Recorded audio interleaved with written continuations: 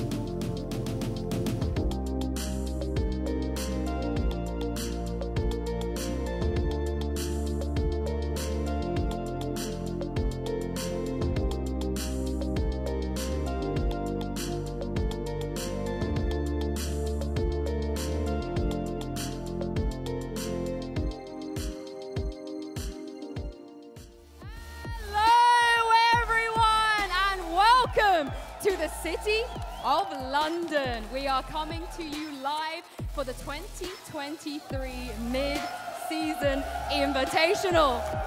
Copper Box Arena, let's make some noise!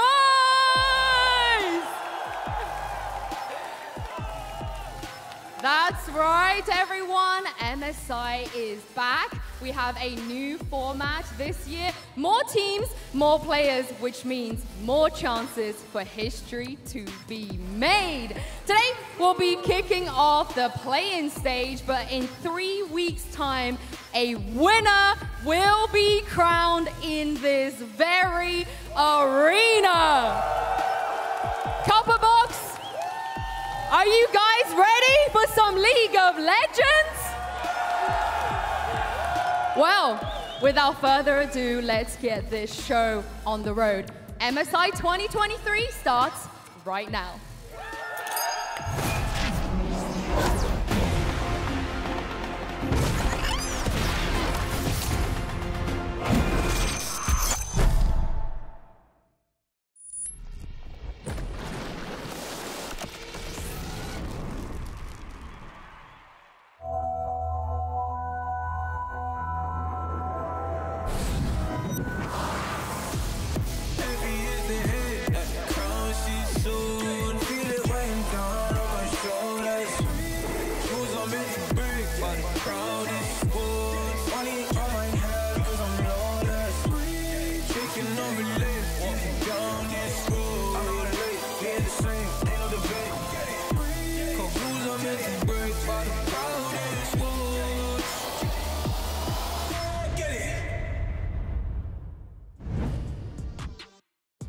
And everybody else, welcome to London. Welcome to MSI 2023. You can see PSG talent getting themselves ready, taking to the stage to open up the first best of series against Detonation Focus Me live from the Copper Box Arena. Thank you so much to Yinsu and everybody here in the arena. It's the middle of the day on a Tuesday, and we're here for some great League of Legends. I'm QuickShot, joined by Gulborg and Raz, and in this great venue, I think I'll call you Rocksteady and Bebop instead. How you boys doing? Ready for MSI? Doing real damn well. Very excited. Well, listen, the entirety of MSI is going to be played on patch 13.8. We don't have a lot of time before we get to the game, so I tasked Gulborg and Raz to present a couple of new champions, which they think we might see, which they might expect in the next few weeks. Raz, do you want to kick us off? What are you expecting? I'll be a little bit boring because these are champions that we've already seen so far going into MSI. Specifically, we've seen on Leona, and Leona has received a few buffs. Specifically, we've seen it to Eclipse, getting more magic-resistant armor, especially a little bit more damage. On top of that, it's a classic historic counter to Rakan, so I expect that. Galio, we've seen it from you, boy, so I'm expecting to see it more team fighting. And honestly, if we see those picks, makes it right for counter picks and carry junglers. So Nidalee received a few buffs. We're already seeing Junja spam it in solo queue, so those are the 3 champions that I expect to see. Yeah, and I do agree with them in terms of the champions coming in. A lot of it's just like champions we have seen before that received a little extra going into it, and that also leaves it with my one, which is Lilia, Ornn, and Ezreal. The Lilia one specifically, well, we've already seen Yike perform on the champion back in Winter Spring or Winter Split of the LEC, and it was often used as a counter into some of these facilitating junglers, specifically the Sejuani. Now that it's got some buffs, if we see anyone go for some of these facilitator, still the same logic with the Nidalee, fast clear, something that's reliable.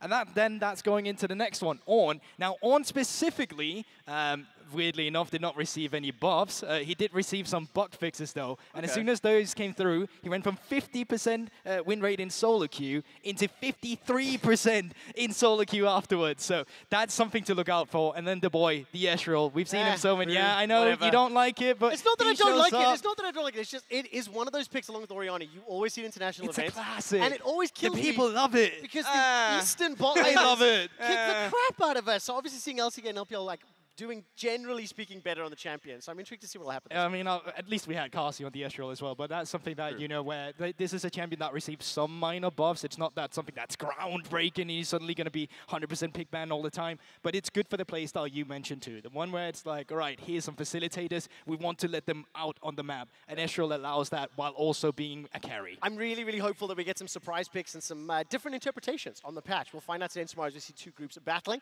Now that you know what champions to expect on the Rift, it is time to find out how we'll find out the champion of MSI 2023. So to start off and to remind everybody of the new format, check this out with Vedius.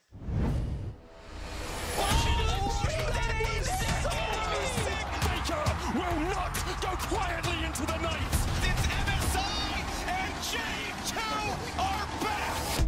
MSI 2023 is heading to London with a brand new format, where 13 teams will compete across 2 rounds of double elimination battles. This is their first step towards greatness, a chance to push beyond their own limits and defy global expectations. Here's everything you need to know. This year, MSI is expanding to include more teams with 13 in total. LCK, LPL, LEC, and LCS will send 2 teams, while LLA, CBLOL, PCS, VCS, and LGL will send 1 team. MSI's new competitive format will feature 2 double elimination stages, play-ins and bracket stage. It's RNG's world, and we're just living in it. Play-ins will kick off with the 2nd seed from LPL, LEC, and LCS, as well as the top seeds from LLA, CBLOL, PCS, VCS, and the LGL, being drawn into 2 best-of-3 double elimination brackets.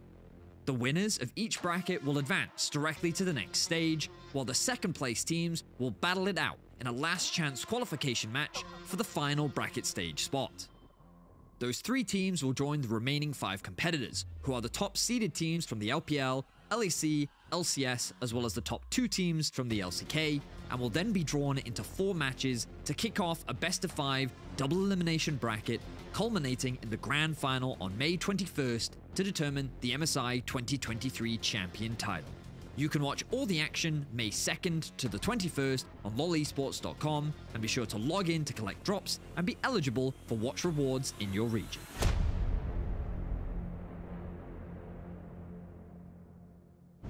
Thank you so much, Aved. Yes, and today Group B will be taking to the stage with PSG versus DFM and G2 Esports taking on Loud later in the day. Tomorrow we'll see all 4 teams in Group A starting off their double elimination bracket. And a reminder that of these teams, only 3 of them will then progress to the bracket stage double elimination best-of-5 brackets. So one of the things I'm very intrigued to find out is exactly how the regions are going to perform. As a reminder, we had those 4 seeds for pools coming into it, which is why I see BLG and G2 on opposite ends of the match. Right, let's dive into some details. Let's turn our attention to our featured matchup. It is, of course, presented by Mercedes-Benz, and it's the LEC's G2 Esports taking on CBLOL's Loud. EU and Brazil have had a long history together. Gut takeaway or gut instinct on this matchup? Yeah, I mean, I just want to go into some of the specifics for Loud first before we do that. They're not just a team. They're a social media phenomenon in Brazil. Absolutely huge. Outside of that, this roster they're sending this time around, it's the most decorated roster that they have ever sent, combined with the players, 15 CBLOL titles. And just outside of that, they only dropped 2 games in their playoffs. So what you're saying is Loud's going to be G2? What you're saying is Loud's going to be I'm just laying out facts. I'm just laying out facts here. Just quickly, let's take a look at the mid lane in particular, Caps versus Tinones. These are 2 players that really define their respective regions. I mean, look at that. 420 domestic games, 340. 8 domestic titles to 4. 9 international appearances to 4.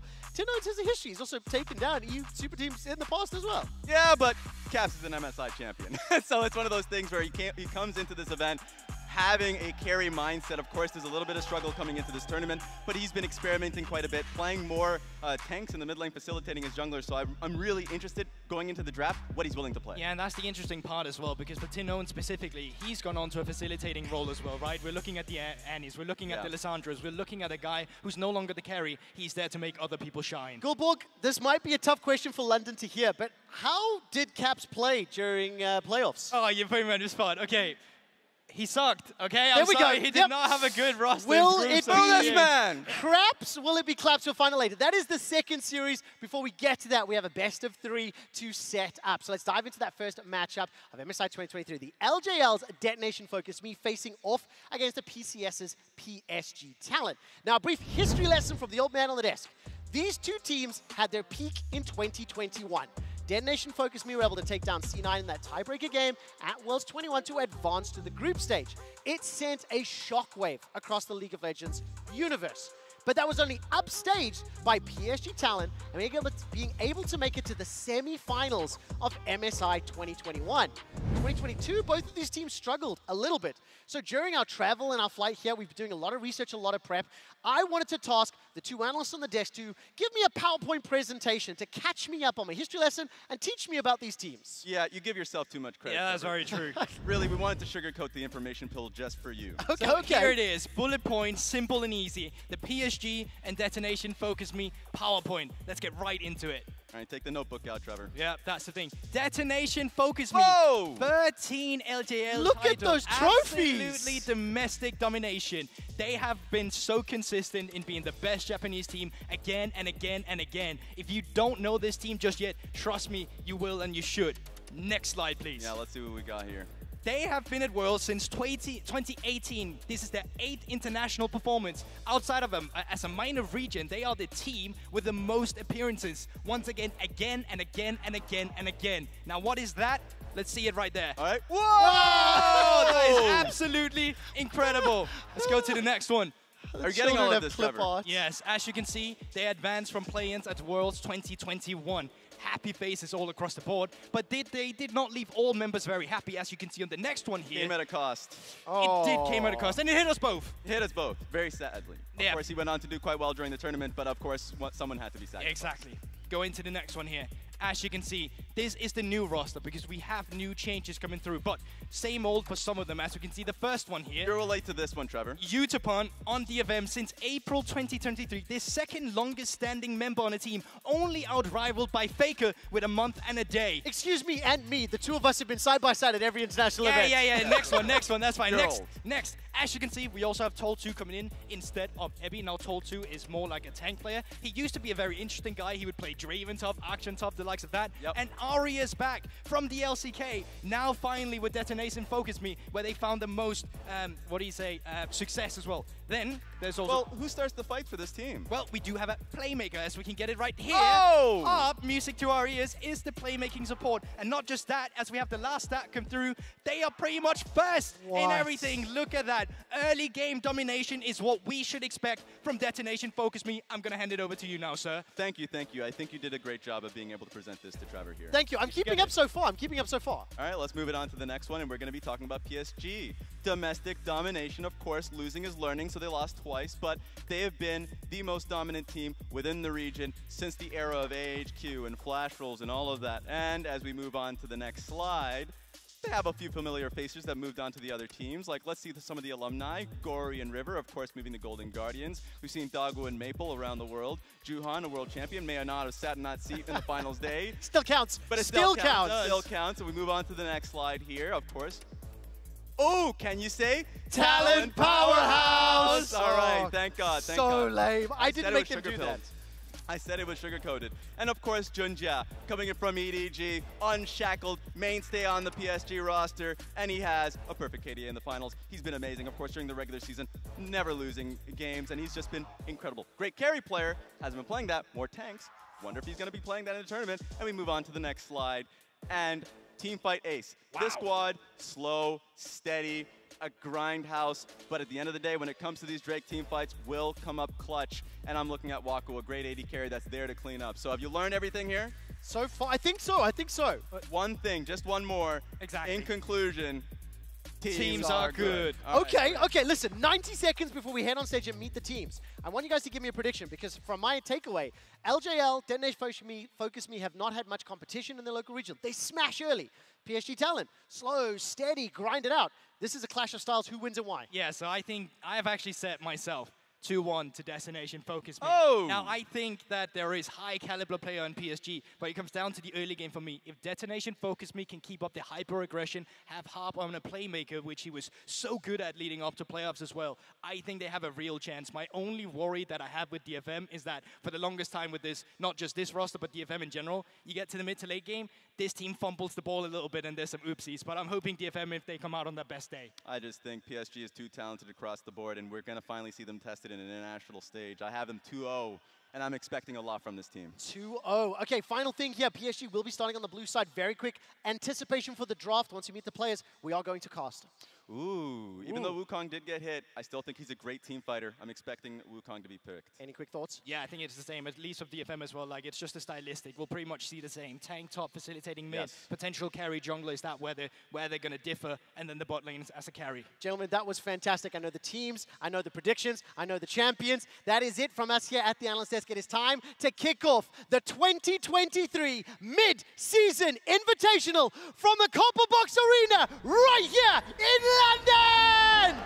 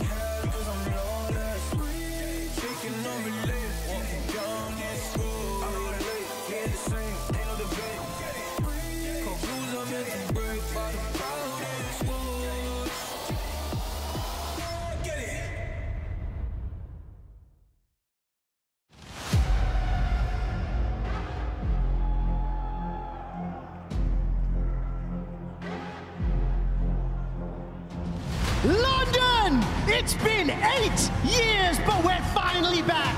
Please welcome to MSI, PSG Talent, and Dead Nation Focus Me! Fight for your life. Fight for your life. Fight for your life. This is your time. This is your moment. This is your fight. Fight for your life. You better fight. Fight for your life. You better fight. Fight for your life.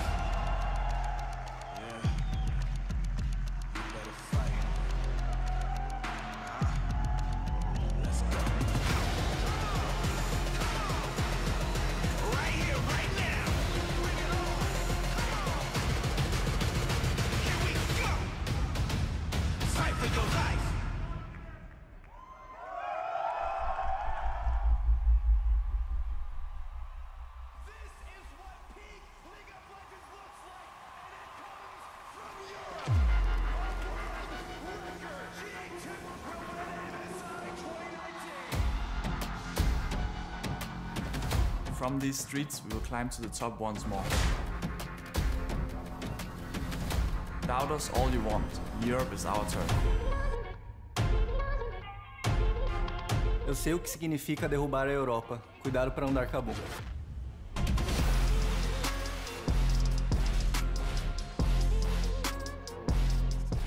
就是可能很多人很不看好我们，但是希望我们能赢下来，证明自己。俺の経験を舐めてもらっちゃ困る。経験値で言ったらお前ら全員より俺一人の方が多い。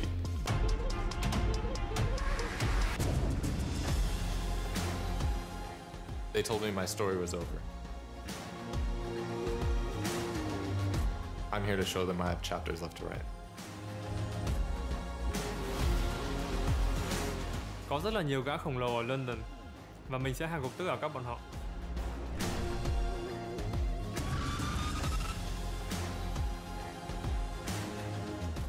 Cuanto más alto, más duro será la caída. I will defy the past. Mình sẽ thách thức tất cả các kỳ vọng. 限界を拒む。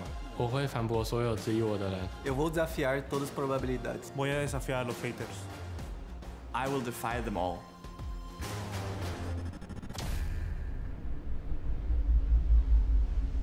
无所谓，我会出手。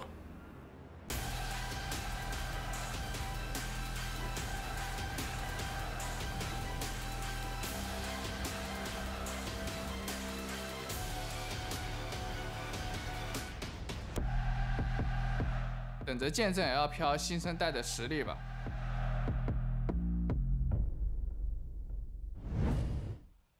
Hello, everybody, and welcome welcome. MSI is finally here. My name is Butchballs. I'm joined by Mark C. And on behalf of everyone here in the Copper Box, welcome to London, sir. Thank you, thank you. I had a miserable flight over. There was a baby next to me, but even that cannot stop me from being excited with how amazing the stage look and just how awesome these teams are. Yeah, I mean, honestly, the stage, I think best we've seen in a lot of years in League of Legends. It looks absolutely sick. But we're here for PSG versus DFM, and I feel like this is going to be a good series to start our MSI off with, just because these are two regions that have been consistently trying to fight against expectations, right? PSG fighting against kind of the old expectations of Flash Wolves, whereas DFM, every year it feels like they're chipping away, they're climbing closer to being a bigger name. Yeah, I mean, DFM making it to the main stage of Worlds was a huge accomplishment for the region of Japan. There's been a small step down a little bit in the most recent year, but I think this is a team that a lot of people are excited about. They are the de facto bosses of the LJL. Everything kind of runs through them. And I think stylistically, like you kind of talked about, this is a great matchup between these two teams because they're kind of polar opposites in how they approach the game. Yeah, absolutely. You've got, on the one hand, you've got PSG who are, the way to think about this team is their coach is from 2021 EDG. Their jungler was the sub for 2021 EDG. That was a team that played correct League of Legends, slow, steady, clear game plan. And that is exactly what PSG are going to bring to the table. DFM, they're going to want to change things up in the early game. They're going to want to get aggressive. All right, we're going to hot drop in. Bans already done. You can see some Varus, LeBlanc, Rakan banned out by PSG. On the side of DFM, Syndra, Kennen, Lucian. And I just want to mention that Lucian ban, right? You think you hate Lucian Nami? You think you're sick of seeing Lucian Nami? They have banned Lucian in every single game they've played since the 18th of February. That's patch 13.1. That's 2.5 months ago since this team played against Lucian Nami. And no one hates them more than Udapon, apparently. Otherwise, though, it seems like there's a big question about how the draft might change with the fact that we're on 13.8. Some regions we're playing regionally on 13.7, 13.6 for some of them. So there were some changes that came through, but right now, not looking too different. Annie's still very high prio, despite some of the nerfs that came through, small stuff on the shield. Yeah. Same with Vi getting picked up. Jinx feels like the highest prio thing currently for a lot of teams, especially in solo queue. At least it's the highest presence, but it's something that I think a lot of people are going to default to if you're going a little bit later game. I think Arya as well, a mid laner that we're going to see a lot across the course of this tournament. It's also a very good pick away from Arya. If anyone saw the LJL finals, Arya's mechanics on this champion are immaculate in those team fights. So Yubao, worth mentioning, previously known as Uniboy, so you've seen this guy before. You guys will know him at home, taking that one away from Arya. But the Thresh, very standard to be locked in alongside this Jinx. So far, seems like fairly standard drafting from what we've seen across the course of the year. Yep, no support Annie. That's going to go mid lane, getting rid of that flex pretty much right away to make sure that the Thresh doesn't get banned out because it is one of Jinx's favorite pairings anyways in the lane phase. And it's interesting to see DFM kind of go this more standard route right now because when you look at these two teams and how they play, PSG, slowest team in terms of bloodiness in the tournament. Their games do go very late. They're often picking up Dragon Souls and stuff like that, focusing more on scaling into the late game. For DFM, they can be crazy. Some of their games they were taking in the finals, inhibitor turrets pre-20 minutes. They have this Blitzcrank running around. Harp has a ton of crazy picks. And I think for the opening game, the fact that this is no longer best of ones, but best of threes, a huge change in the format. It does give you a potential game to play with to kind of feel out your opponents. Maybe you start a little more standard. Hey, if we're better than them, we can kind of just keep running this. But if we struggle in game one, that's when all the craziness comes out game two. Yeah, exactly. You've got that little bit of space to kind of innovate in a best-of series, right? And ironically, we're seeing the opposite of that. The Blitzcrank, take it away. This is a classic answer to the Thresh. We're going to expect to see more and more Blitzcrank, and Harp actually playing that in the LJL finals, specifically against the Thresh. Yeah, I think everyone at this point, Blitzcrank's been popping up slightly more and more around the world thus far as a counter pick to the Thresh. There's a lot of hook champions which are becoming more and more meta. Of course, Pyke is seen by some people still with their pocket picks, Pikes, as well as even Nautilus in the meta. So no surprise to see the Blitzcrank as the obvious takeaway. And the Xin Zhao, a few people might be confused to see a Xin Zhao ban. Steel played that all 3 games of the LGL finals. He loves to be aggressive in the jungle, and the Wukong will certainly be the ticket to make that aggression happen. Yeah, 3rd most played in spring for Steel. He's kind of the unsung hero in a lot of ways for DFM. You heard them talking about the history of this organization, kind of Udapon as the central figure. Evie was kind of like the PR face of it. I think he's a face that we're all going to miss. The thumbs up that was kind of the staple for international play, to see him always having that bit of personality. Now, of course, moving over to LEC. But Steel has actually been there almost as long as Udapon has. He's been there basically since the beginning. Him, Udapon, and Kazu are kind of the mainstays now of the DFM squad. Yeah, feels like Steel's been there forever as well. It's just Udapon's been there even longer than forever, you know? Like, he's the OG, yeah. This pair have been there for a long old time. But we look like we might have a Cassante as our final lock-in for PSG, so that tank top lane. And you anticipate that Toll 2, this guy likes a tank. This guy loves a Malphite. This guy loves a Scion. Yeah, the holding of the counter pick here for Toll 2 is definitely not for a crazy counter pick carry to come in. It is to make sure that Aji cannot get a good counter pick against him. The fact that he's more likely to take some of those carry picks, so by saving it for the last pick, you force this kind of tank first tank up at the top side. Maybe not going to be the focus point. It seems like a lot of mid focus with how much setup there is for their junglers in the mid lane. And I have to say, I'm a little surprised by DFM's draft. I anticipated a bit more aggression. I expected a little bit more like proactivity. Granted, they do have the Annie in the mid lane, so they do have tools to make proactive plays, but anticipate them looking to try and play through pockets in vision and picks. That's typically what we've seen from this team over the course of the year. Yeah, they're definitely a team that likes to get out on the map early. Harp can move around a lot. PSG, a lot of the times, Junjia, like you said, is playing more control, making sure the enemy team can't get these big leads, play around his lanes, get vision out, make sure everyone feels safe, scaling into that mid to late game, and especially stacking the dragons will be a big focus for them. Certainly will be. We've kind of got a clash of styles between our two teams to kick off MSI. And I'm hoping that DFM will bring that aggression to the early game. The coaches gonna shake hands and walk into the circle of doom. It's so hype looking. It is an absolutely incredible stage. And I have to say, it is very London. They've done a good job of trying to reflect the city there. You see nervous looking faces as they kick off MSI, and I've got to say, I don't envy the players on the stage being the ones to start the entire tournament. I know, first match of MSI 2023, setting the stage for the gameplay, the meta, everything. We'll see what they're going to be able to pull out here as we head into game one. Here we go, MSI starts now. Live from London, it's PSG, it's DFM going toe to toe, and I'm looking towards this mid lane here. Aria, Yubao, both of these guys, a reasonable amount of experience under their belts, and they want to be proactive. They want to be initiation tools. They want to start things off for their teams. Absolutely. Wako, of course, is the late game carry for PSG, but a lot of times the early movements, if anything's going to come through, it's Yubao who's going to be doing that. Moving around the map. Same with Arya, a little bit more of a facilitator for the team, but works very well with Steel and Harp. We'll have to see where they try and go for it. For me, I'm very interested in looking at PSG just because I think for a lot of people, they are the dark horse third team to get out of this stage one that's coming in. There's going to be 3 teams to get out of the 8 teams competing right now and move into the main stage, and there's a debate between who's going to get that last spot. I think a lot of people are pretty safely betting G2 and BLG as favorites to get out. Golden Guardians, PSG, who is it going to be? And I think, like I said, for a lot of people, PSG actually is rated higher than Golden Guardians in their power rankings. And so this is a pretty big statement game to go up against one of the best minor region teams in recent years from Japan and see if they can actually kind of get a foothold in this tournament. And I think that to kind of extend on that conversation, like when you look at PSG in their domestic finals, it looks immaculate. The way that they play, very slow, very correct, precise League of Legends, like their vision control, their objective setup, it all looks fantastic. It's all very planned out, but to quote a very famous person, everyone has a plan until you're punched in the mouth, you know? And I feel like DFM are the kind of team that might just come up and punch them in the mouth. This is a team that does like to get a bit chaotic. This is a team that, especially Harp and Steel and Aria, like working in these little combos, get CC chains off, find picks, and then explode the game from there. I feel like stylistically, this could be the matchup where DFM, if they can make things happen, could perhaps upset that dark horse right at the very go. Absolutely. The slow, safe, steady scaling game plan that PSG likes to go for is one that, as a North American fan, I've seen time and time again. Oh, hook goes wide. Hook for hook on the bottom side. The Flame Chomp's there, but it's level 2 for DFM. The Flame Chomp is going to keep Woody in the play. Harp just whipping away.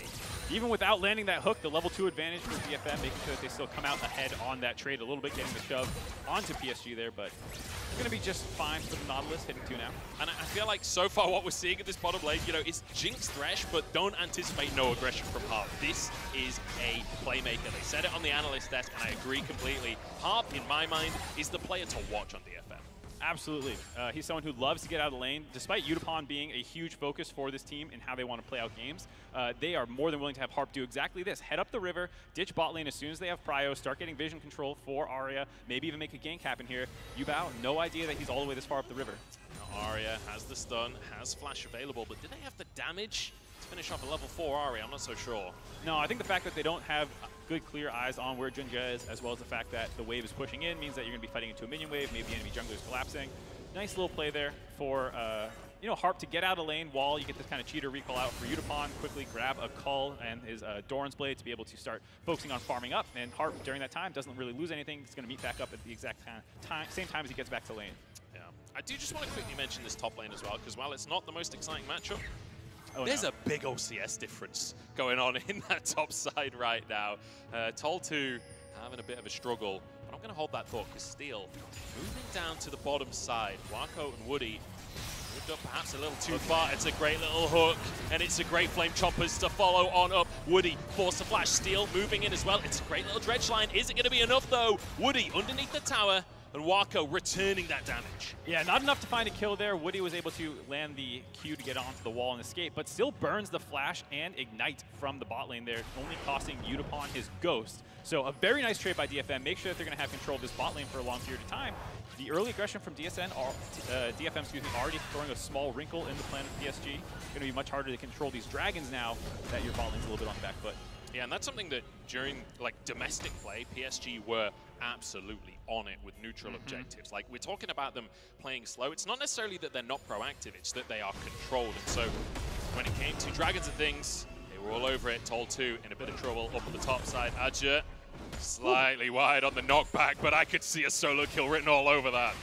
Yeah, during that time with the pressure in the top side, Junji getting some counter jungling in, is able to steal a little bit away there. Both junglers just scrapping it out. Just a bit of a punch out in the jungle here, but Steel likes his odds on this one. The mid lane is going to be heading over, but Junja so low on HP. Steel has to use his clone. Junja out, flash for flash with the mid laners. All right, no follow-up there already. You can see the fact that Steel had kind of backed off and used his clone backwards and understood the play wasn't going to continue, but Arya going flash for flash in the mid lane just speaks to the aggressive mindset that these guys have, and the fact DFM always wants to look for plays. I will say, as the Ahri coming up on 6 here, I feel okay losing my flash, whereas for Annie, that's a huge playmaking tool. If you start roaming around the map, not having your flash does mean you lose a bit of that instantaneous engage. And especially when you're against a Vi alongside the Ahri, right? Like, Vi is probably the best jungler for punishing a lack of flash on an individual player. So, got to keep our eyes on Arya, playing safe towards that mid lane. I do want to quickly talk about the AD carries as well. You already mentioned Wako kind of being the late game insurance for the squad of PSG. I'd say the same is true for Yutapon. I just want to mention, like, outside of League of Legends as well, Yutapon is an absolute gamer. We already talked about his longevity. He's only a month and a day behind FLICKR in the duration he's had on this team, but he's also Radiant in Valorant. He's global elite in CS. He used to be rank 1 in Overwatch. This guy is the epitome of one of those, you know, at school, there was those guys that were just better than everyone at every game they touched. That's Yutapon in a nutshell. This guy games. Big time. Definitely going to be relied upon here. And like you said, just the longevity that he's had, doing it with so many different lineups, different teammates, having to kind of adjust his play style. Yeah. It's a kind of a dead era for franchise players, it feels like. People are always jumping around. TES, you know, the fact that Knight suddenly swapped off there, it does feel like we're in an era where it's hard to find someone who's going to stick on a team long term. So that's why people like FLICKR, like Yutapon, who can stay on teams for extended periods of time. Very impressive. Yeah, absolutely. And you mentioned his versatility as well. Like, the guy has played 4 roles for this team. Like, he's not just been an AD carry this whole time. 2014, he played every role except the mid lane. And he's one of those AD carries that was happy to play the mages back when that was the meta. So definitely a player that you can rely on. All right, let's bump up to the top side again, which you were kind of hitting on. The CS lead that was growing. It's up to 20 CS now. You can see some dirty farming by Aji there between the turrets. And it's something that, with the loss of Evie, was a big question mark. Hold on, as we might have a dive coming to the bot lane. Scout it out. Yeah, Chun's just like, okay, my top laner is proxying in the top side. That means I can hammer this bottom lane. Yutapon and Harp send packing as Yubao moves down as well. And Wako with that white gun is going to shred plates. Absolutely going to start stacking up that gold for Wako. And like you said about the controlled play, the fact that they have vision on the jungle here of the side of DFM, because they have that pressure on the top side, they know there's no way they can test this. They move the extra people down. Yubao moves as well, just for that extra bit of insurance. They probably are tracking the TPs as well. They know there's no TPs to cover this play. And this is like, okay, it's a 0-0 game, but they're making moves on the map, and they're extending their gold lead, and especially getting their primary carry fed on the Aphelios. And I feel like that sequence of play right there is a really great case study on like how PSG likes to play. They don't actually go for the dive. They respect what's happening there with the Thresh. They just take the plates, and they're like, okay, we've got our advantage, we back away. And this is why everyone's so hot. It's like the analyst's like favorite kind of play, like, oh, the map movement, it's so beautiful. They spot the enemy jungler, they move to the weak side to overload it for plates. Oh, and that's why people are so excited about this team, is they play good fundamental League of Legends to find ways to get advantages that aren't just about 1v1ing your opponent in lane or winning some skirmish around a neutral objective. But now, starting off, speaking of neutral objectives, that Herald, the top side, Junja still on the play, Woody alongside him. You can see the movement from the mid laners, the movement from the top laners. DFM have matched everything though. I feel like for now we're kind of at a bit of a stalemate, although the knockback onto Tol2. Archer wants his first solo kill of the tournament, forces the flash out, but ultimate's still available for Tol2. He's moving into the play, Steel with a Cyclone onto Junja, follows him over the wall as the rocket flies across the map. PSG backing away from this one. Rocket straight between the goalposts. All right, goal there for Unipon on the other side of the map. We'll see if PSG are going to let this one go. Shelly's still at half health. Rest of PSG collapsing in. Yubao's in a nice flank position here. They're letting nothing go. Absolutely nothing. Yubao in. Tol2 misses the ultimate and will be taken down as 1-for-1 so far. There's Junja on the backside. The charm is nice up to Aria. There's now the all-out 2v1 on the top side of the play. And Archer forced away, but the health bars are so low. Yubao getting the recess, but he can't quite finish the kill onto Aria. No flash from earlier as he looks for a little bit more, and there's a bonus kill on top. 3-for-1 for PSG, able to steal away the Rift Herald as well. DFM using so many of their ultimates pre-fight. PSG back off, they absorb that initial engage and then find the re-engage with all those tools down. Smashing that fight, getting the CS leads, working down both side lane turrets at the same time. During that, Unipon was stuck under the turret while Wako just worked down this turret. Look at that, we're 10 minutes in and he's pretty much got all of these plays solo as well. The first two plays we saw earlier on, the rest of the team backed away. Like, this is an Aphelios that is getting super snowballed, and Junja has that Herald where he can place it wherever he wants on the map. Yeah, we'll take another look at this fight. Like we said, you can already see the anti ultimate burn down there on the top side. We saw the Wukong ult used as well, and so even though it initially trades 1-for-1, Yubao still has all his ult charges. Very nice charm there onto Arya. Harp trying to save him, but it pulls him right into Aji, who is already in his ultimate form, dropping a lot of damage down there. Easy chase down on the tail end of this fight. Arya, maybe if he had his stun up here, could have survived. Didn't have it. Potion ticking was not enough to keep him alive. There's the Herald. Eye down, but it was actually picked up, I believe, by Junja. He does have it. Yeah, Junja does have it, so he must have picked it up after the play. We can see items starting to come in as well. That Gale Force already picked up. The Cull finished off for Wako. But Junja already having the Black Cleaver, 2-0-1 on the Vi. And, you know, a lot of the time, people talk about, you know, the AD carry didn't get the kill, the mid laner didn't get the kill. But Vi is one of these champions that you're happy to have a couple of early kills on. It's like, am I building Radiant Virtue, or am I going to build damage first? And the fact you get these early kills, you're like, all right, let's go the Black Cleaver build. Let's get this thing going. We have a little bit of a sneaky play, though, coming out from DFM. Hiding away in this brush. Harp's going to show up. Unipon's going to show up. Oh, Steel. Canceling the recall. Wako could be in trouble. Has his summoners. So does Woody. Ultimate back available for Steel. He feels tense, but I don't feel like they're going to pull the trigger. I just don't think they have enough vision to feel confident going for that play. The fact that they could have had Junjia back there in the back pocket. He was in the river temporarily, but you can see that there's no vision down for DFM actually, so they're kind of brute forcing this play blind. The fact that the Rift Herald was just used mid is a bit of a tell that, hey, Junjia is not waiting in lane at least with these guys, but already PSG has dipped out of there, moved into river, and started grabbing the dragon during this Rift Herald charge. Cheeky little charm there. You found the mid lane. But once again, textbook, right? Drop Herald mid. Not only are you getting plates and presence there, but it gives you priority to then move over and take your first Drake. I will say, that is a very slow first Drake for what you expect out of PSG domestically. I think they would have liked to grab the first one a little bit faster. That early flash that was burned of Woody, allowing them to back off and temporarily wait until they get into a powerful position again. It's another thing, while we continue to list the things that PSG does well, is absorb pressure. The fact that they did have this temporary disadvantage in the bot lane, and you know, just a couple minutes later, they're the ones almost forcing down this turret without any Herald usage. Right here, Wako's going to be able to finish that one off in a second. And the gold lead continues to grow. He's already 1,600 gold ahead of Unipon with this turret dropping now. He's over 2,000 gold up on his opponent.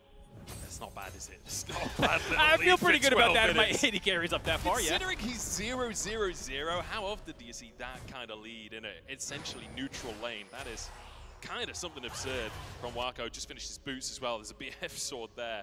He is ready to fight. And I feel like PSG, the way that we've seen them play is, like we said, this slow, methodical style, and then they get towards the team fights once they've got their items. DFM, they're a team that can get a little bit impatient. They're a team that when the game is slow like this, we've seen Harp go for plays. We've seen Harp be quite often the initiation tool alongside Steel as like almost dive buddies. On the Thresh, I don't know if he can really be that tool for the team. It's definitely a little harder to just decide to go in at that point. You have to land the hook and get all this nice setup. I will say also about just mentality, the fact that they had that push stack there. I feel like domestically, DFM doesn't care if the enemy jungler's there, and they're going to try and go for that play anyways. Here on the international stage, maybe feeling a little bit more gun-shy in the first game, maybe nerve-gain them just a little bit, because right now PSG are rolling over them a little bit. Speaking of how good Wako is with gold, Molecule on Twitter has these kind of like infographics that he does, and there's one that shows damage per minute with gold, basically, damage share, with also gold percent for your team. And on that graphic, Wako is way up and to the right in terms of getting way more damage done with his gold. So if there's someone you want this farmed on the team, it's absolutely him. Yeah, I mean, I want to go back to the point I made about, you know, Junja, Corgi, the coach for the team, both of them previously on that EDG roster. The way I see PSG right now is like Diet 2021 EDG. Like that same style of like they want to play through strong lanes and they want to apparently dive in the top side as well. As a hook from Woody, it's knockups galore and it's damage coming out from Yubao.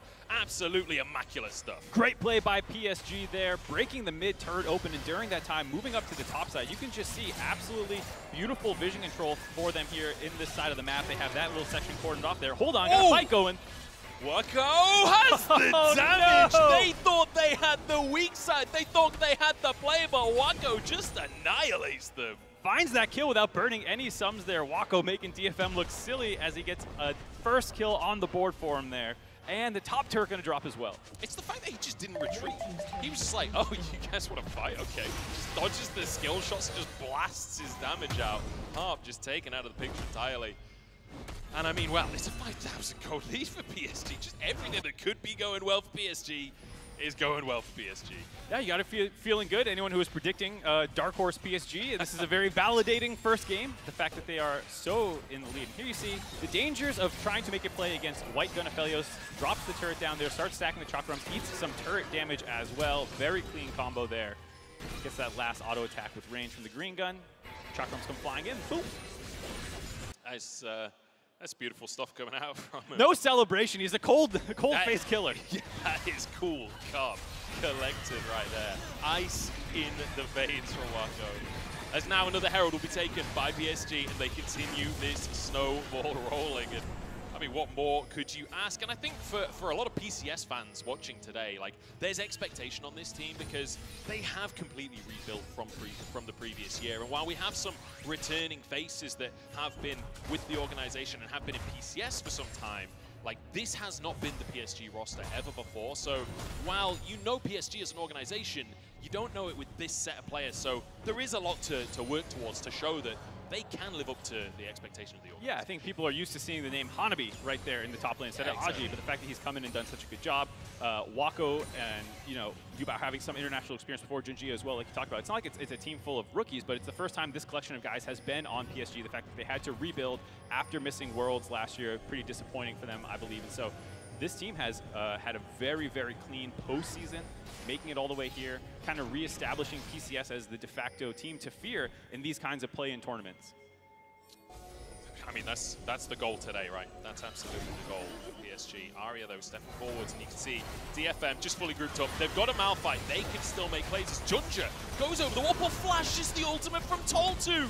The reactions are too good from Junja. And that's DFM's engaged, basically down the drain.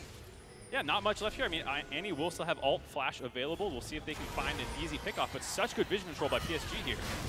Nice little knock up onto Steel. Good damage, forcing him away once again. Remember, we're fighting over the Drake here. It's a Hextech Drake on the Rift. PSG not moving over to get the Drake just yet. They want this fight. Yubao goes forwards. Knocked up by the Cyclone as well, though. And PSG, now with control, can move back down to the bottom. Yeah, they just completely shove them out of the mid lane there, get the ultimate out of Steel defensively to make sure that they cannot get jumped on top of. But during that time period means that now PSG have complete control. DFM are going to back off. Gold Lead's going to continue to grow. Dragon's going to go in their back pocket. Each fight just gets more and more difficult to win from here. I just want to point something out that you never see in pro play. Yubao has a 0-stack Medjais without dying. He has bought that Medjais without having any Dark Seal stacks. Like, almost always you see it bought on like 8 or 10 stacks on the Dark Seal. That is bold. He knows he's going to do well. Playing with confidence, you could say. As well as the fact that a lot of the times the games are a little bit bloodier when you start going for these. You're smashing a little bit more in terms of kills. While it is a very dominant gold lead for PSG, it has not come off the back of kills. So not as many opportunities to stack the Dark Seal as you might initially before picking up Medjais. Yeah, but confident to go for it. So we're keeping our eyes on him. And remember, this is Uniboy, so you've seen him previously, had a little stint in the LPL at the same time as Junja was back on EDG. But now both of them joined forces on PSG.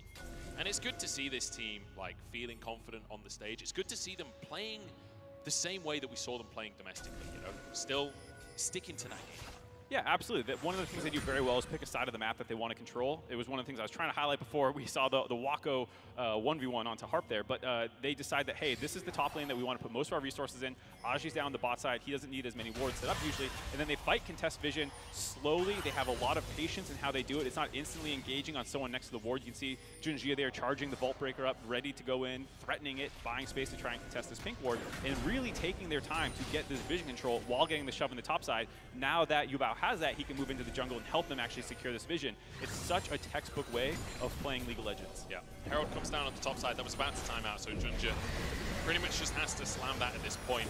I don't think he'll quite finish the tower off. Hunter might not be able to get a charge as he's hooked under. But there we go. No, he will be able to get his charge off in the end. And oh! That's going to be 1 HP on the tower. But in the meantime, PSG pressuring in the mid lane simultaneously, looking for these objectives. A couple more autos do the trick, but respecting Tol2's engage, respecting the rotation from DFM. See if there's a bit of a chase down here for DFM if they're actually going to go for the engage. All 5 are grouped up. Tol2 does have his ultimate back available. We'll see if he decides to pull the trigger, but doesn't look like they're going to go for it. And speaking of patience, how many people in solo queue greed for that turret and die? How many pro players do? Oh! Or greed for this vision and die. It's Junja caught out. A great little pick for DFM, but now Yubao wants to go for the fight anyway. Gets the charm onto Harp. There's a crescendo onto the backside as well. But in the meantime, the rest of the fight is going the way of DFM. Woody trying to escape. Wako up in the river as well as Woody does walk away with his life. Udapon can't quite finish that one off. But it's a great little series of picks coming out for DFM, and now an opportunity. Yeah, 2 picks, able to grab some objective bounties here as well. Drop this mid lane turret. Right as we were talking about the control for PSG, Junjia gets blown up, split away from the team as well, which is what allowed the second kill to happen as PSG kind of rushed in there to save him or pick a fight that they might be able to win. Fortunately, not able to go for Baron. It did spawn right before that fight took place, but DFM not feeling confident enough to actually force that one down 3v5. I mean, this just felt a little overconfident from Junja. He obviously thought that there was no vision in the area, but I mean, he was sorely mistaken. Yeah, and I respect the commitment by DFM to blow everything on finishing him off here. And then you see this split fight where Steel actually did a really good job refocusing down into Aji, comboing with Udapon to keep him locked in place. The Cassante not able to get out there, while Wako and Yubao, the 2 people who actually deal damage, are not next to this part of the fight that's going down. So it was a very nice split fight by DFM there. A little bit of gold back in their pocket now, down to about a 4,000 gold lead, still on the back foot, but shows some of the playmaking that this team has. Yeah. You give them an opportunity, they will absolutely run away with it.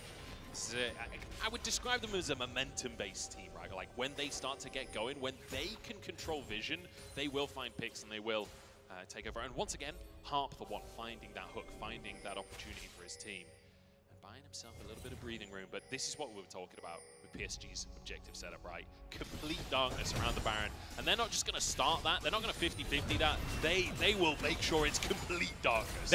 That's what I was going to say. The one thing about when you play so slow and you don't like forcing 5v5s, it's like on one end of the spectrum is T1. You know, they will start any Baron, no matter who's alive, the vision control, they'll start a Baron if they feel like it. PSG on the far side is, even if they have vision control, if they feel like DFM might face check, they're not the most aggressive team about starting it. And there we go, they forced an ultimate out, Tol2 boots it up. Oh, it's a great little hook though from Harp. It's a crescendo of clappage as he finds himself that hook, and Steel follows up for a little bit more. Aja hooked again. Harp is on a roll right now. It's a power chord coming on through as Junja trying to escape. Aja somehow gets away with his life though, and now DFM could be in trouble because Wako free firing, and it's Yubao on the top side of the play. Steel trying to escape with Arya, but Yubao wants to chase them down. The charm is there. A double for Wako. Absolute miracle turnaround there. The fact that Aja is able to get out alive somehow buys time for the rest of PSG to collapse. 4 for 1 on the tail end of that fight, and Baron going to go in their pockets. The hooks looked so good from Harp, but unfortunately, the greater situation, not the same. And now PSG, they get that objective that they've been posturing for. I thought for sure DFM was about to win that fight. Maybe themselves set up for a Baron on the tail end of it, but just not enough damage to finish out Aja there, who somehow was able to survive. Bought enough time for the rest of PSG to collapse. Great bit of playmaking there from Yubao as well on the backside of the fight. Like to threaten the backline to the point where there wasn't enough follow-up. So exactly what I was saying, they'll almost never start the Baron. They're going to be in these near bushes, camping, trying to find picks. The fact that they get this one on Woody with a nice hook by Harp there looks like a great pick off there. The ult from Toll 2 getting flashed out again. But here, the second hook onto Aja is when I'm like, okay, this is looking great. They blow all their spells to finish him off, but you can see the kind of disruption that comes through. Junja and Yubao on those sides, flying in, stopping the damage from being able to continue through onto Aja and actually finish him out. There's the stopwatch forced by Arya. The fact that they're able to blow up Beautifon. No time to talk about it, though. Woody goes into the backside of the pit, gets a hook onto Steel. Toll 2 trying to buy space for his team. 4K on the Dragon as it resets. Woody might have to get back out of the play here. Toll 2 only a knock up onto Junja. Steel 1 HP, taking down Junja on the backside of the play, and the follow-up is there from Aja. Pulls them over the wall and takes them down. Yubao with a double, and PSG, this is full fat fighting. A 5 for 0 PSG quadra kill coming in there for Yubao. They have minions in the mid lane. This might be game if they choose to try and push down through there. Instead, working bot lane. Absolutely monstrous fight out of PSG again. And I just want to say, 22 stacks now. Instantly. Bought the Medjais with confidence, and he had the play to follow it up. 14-4. And what a debut game here on the stage for this brand new PSG squad. Absolutely crushing game 1 here. A couple small pickoffs DFM was able to pull off, but aside from those, it has been dominance out of the side of PSG. The objective control, 3 dragons down, excuse me, both Rift Heralds, the Baron in their pockets. This is what has made them such a fearsome team now. They are slow though. They did not go for the killer end that I think some LPL teams might have after winning a fight like that. They go all rush mid. Instead, they're going to go take this base, use all this gold that they just got, and really make sure this game's in their hands. Once we can have a moment to take another look at this team fight. It's Junja died in the backside alongside Yubao. Yeah, I gotta say, for Toll 2 just really struggling to find targets for his ultimate here. He just kind of drops it onto the jungler for Junja there. Yubao did ult away, but he's just never really focused the backline down. And of course, very easy for PSG to take this front-to-back team fight after they're so far ahead in gold and there's no threat on their actual backline. They just melt through DFM one after another. I mean, they can have a healthy deal with Wako in these fights. Like, when your Malphite doesn't find that great of an ultimate, you're the ones on the back foot, you're the ones kiting away, but Aphelios is just chilling.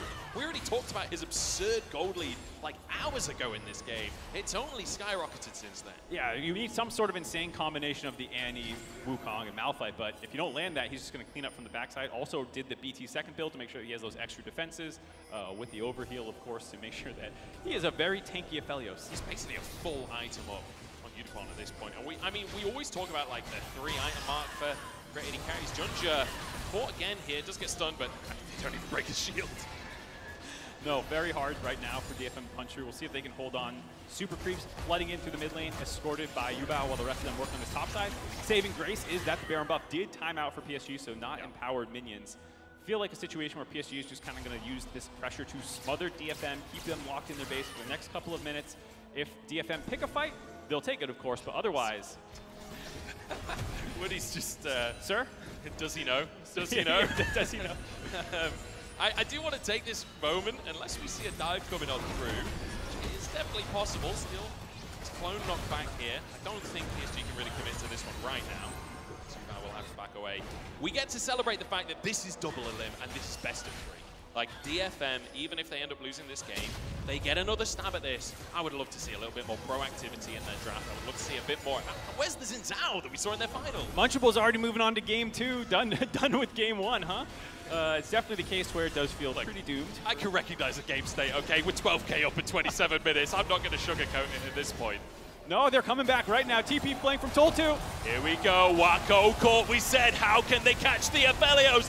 That is how the Cyclone there was Steel. Going to trade his life for it. Junja does find the answer. And now they're on the wrong side of the play. Junja turns golden as Aja tries to protect his jungler. Looking for Unipon, and his AD carries down on both sides. Ari the next target, but a great little lantern from Harp. But it's not enough. With Tol2 falling, PSG once again find their fight. We've been hyping up Wako, but there are other threats for PSG available. Aji and Yubao clean that fight up from the backside, able to find multiple kills. He TPs into the mid lane, trying to end the game right now. TP coming in for Yubao as well, healing up in the fountain first.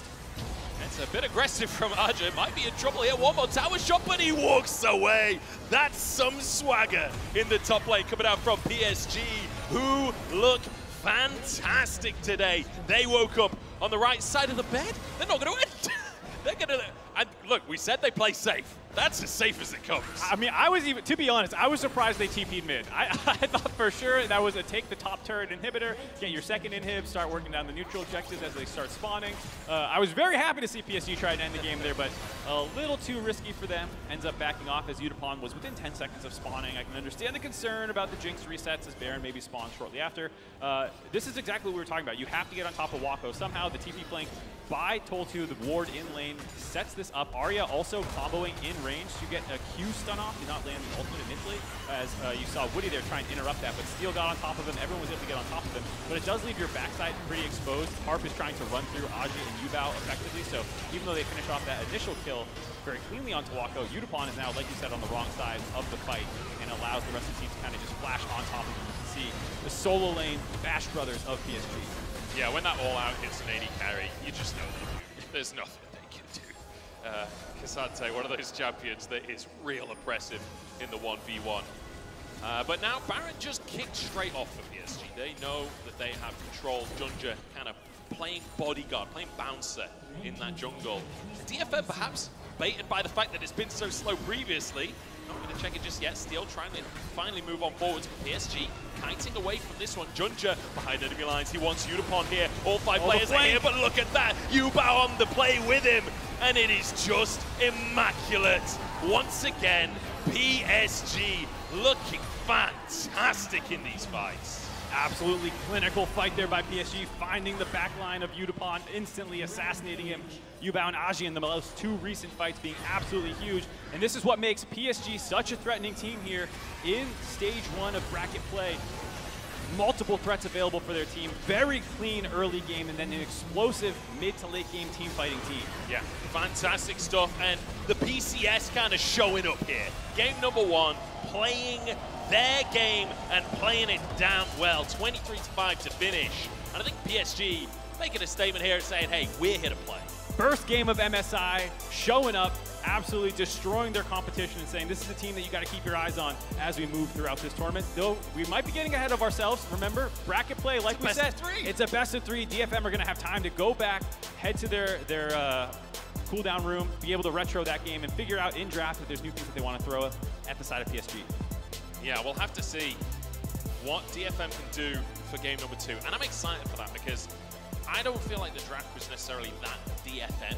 You know, I expected like a Rakan coming out from Harp. I mean, the Blitzcrank was banned because they already had the Thresh, but like those really hard engage tools, typically what we've seen, and like the Xin Zhao in the jungle, I'd love to see some of that kind of patented playmaking and pick potential that we've seen so often from them. And I like when they play aggressive. We talked about that play in the bot side where like maybe it would have been risky to go for it, but like traditional DFM goes for it anyways. And I felt like they were starting to do that a little bit later on in the game. You saw them going for those more aggressive TPs from behind and stuff like that. Once the game got away from them, just do that a little bit earlier. I really love that level of aggression from DFM. And at the end of the day, you got to remember, this is game number 1 of the entire tournament. There's going to be a little bit of jitters on that stage. So hopefully DFM can bring things back for game number 2. I'm excited to see it. I'm excited to see what PSG have up their sleeves as well. We're going to kick it over to Quick Shot, Raz and Goldborg to break that one down. Thank you so much, gentlemen. I am hopeful that DFM can bring it back, but I'm not optimistic. Now, we'll get to some of the numbers in just a little bit. Gentlemen, let's start with the draft. I think not a huge amount of surprises. I asked the production team just to put the two compositions together because I think they were quite stylistic. I think in particular, DFM, look at the Malphite, look at the Annie, go in, go hard, go fast. That's kind of been their motto to victory. Yeah, so that's the thing as well. So Steel getting that Wukong on 4 as well, that was his first most played champion. Annie was the most played champion from Aria 2. Thresh second most plays as well from Harm. Pretty much everything just him 18. The big question mark I had was that I initially thought that as soon as they saw the Vi first pick, they're going to go Saya instead, because that's also one of Utopon's most played champion. And after seeing all those R buttons on him, maybe wish he played that later down the line. But yeah, they're pretty much spot on for DFM. It's tough, especially with the pace of this game. I actually quite like DFM's comp. I think, especially with the Thresh Jinx, keeping, you can kite back a little bit more easier versus the composition of PSG. It's a lot more easier to play patiently, especially with the game being a lot more scaling based. You don't need to fight for first Herald as an example. So there are things like that that I did appreciate from DFM side, but then it was just more of the team fights were just not working in terms of like mechanics. They were messing up in two ways. It's so crucial because by the time we do get to the first replay, which we'll in a moment, the moment this played out, you just knew PSG were going to win. Like the stacks were like in their favor. I think in particular the fact that Aria wasn't able to have an impact on that Ari at all. Let's take a look at this Rift Herald fight. It ultimately is defined by some misplays, and I think PSG, they controlled and contained DFM. Yeah, first things first for me, I like the Aj's mindset. He had Annie ulti on top of him, so he was charging up Q. He then isolates the Thresh. Bad idea to take the Thresh Lantern, I will say. It isolates you, so Jinx actually getting soloed, or at least it was Yubao. So Yubao is getting soloed there, and it makes it really awkward for them, and it gets an angle for resets for Ahri. Yeah, I think the biggest one was just the fact that they stuck around for too long. Yes. Initially in that play, it was great. They scared PSG away from the Herald, but then they stayed themselves, and they had a composition where you can turn. The problem is, you're turning on enemy soup, right? So there's still damage dealers that's going to chase you down, and that's exactly what happened. Yeah, and a small thing. I think patience, therefore, the Malphite was really important, because he was aiming for a two-man ulti, ended up missing the Ahri on that one. I think you just wait for them to come in a little closer, you can get a better target. So I like the angles that PSG was taking. They're just a lot more, I think, a lot more refined in team fights. One of the questions I'm going to ask you when we take a look at some of these stats is, did Detonation Focus Me fumble and not live up to their early game dominance that we've seen from the LGL, or did PSG outplay them? While you think about that, I want to put this into some screens. Now, I haven't seen the specific numbers, but if I can take a look at DFM's early game stats from the LJL, where they were so incredibly dominant and frankly unchallenged, 2,500 gold, average lead of 14, 4.9 kills to 1 this game. 3 deaths to 3, so obviously died the same, but I think crucially, not getting those kills, not getting those towers, not getting those heralds. It was a incredibly dominant early game, which did not translate to their first match yet today. It's a classic case of better competition internationally. This is the same thing for PSG and Detonation Focus Me. Obviously, domestically, there's not going to be a lot of challenge. You go up against international opponents, and I just think PSG played the map a lot better, flatly. Another good example would be the fact that we saw that Wako had solo time, got 2 turret plates bot side just because he had Ahri moving towards him. So there are a few things that I felt like PSG playing the map a little bit better, a little smarter.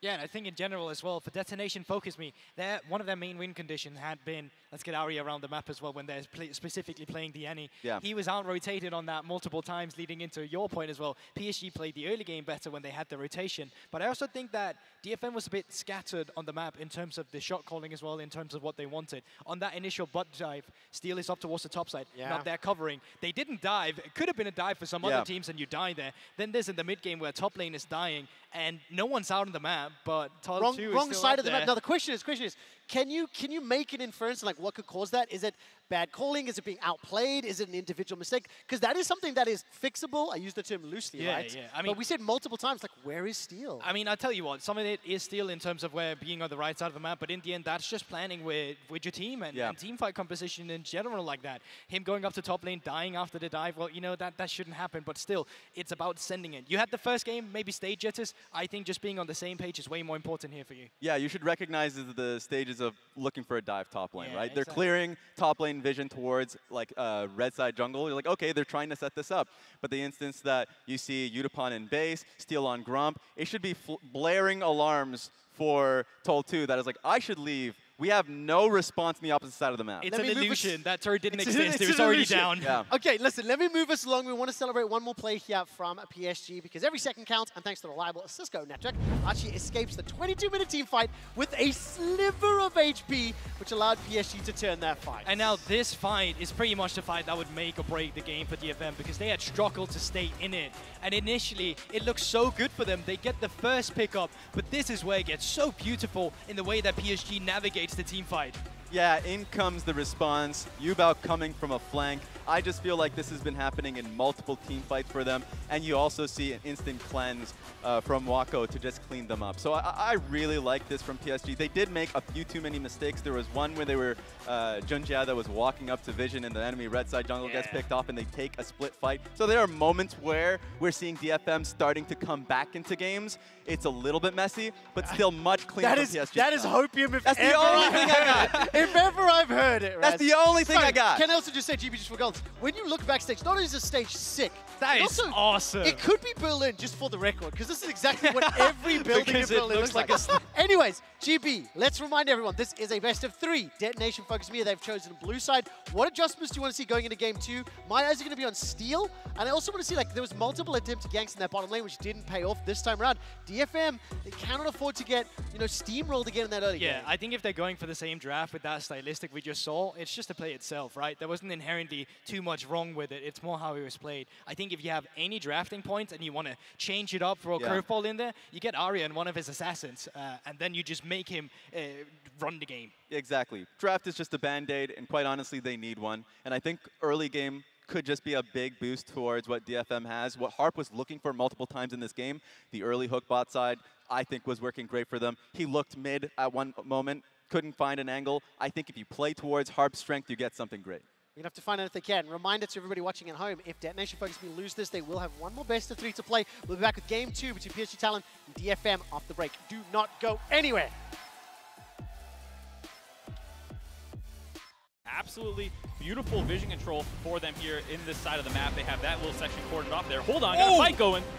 Wako has the damage! No. They thought they had the weak side. They thought they had the play, but Wako just annihilates them. How many people in solo queue greed for that turret and die? How many pro players do? Oh, or greed for this vision and die. It's Junja. Hooked again. Harp is on a roll right now. It's a power cord coming He's on out. through as Junja trying to escape. That just somehow gets away with his life though, and now DFM could be in trouble because Wako free firing and it's Yubao on the top side of the play. Steel trying to escape with Arya, but Yubao wants to chase them down. The charm is there. A double for Wako. Get it.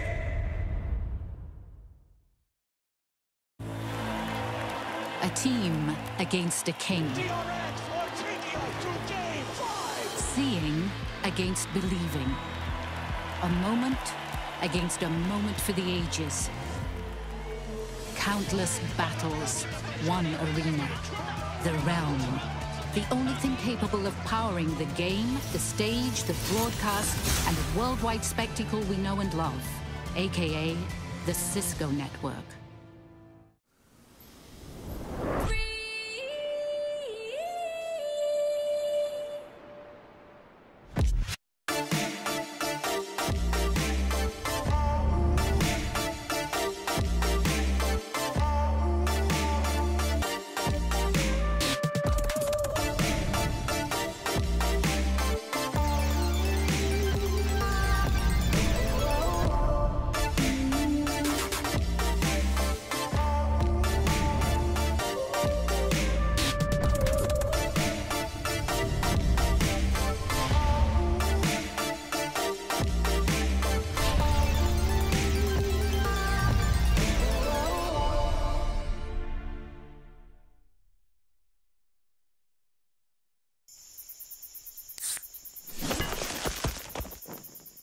Red Bull gives you wings.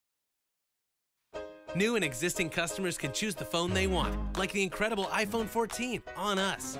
Not to brag, but I'm on Verizon now. And I got to choose the phone I wanted for free. Not that you're bragging. Choose the phone you want on us. Verizon.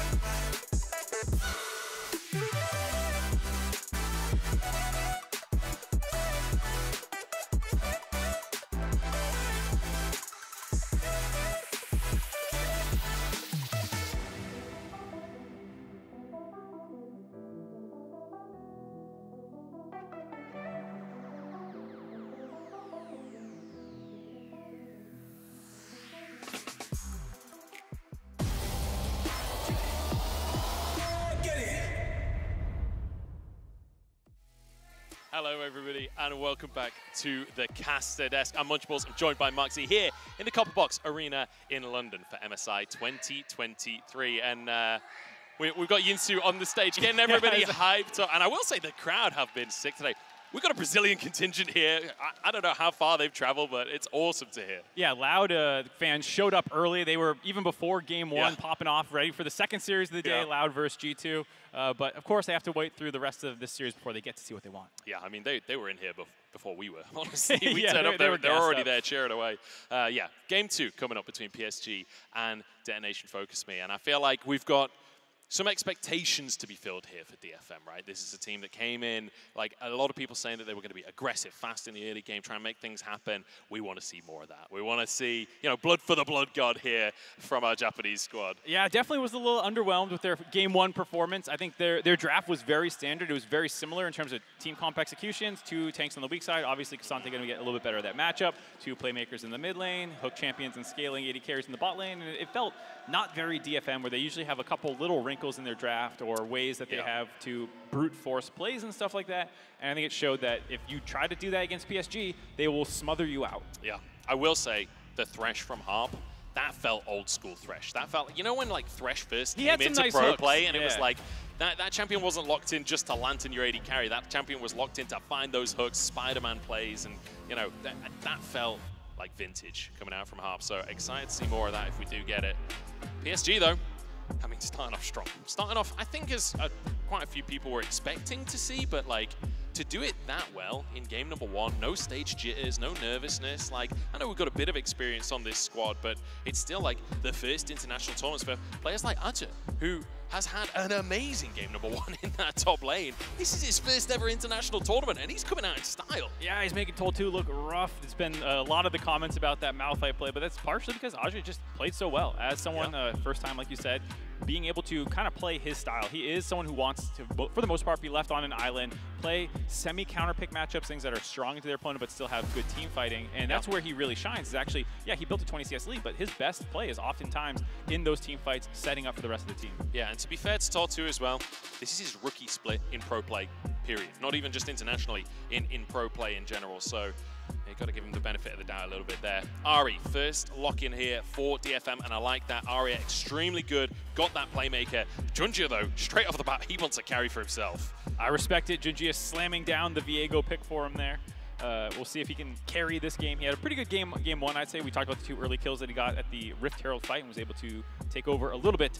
But yeah, the Ari for Arya was absolutely monstrous in that finals performance for him. He rode that champion extremely well, comboing with Steel, and they were able to run away with that game. And we see a Zeri still. Okay, she did receive some nerfs. I know some people, myself included, were hoping that she died and with those nerfs. They were not huge, so it's not too much of a surprise to see her. Probably going to be paired with Lulu. We'll see if that gets locked in here, because if people are unaware, Emilio and Yuumi are not allowed. They're disabled for this tournament. They're considered too new. And Munchables is dancing that Yuumi's not allowed. Praise the Lord. Praise the Lord. No Yuumi in the tournament. I'm over the moon on that one. I have no preconceptions about that. As we look towards PSG on what they want to look, it looks like it's going to be a mid lane pick here, which is a little surprising. Quite often you see in the first rotations the jungle and then your AD carry and support locked in. But with the Ari early pickup for Arya, feels like perhaps PSG feel pressured to get their mid lane locked in, and Newbow going to go for the Lissandra himself. All right, Lissandra coming in, comboing together with the Viego. The fact that you bring a little bit more damage from the jungle this time means that you get the setup from the mid lane. No surprise there. Lissandra has been relatively popular in recent weeks of domestic play, starting to crop up more and more, and makes a very strong mid-jungle 2v2 if you're able to have enough damage to blow people up and start providing resets for this Viego. And I think this is one of the interesting things about PSG when you looked at their finals, for example, domestically. Every single game was quite a different style of draft. This is not the kind of team that just lock one set of champions every single game and that's the way they win, and they just vary based on the bans. Like, this is a team that have multiple pages to their playbook, and it feels like they're drilled on the different ways of playing the game. They're drilled on the ways to team fight. So excited to see Junjia on that carry jungle. Certainly felt like he was like willing to go in the previous game, getting caught a couple of times, in fact. Yeah, all of PSG actually looking pretty aggressive in that first game. So very strong showing. I will say I was surprised to see the Wukong grab by Seal. He did have a very good performance on it, but does open up the possibility of that Lulu getting banned out, and that is indeed what PSG did, getting rid of Zeri's favorite champion to combine with currently in the bot lane. I will say I'm a little sad to see the Thresh banned, because I was really hoping Harp would go for his Blitzcrank. Like, we've seen Blitzcrank as an answer to the Thresh. This is something Harp did in their finals. Like, I would have loved to see it here on the stage. It's a pretty common setup. You know, they see the Thresh, or excuse me, you see Jinx or Aphelios select in. Thresh is a great combo, so you leave it up like, oh no, we forgot to ban the best pairing, and then you get the counter pick. We'll say with Zeri being slightly weaker, not too much of a surprise to not. I assume you would want to play that with Blitzcrank. You missed the hook and suddenly a very weak lane phase. Probably going to try and find an enchanter to pair the Zeri up with. Yeah, certainly. The Ornn Hovered there, I will say, could be a big pick across the course of this tournament. A lot of people talking about that as a top laner. But the Gragas, more standard, something we've been seeing across the course of this year, likely to go up towards Azure in that top lane with our jungle and mid already locked in. But now for DFM, they're going to round this competition out. Yeah, we'll see what they want to go for. We talked about how Toltu, for the most part, is pretty much strictly on tank duty. 12 games of Gragas, 8 of Sion, 6 of Kasante, 4 Malphite. So you don't really have to worry about the counterpick coming in too much here, so it makes sense that they grab this one for Aji, as well as the double AP soul laners, but you have the 80 carry threat, a little bit of Junjia coming in from the side lane, or from the jungle, excuse me, to these laners. We'll see what they want to combo with. Of course, Kasante coming in for Toltu. Hopefully this time gets the better of the matchup. Obviously it was on the Malphite last time, but yeah, Kasante really took him to town. It kind of reminds me of that, there was a Donkey video years and years ago where he was like, oh, I know this is my favorite champion in the game, gets killed by someone. He's like, this is the best champion in the game, gets killed by something else. This is the best. I feel like that's exactly what Toltu's doing. Died to the Kasante? Okay, I'm going to play Kasante myself. We get a Renata though, locked in for Harp. I feel like it's a little while since I've seen a Renata. Yeah, Renata did drop off a little bit, but still played somewhat. Obviously a very strong team fighting champion. You still have the hook as well. Technically with the Q coming in, a lot of the buffs for the rest of the team, a very strong team fight ultimate, and kind of feels like what DFM is going to go for a little bit here. Woody flexing maybe? Yes! Oh, he actually locked it in. All right, we get the first Blitzcrank of the tournament. I expect we'll be seeing a lot more of this champion. Just so powerful, it feels like these days. You know, I thought it was going to be Harp. I was wrong on that one, but we still do get that Blitzcrank. I'm here for it. Woody bringing it out. There's a snake in his boots today, that is for sure. Oh no. But we'll see what PSG are going to bring. But I'm curious, especially with the Renata in the mix here, like, talk me through the DFM composition. Like, how do you go about playing the game? Because it feels like they don't have that much engage outside of the Wukong. No, it definitely feels a little bit more like a counter-engage focused team comp. I guess in a sense you can say that it will be relatively short range with Junjia and Yubao needing to go flying in to kind of the back line. And with the Renata ult, you can kind of shoot that over the top. It's a very telegraphed engage in a lot of ways from Yubao. If you see this claw coming in, you can then be ready to press your R, and as soon as she actually takes it, you finish that off. And then it kind of blocks the follow-up from coming through. Maybe Lissandra's stranded in your team and you kind of focus her down. It also did require a little bit more engage for the team because they were a little low on engage. Renata, she's very difficult if you're just supposed to shoot that out blindly at the start of a fight. Very easy to sidestep that, but if you're following up off of Wukong or something like that, it does make a little bit of sense for them there. It certainly does. But we're headed towards the second game now. DFM, it is a best of 3. They get a second opportunity here to show us what they're made of here in London at MSI 2023. And there is a lower bracket if it all goes wrong, but they're hoping to push us to 3 here, and I'm hoping they do too. It's the first series of the day. It's the first series of the tournament. Let's hope for 3 games. Yeah, we'll show off this new tournament strength, show us a best of 3. Of course, like you said, they'll still be live no matter what at the end of this game, but I definitely want to see a little bit more out of DFM. Felt a little disappointed in game 1. We'll see if they can bounce back here in game 2. We certainly will. PSG, though, looking good for the PCS's Woody. Moving towards a stack of players on the enemy team. He's on that Blitzcrank, which you do have to be scared of. We can see, though, there's no one alongside him. Don't forget, though, everyone at home, you can get your Prime Gaming emotes, connect your League of Legends account, and you can grab yourself that Got 'em emote. So make sure you're getting involved online. Any primers in chat? I don't know if you can even subscribe to this channel. A question for another day. PSG, though, feeling good. Starting good. Like, everything, I think, just rocking and rolling for them. DFM, though, we want to see proactivity. We want to see them making things happen. And Harp was absolutely on it with the Thresh in game number 1. I want to see those handshakes out from his Renata. I want to see that same skill shot accuracy.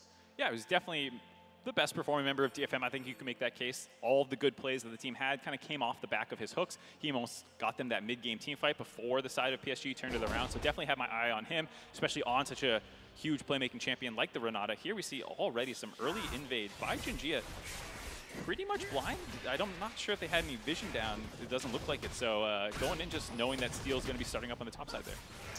Yeah, I don't know if he somehow discerned this based on Woody kind of poking his nose in earlier, but I feel like I don't know how you would manage to discern that from that lack of information. But yeah, Junjia just going to get himself a free invade. I just went back, scrubbed through it very quickly. Looked pretty much blind. He was standing on his point up on his own Raptor camp before wrapping around down to the bot side and just kind of getting a read. I mean, this is one of the things that I also particularly love about series in general. Best of 3 a little bit shorter, but especially in best of 5s, is being able to pick up on habits that you're starting to see out of enemies. So if you know that this guy tends to just default into basic clears, full clears, things like that, then you can get really aggressive in here. Junjia doesn't just take the Raptor camp, he takes the entire bot side of Steel there. Oh, so close from Toll too, and that would have been redemption right there, but Junjia already down in the bottom lane right here. Woody looking for the hook, but Udapon over the wall. Woody's just hit level 2 as well as Harp stepping there, but it's Wako to go low despite it being a 2v3. Yeah, not bad. Obviously, PSG stepping forward to kind of force onto that play. Does get some sums out. Harp losing his flash, Udapon losing his ghost. But I think overall, you got to be pretty happy for DFM to get out of what was a very risky setup there. Junjia not able to land the stun that he initially sent out there. And this is buying Toll 2 kind of on an island to go ahead and push his top lane advantage as much as he wants. Steel with nothing to do in the bot side of the map, actually now going for a counter invade. His bot lane does have priority, so we'll see here Harp starting to move up in the river to collapse with Steel and try and force down onto this blue buff and see how dicey they're willing to get with this. Yeah, Wako currently resetting as he moves back towards the play. Woody does have a ward, so full information onto Steel, but if they can buy just a little bit of time for Wako to rejoin the play, they should be able to deny the invade from Steel. It doesn't feel like Steel is that confident to really force the issue here. But as I say that, he does move back in. Yeah, I mean, he doesn't have much else to do on the map. It's going to be hard to move up to the top side. He could do it, given the control that Toll 2 has, maybe try and cut through mid lane through the Ahri lane. Instead, he's just going to fall back onto the Scuttle Crab here, providing pressure for Udapon to keep kind of shoving up this bot lane. You can already see a pretty big CS lead starting to develop for Udapon. So even though it was very annoying to lose that many camps to Junjia, the fact that he spent that much time doing that did allow a lot of the pushing lanes to auto-win. Here you see Steel doing that kind of cross-map up to the other Scuttle Crab here, and we'll see if he actually wants to keep trying to invade onto this Viego. So far, we are 4 minutes into the game. Junjia has not taken a single one of his buffs, and yet he's almost 10 CS up on Steel. He's going to jump over the wall, though, and will smite away this Krug. Junjia getting the vast majority of the little mini Krugs there, though. Gets himself some rocks. Steel. Speaking of, like, you're a tourist in the UK, get yourself some rock. It's no idea what that is. It's like a stick of sugar, essentially. You get it from the sea. I gotta tell you, Joe, you're not selling me too hard. It's on the really rock. tasty, okay? They like write little words on the inside of it. It's cool. Wow, cute. Yeah. look, I don't work for TripAdvisor. This is not my forte. Yeah. You have been my tour guide kind of since I've arrived here. You've taken me out to dinner quite a few times. But all right, DFM taking a PSG a little bit on here. I'm very happy to see Toll having a slightly better performance here, getting some good trades up in the top side. Udapon as well, up in lane phase. The fact that gold lead is even after that initial invade means that they've done a very good job in their lanes, staying even with PSG this time around. Moving towards this mid lane here, Arya rooted up. This could be huge. It's Nice a great stun. charm, and it's enough to get Arya out. No summoners available. Yubao still has that flash, so it could be an opportunity later. Udapon goes aggressive, but Woody disengaging now. Nice little hook on Udapon there, but Renata, pretty strong laner at the end of the day with the range, harass, the handshakes, the shields, all that stuff. So able to stay up in lane, and there you see the fact that Arya lost his flash is going to be pretty big. Does enable more opportunities. Obviously still a very mobile champion at 6, but maybe there's enough burst damage to finish her off through a full combo between Junjia and Yubao now. Yep, and Junjia starting the Drake off, and this is, you know, in the previous game we were at 12 minutes and we saw the first Drake. This is more what we expected from PSG. They love a Drake. I assume that's the entirety of their analysis of game 1, is their coach was just like, you should have got Drake Dragon earlier! faster. Definitely, even this time, despite the pressure that they kind of had in the bot lane, the fact that they got that gank off in the mid side, they instantly transfer that down to Dragon, and they begin the PSG tried and true game plan of Drake stacking. Yeah, certainly. I mean, like, you can't really go wrong. Assuming you have the priority and you have the ability to do it, is exactly what they've done domestically. And honestly, it's one of the questions that I've got for PSG moving into this tournament, moving into international players. Domestically, they've been fantastic at stacking those neutrals and being able to just do it through priority, figuring out when your opponent is going to reset. Woody channeling his inner light year here as he finds Hart with a hook, but the handshake turning it around, and Yudpon still full HP. This could be a disaster as Yudpon trying to chase for more, still has the flash available. Ghost channeled away as he's getting the damage onto Woody. Can they finish it? Yes, they can. Yudpon with first blood. Woody hooks Harp underneath the turret, but that is not the threat there, and Yudpon takes that moment where there's no longer any threat available to dash in and find first blood in a long chase down. You gotta believe somebody poisoned the water hole or something there. Woody goes down. It's Yudpon finding the advantage early on. And it's important as well, because comparatively to game number 1, like Wako had this Aphelios and just scaled for free. Got so many plays, like had a free early game. He was chilling. This time around, it's Yudpon getting ahead. Yeah, nice to see. They also had some good trades earlier on in that game for DFM. And here you see, while you do land Harp, he was at full health, and you can't 100 to 0 him. Now your cooldowns are down, and you haven't actually lowered the big threat on the team. So now Yudpon just pops his Ghost, and you have this entire lane on Zeri to just pew them down, chase them up. Woody there just getting popped, and there's the shield. Seal did get nerfed a little bit by the Zeri, but not the biggest deal at the end of the day. And nice kill. I feel like we see like the strength and weakness of Blitzcrank in that play, right? Like the initial play, fantastic, gets the hook, gets the knockup. The entire rest of the replay, all he does is walk around because Blitzcrank's cooldowns are absurdly long. I mean, everyone falls prone to it. I went, whoa, the whole crowd went, whoa, but we'll have to see if he can make a better use of the Blitzcrank here at the Rift Herald fight. Junjo will walk away. Zubao moving over as well. You can see Adja moving over. And apologize to Adja if I'm pronouncing that wrong. I believe it is pronounced Adja, but, you know, my weak English tongue cannot maintain it. Woody knocked up here. He's going to be caught out, and with no flash available, you got to believe it's another pick for DFM. This is what we wanted to see. This is the pace we wanted. Yeah, DFM being much more aggressive this time around, finding angles. We'll see if Toll's in trouble here, though he should be able to just hop over the wall to steal, maybe, if he's got it up. Good look for a fight, honestly. Steel's just over the wall. The all-out comes out from Toll 2. Junja not quite on the right side of the wall, forced to ult himself as Harp has moved on over as well. The knockback onto Adja. Oh, the hostile takeover doesn't quite connect, but Toltu does not care about that one. Steel finds yet another kill, and this is a snowball that has begun to roll. Man, DFM is just picking PSG apart. They don't want to back off that play. Very cute idea by Toltu. I think he wanted to actually get him into the pit, ended up hitting him all the way across the Herald pit wall, as opposed to hitting him next to the Wukong, which is I think what he was going for with that flash ultimate. But at the end of the day, there were still so many resources available that they could get that chase down. Harp's ult was kind of angled, assuming he would flash closer to the Viego, ended up flashing further over the wall, and you can see that's absolutely fine because there was still plenty of chase down available for the rest of DFM. Get those 2 kills. For PSG, the one upside is that you have managed to keep the Rift Herald up alive, so you can keep your perfect neutral objective control for this series. Yeah, despite all of that, PSG are actually still the ones that get onto the Herald, and off the back of those resets from both Toltu and Harp. Will be Junja finishing this objective off. Next Drake spawning in 70 seconds as well, so you can expect PSG to book it down towards that bottom side.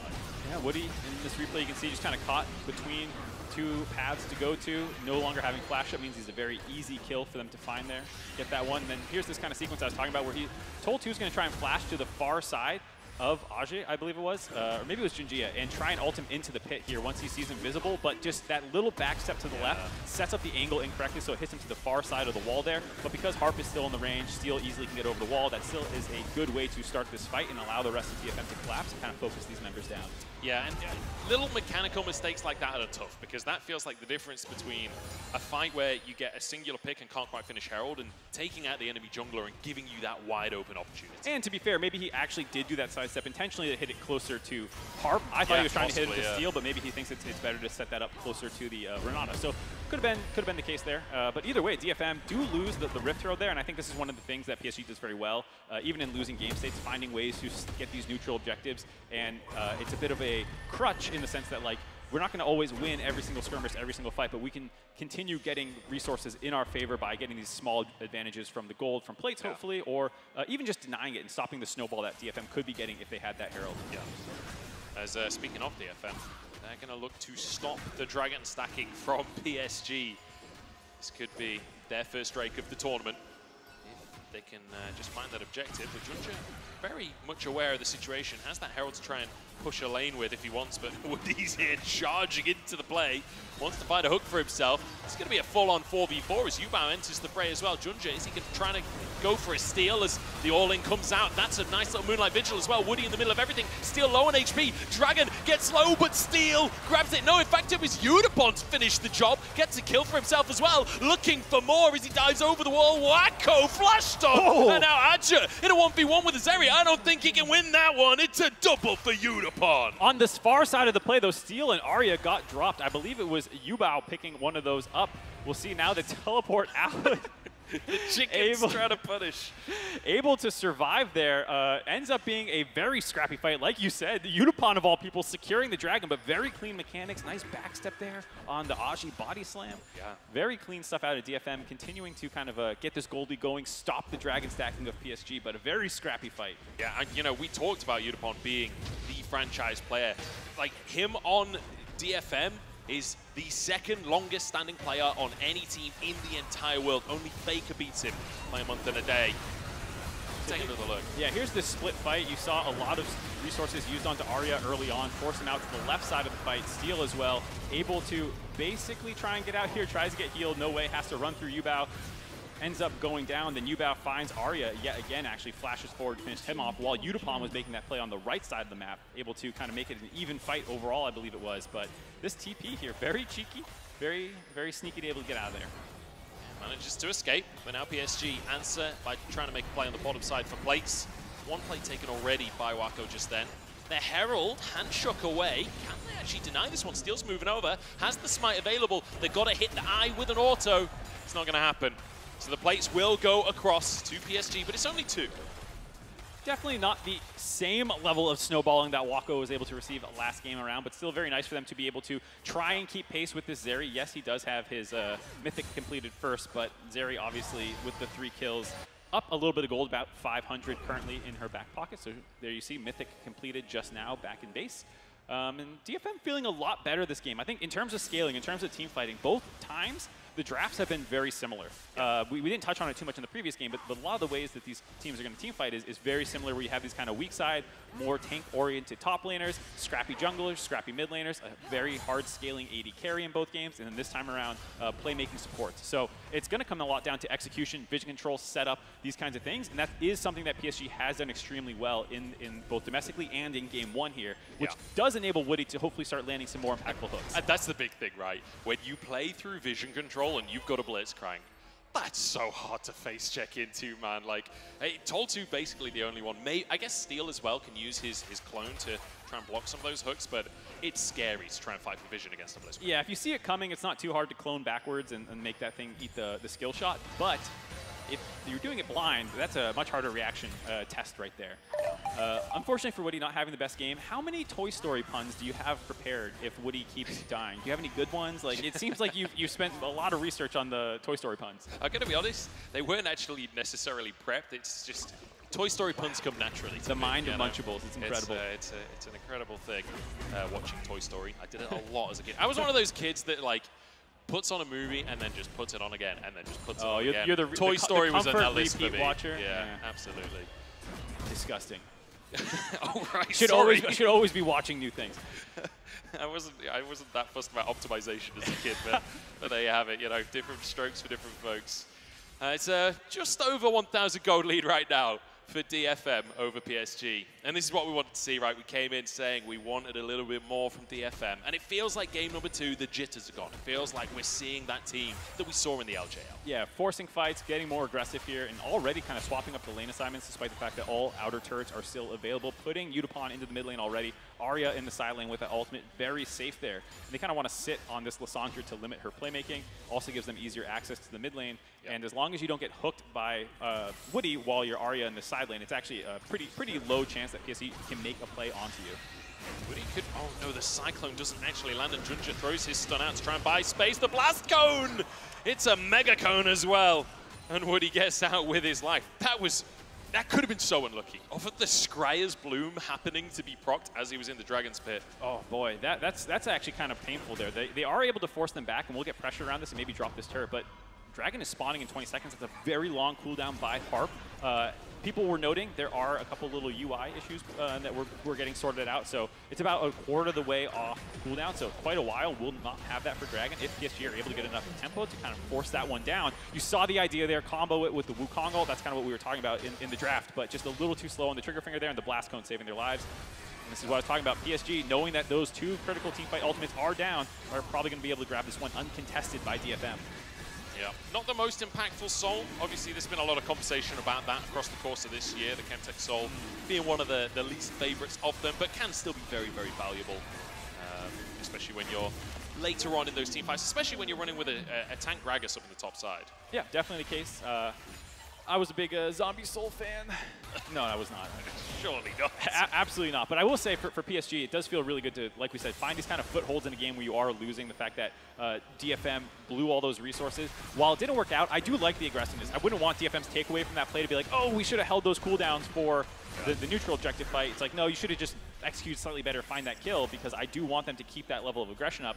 Yep. Instead, they just flip up to the top side and grab that Rift Herald for free after PSG grabbed the Dragon. And talking about the differences between Game 1 and 2 so far, I want to give a quick shout out to Tol 2, because it's night and day, Game number 1 versus Game number 2 here. It felt like he was very nervous in Game number 1. Remember, this is his rookie split in professional play at the top level, certainly at least. And so making it to MSI is already a big achievement. Now showing up with a CS lead in Game number 2, 2 assists. Is Cassante looking pretty good? I'm feeling good for him. Yeah, absolutely. And I could be mistaken, but I'm pretty sure when I was watching the LGL finals, they were done remotely, actually, if I'm not mistaken. So playing in front of a big crowd like this on this crazy-ass Mortal Kombat stage, or whatever this is, like, I can see this getting to, like you said, a rookie player and having a rough Game 1 and bouncing back in Game 2. Really glad to see him with that 30 CS lead. He was getting torn apart, I will say, in some of the online comments I saw. Had a pretty unimpactful Malphite game, but looking much better this time around. That's what happens when you lock in the Shamrock Malphite skin. It's out of his hands, what can I say? We're in England, not Ireland. Dactor and Ashid are going to kill me for that one. Did you? Yeah, it's been a pretty nice game, though, for DFM. I will say, fairly slow pace still, and not necessarily like leveraging their advantage, but then again, when your advantage is on a Zeri, yes, you got the 2 items, but still a while away from being that like terrifying late game Zeri that we all dread. Yeah, I mean, Zeri is a champion where you don't need to keep brute forcing these plays. The fact, like we said, that the scaling is relatively even for DFM. You can kind of using this pressure to try and find those level of pickoffs. If you get them, great. If not, you can just go into these neutral objective standoffs pretty much even footing in terms of a comp perspective, and they are definitely ahead with where the gold is located. Yes, it's a 2,000 gold lead overall, but it does feel very good for Udapon in particular to be up 1,000 gold and further along. Ajay trying to get cheeky with it here. This is something he's kind of known for domestically, having great flanks for the team fights. TP being channeled as Herald is dropped in the mid lane. Oh boy. Feels like we're posturing for a fight here, Mark. Yes, sir. You can see Ajay coming in the backside, wants to get an ult and knock people into the turret. This could be massive if he can find Udapon steal. Flashes away, Udapon knocked up, knocked back. The rest of the team can't follow up though, because Toll too, making him pay the toll on the backside of the play. Woody next to go down as Arya gets the reset, and suddenly PSG are torn asunder. PSG tried to make that play happen. We all saw it coming, but they did not coordinate it quite well enough, and DFM were able to absorb that pressure, turn that fight around, find 3 kills, mid lane turret with the Rift Herald down, and at perfect timing, the Baron spawns at the very end of that fight. DFM are going to try and force this one down. We'll see if PSG can stop it. They don't want to let it go for free. Ajay in the area. Yubao moving towards the bottom side, actually. I don't think there's a contest here at all. This is Baron, taken by DFM, showing up in Game 2. DFM already showing the benefits of the new format for MSI, having a rough Game 1. Maybe it was jitters, maybe it was just the level of play that they had, but this time in Game 2, answering back strong. Yubao going in a little bit ahead of the play. Ajay is not quite there in time to land the ultimate. You want that root at the same time that Ajay would be knocking everyone into the team. He does knock Udapon in, but at this point, they've already blown too many other of the resources down. You already can see that Wako was just blown up by Toll 2 diving into the backside of that fight, and they just get torn apart. The coordination not quite there for PSG. Yeah, Woody goes down right at the end there. Where's Buzz when you need him, eh? Oh my God. And you could see happy faces across the staff at DFM, and rightly so, as they begin their Red Bull power play. And we'll see what they can get done with this Baron, because PSG in Game number 1, they basically took the entire map apart with that Baron buff. We've got to see if DFM can have a similar showing, but they've got the gold lead to work with, right? What, 5,000 up currently in their favor. See if they can keep on snowballing that. 5,000 gold lead in their favor. Not great wave clear on the side of PSG. You do have basically the Gragas barrels and Lissandra Q, but it is kind of hard to actually stop a push here coming in. So they're going to melt this first turret down here, already moving over to the mid lane. DFM has pretty good vision control set up for this map movement over to the side. Aja, though, is waiting on the top side of the map. Woody could look for a hook here. And, you know, I feel like Banshees on Ahri has had a lot of flame over the year. There's been a lot of conversation about Ahri builds. The no damage builds. Yeah, when you're against Blitzcrank, I like the Banshees here. It means you can be just that little bit more aggressive. And not a ton of tools on the side of PSG to poke that one off. I feel like that's where sometimes people tunnel on what it can prevent without realizing what's up. Cyclone comes in, Arya over the wall as well. Aja just caught in the middle of everyone. Tries to escape and almost does, but taken down in the end. And DFM continue to push forwards. Baron in pocket, 5 members strong in the mid lane. It's told too, might have gone too deep for this one. They've run out of minions as well. He's knocked up, he's under the tower, but the all out pulls him out to safety and flips the play on its head. DFM are looking good. Hell of a game 2 by Toll2 here, already 2-0-4. Nice CS lead for himself, baiting the rest of PSG in, finding that kill, not able to grab the inhibitor turret on the tail end of it, but falling back to Dragon, grabbing their second of the game, and a much larger gold lead, up to 8,000, a nice 3,500 gold Baron buff power play. And again, like you say, denying soul point. Another Drake for DFM, another neutral denied from PSG.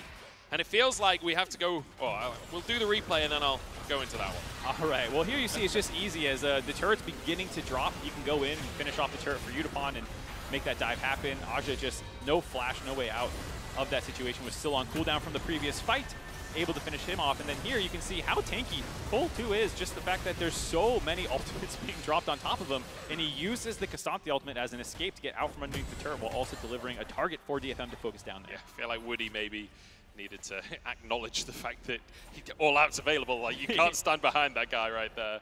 Toll2 getting out with his life. And like we said before, fantastic game number 2 from Toll2.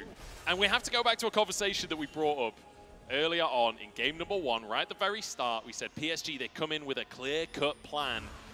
But everyone's got a plan until they get punched in the mouth. And I feel like DFM, they're finally throwing that punch.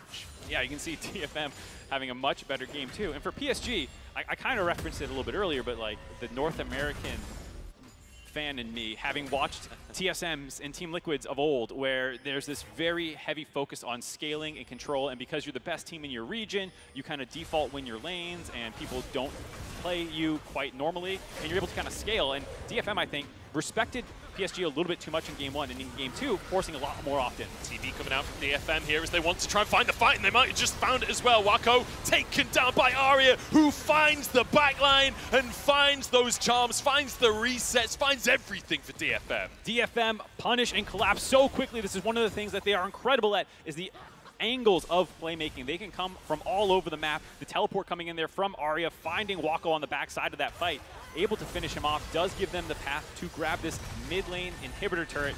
We'll see how far they want to go here. Oh, a knockback as well. This could be the snowball. A pick onto Yubao as the tower is taken down. Yubao with the double Zhonya's keeps himself alive for a little bit longer.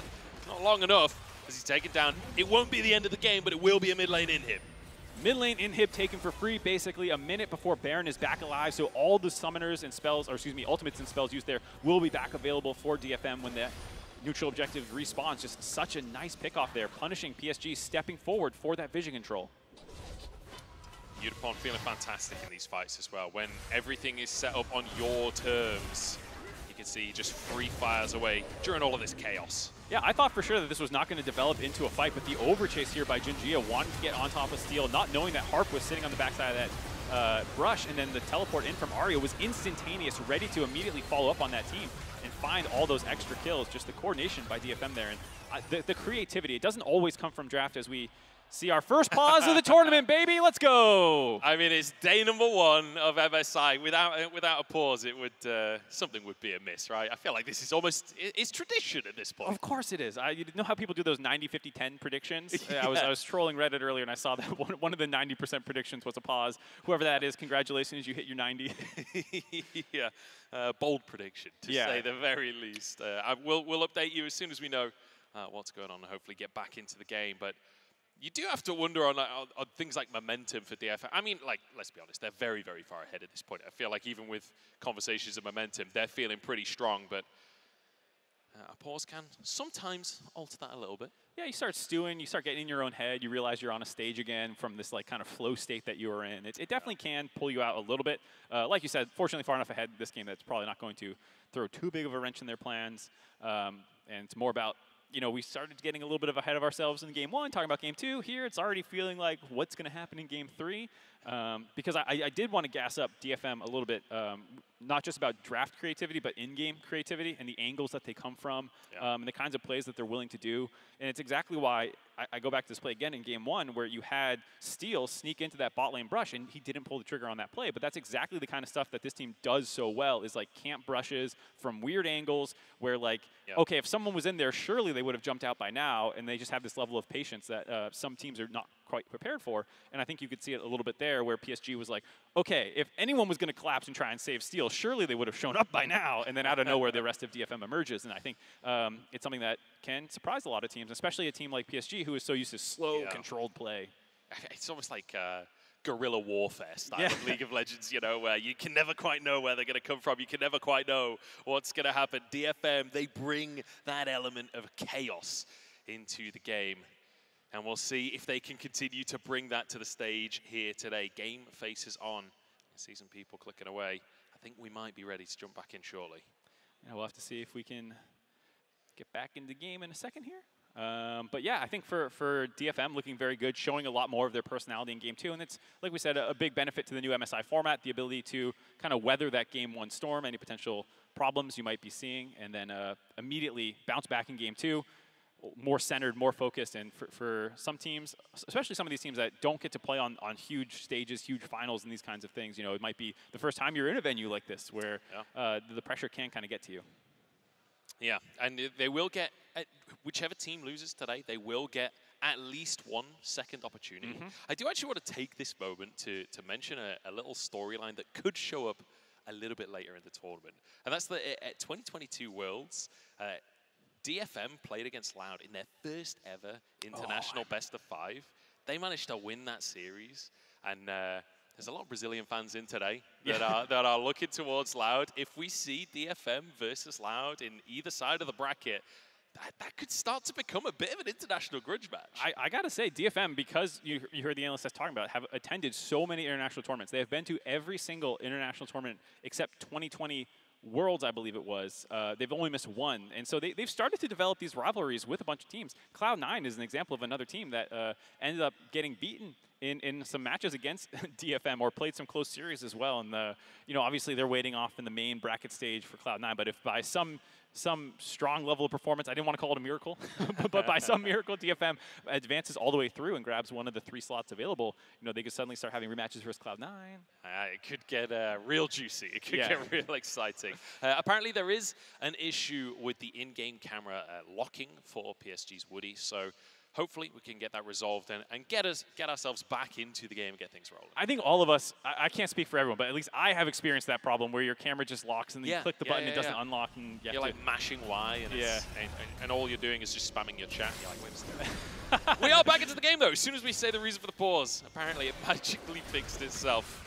And we're back onto Summoner's Rift once again. DFM looking down the barrel of their first win of MSI if they can tie a bow on this one. They've got the mid inhib down, there's Baron up on the map. It feels like they've got the tools to finish this one, but PSG are never a team that you can quite count out. No, absolutely not. With this Baron up available, we'll see how aggressive DFM wants to get. It is a situation where if they're not careful, start a risky Baron, Collapse comes in, you get blown up. Could be a dicey situation, but they're so far ahead, playing so confident right now. Oh, Tol2 behind enemy lines here. Junja having to ult out of the play. Tol2 wanting to find some knockups, but knocked back himself. The Everfrost, the cast from Aja, and a great disengage from PSG.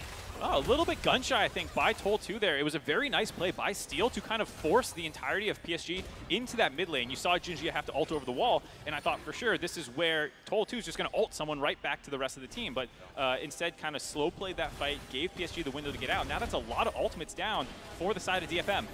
We got a pincer play coming through. DFM ready. The Berserk actually keeps him walking away. Aja locked up in the team, flashes out to safety. Tol2 locked up as Wako is firing away, flashes into the play, and the follow-up's there from PSG. Aja now denying Tol2, knocks him up and takes him out as Junja getting resets in the backside of the play.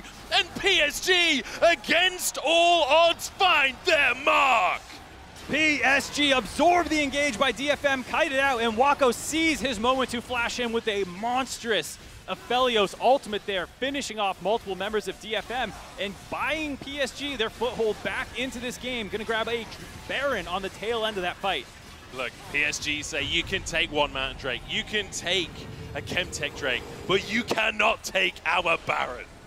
Oh man, you can see here Harp just doesn't quite angle the ultimate far enough back to catch people with the slow from the Everfrost. Like you said, only Aji there getting knocked, Berserk, he's still going to run backwards. And then here, they're just kind of getting pelted by Wako, who finally sees his opportunity to flash ult, Gale Force in, Q spam them.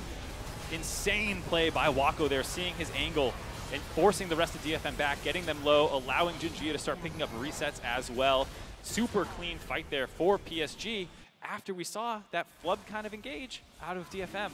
Yeah, faces lighting up there for PSG. And I think a lot of people coming into the tournament saying that Gigabin was going to be the biggest Giga Chad of play-ins. Well, Wako putting his hat in the ring there saying, look, I've got some Chad in me too. I mean, this is why we were hyping up Wako as this guy with gold in his pocket is such a fearsome team fighter, and why PSG trusts him so much is because he knows the exact moment for when he can finally go in on the back foot all game long, and as soon as he sees his angle, he makes that team fight all about him. Yeah, so DFM still grabbing a tower up in the top side here. You can see gold lead still pretty significantly in favor of DFM. Still DFM with the goal lead, like you said. They do have pretty strong scaling in their back pocket still. It doesn't mean that the game is over because they lost that one team fight, but it is kind of that momentum stopper that we were talking about. You hit this pause temporarily, you come back in, your first two fights don't go well. The first one kind of forcing into mid lane, you didn't find the angle. Then you lose this one, you lose Baron, gold lead starts going over to PSG, gold lead slipping away. Sometimes, despite still being stronger in the game, you can feel like you're behind. I will say it's a very good sign that DFM has not really let off the pressure. The fact that they did lose that fight but still have PSG corralled on their side of the map speaks to the fact that DFM doesn't seem too daunted by the fact that that fight did not go well. DFM still, like you say, putting the best foot forward. Junja, what I've seen actually from Junja this game, he's consistently charging forwards to try and throw a skill shot or a Q at Arya to deny that Banshee so that Woody has targets. He's constantly moving forwards to try and make sure those spell shields aren't in play. Absolutely love that kind of in-game problem solving. I was talking about it, how the Banshee's Veil doesn't really have someone who can easily proc it off of, and it makes it very good against the Blitzcrank, where sometimes you build it and there's someone who very easily can land some poke against it, like a Corki, and then you're like, why did I build this in the first place? No. Here, like you said, Junjia realizing that, hey, someone needs to pop this off so Arya doesn't feel safe just flying into our team and forcing these kinds of engages with the Everfrost or Charm. And I feel like we're getting to a point where with 3 Drakes in favor of PSG, 3 minutes until that next one. The Baron going to fall off here. It is a significant Red Bull power play for them, but it's very much a comeback power play, right? That's just bringing them into the game again, but they're still 4K down. And we're looking towards Utapon, as DFM often have in the past, to be the big carry in these fights. He's on 4 items on the Zeri. Feels like this is his moment to make a mark. Yeah, the longest standing member of DFM, second longest standing player on an organization of any team in the world here. Absolutely incredible stuff to have the gold in his pocket, a full item up still on Wako, who had that great team fight. But I gotta say, if you watched PSG's postseason run, you saw a lot of games kind of look like this, where they're a little bit behind. There's late game dragon stacking going on. There's some kind of burger flip of a dragon. Suddenly they have Dragon Soul and they're cleaning up a team fight. I've watched so many of these that, like, if I'm DFM, I know that, like, we are not out of the woods yet after that initial Baron loss went through. I mean, we talked about this team as almost being like the diet version of EDG 2021, right? With Junja from that squad, with the coach Corki from that squad. And you know that that was a team that loved a team fight. That was a team that no matter what the game state, they could still make the magic happen. So, like you say, not out of the woods just yet. But, you know, DFM feeling like they've got Robin Hood on their side in the former Udapon. So maybe the woods is exactly where they want to be. It doesn't make any sense. I was about to It say, sounded like, nice. the thing is, like, I'm an uncultured American, so like when you say something like that, I'm like, is there a reference I'm missing? Like, did Out of the Woods come from the Robin Hood story? He's from Sherwood Forest. He like lived in the woods. Well, yeah, so there you go. See, I am uncultured. The King of Thieves, or Prince of Thieves. Toltu could be in trouble here, but Woody just slightly wide on the hook, so won't find his mark. Junja, I love the way that Junja is constantly like, playing in that fog, trying to get as much information as possible. Yeah, realistically, you know, PSG is not going to brute force a fight here on DFM, but they want to be annoying. They want to make it so that DFM isn't just on autopilot as they shove these lanes over and over again. So Jinjia working into the jungle, trying to find these angles, threatening people like Udapon and Arya if they're not paying enough attention. They're like, hey, maybe you can find some way to get a pick off there. But for the most part, it does feel like, you know, DFM is very comfortable into the push lanes, get wards out, and then wait for the next big neutral objective team fight where PSG is going to have to walk into you. I will say DFM, in terms of wards placed, is one of the lowest wards placing teams in the tournament. Now, there is a bit of an interesting correlation in League of Legends where the more you win, actually, the less you need wards because you can actually defend your wards more. Yeah. As we see Woody pop his ult there. Now going to have to dip over the wall. Junja could be in trouble. Might have to use that ultimate himself, but the handshake doesn't quite connect. Junja's okay. We're setting up for a fight once again. Everfrost comes on out, just fighting for those wards. And a single bit of Infernum hits half. It's a third of his health. Yeah, definitely have to be careful. Wako's starting to hurt. He's going to be told to, using the all-out, trying to pull Junja into the play, but he gets back towards his team. Ult for ult. Yeah, but there's also the commitment of Steel's ultimate there as well. Now there's missing two big ultimates for DFM here, only costing Jinjia, who, of course, if he can find a kill, can just grab that one right back up. All out being on cooldown could be an issue as Toltu keeps himself safe for the time being. Dragon started, and we might just have a 50-50 on our hands. Steel. Yeah, we're going to flip it. He's going to need to live up to his name here. The Everfrost has come on through, but it's a fight instead as Toltu's on the backside. But Wako just shredding through his health bar has said it's a good charm from Arya, but it's not good enough.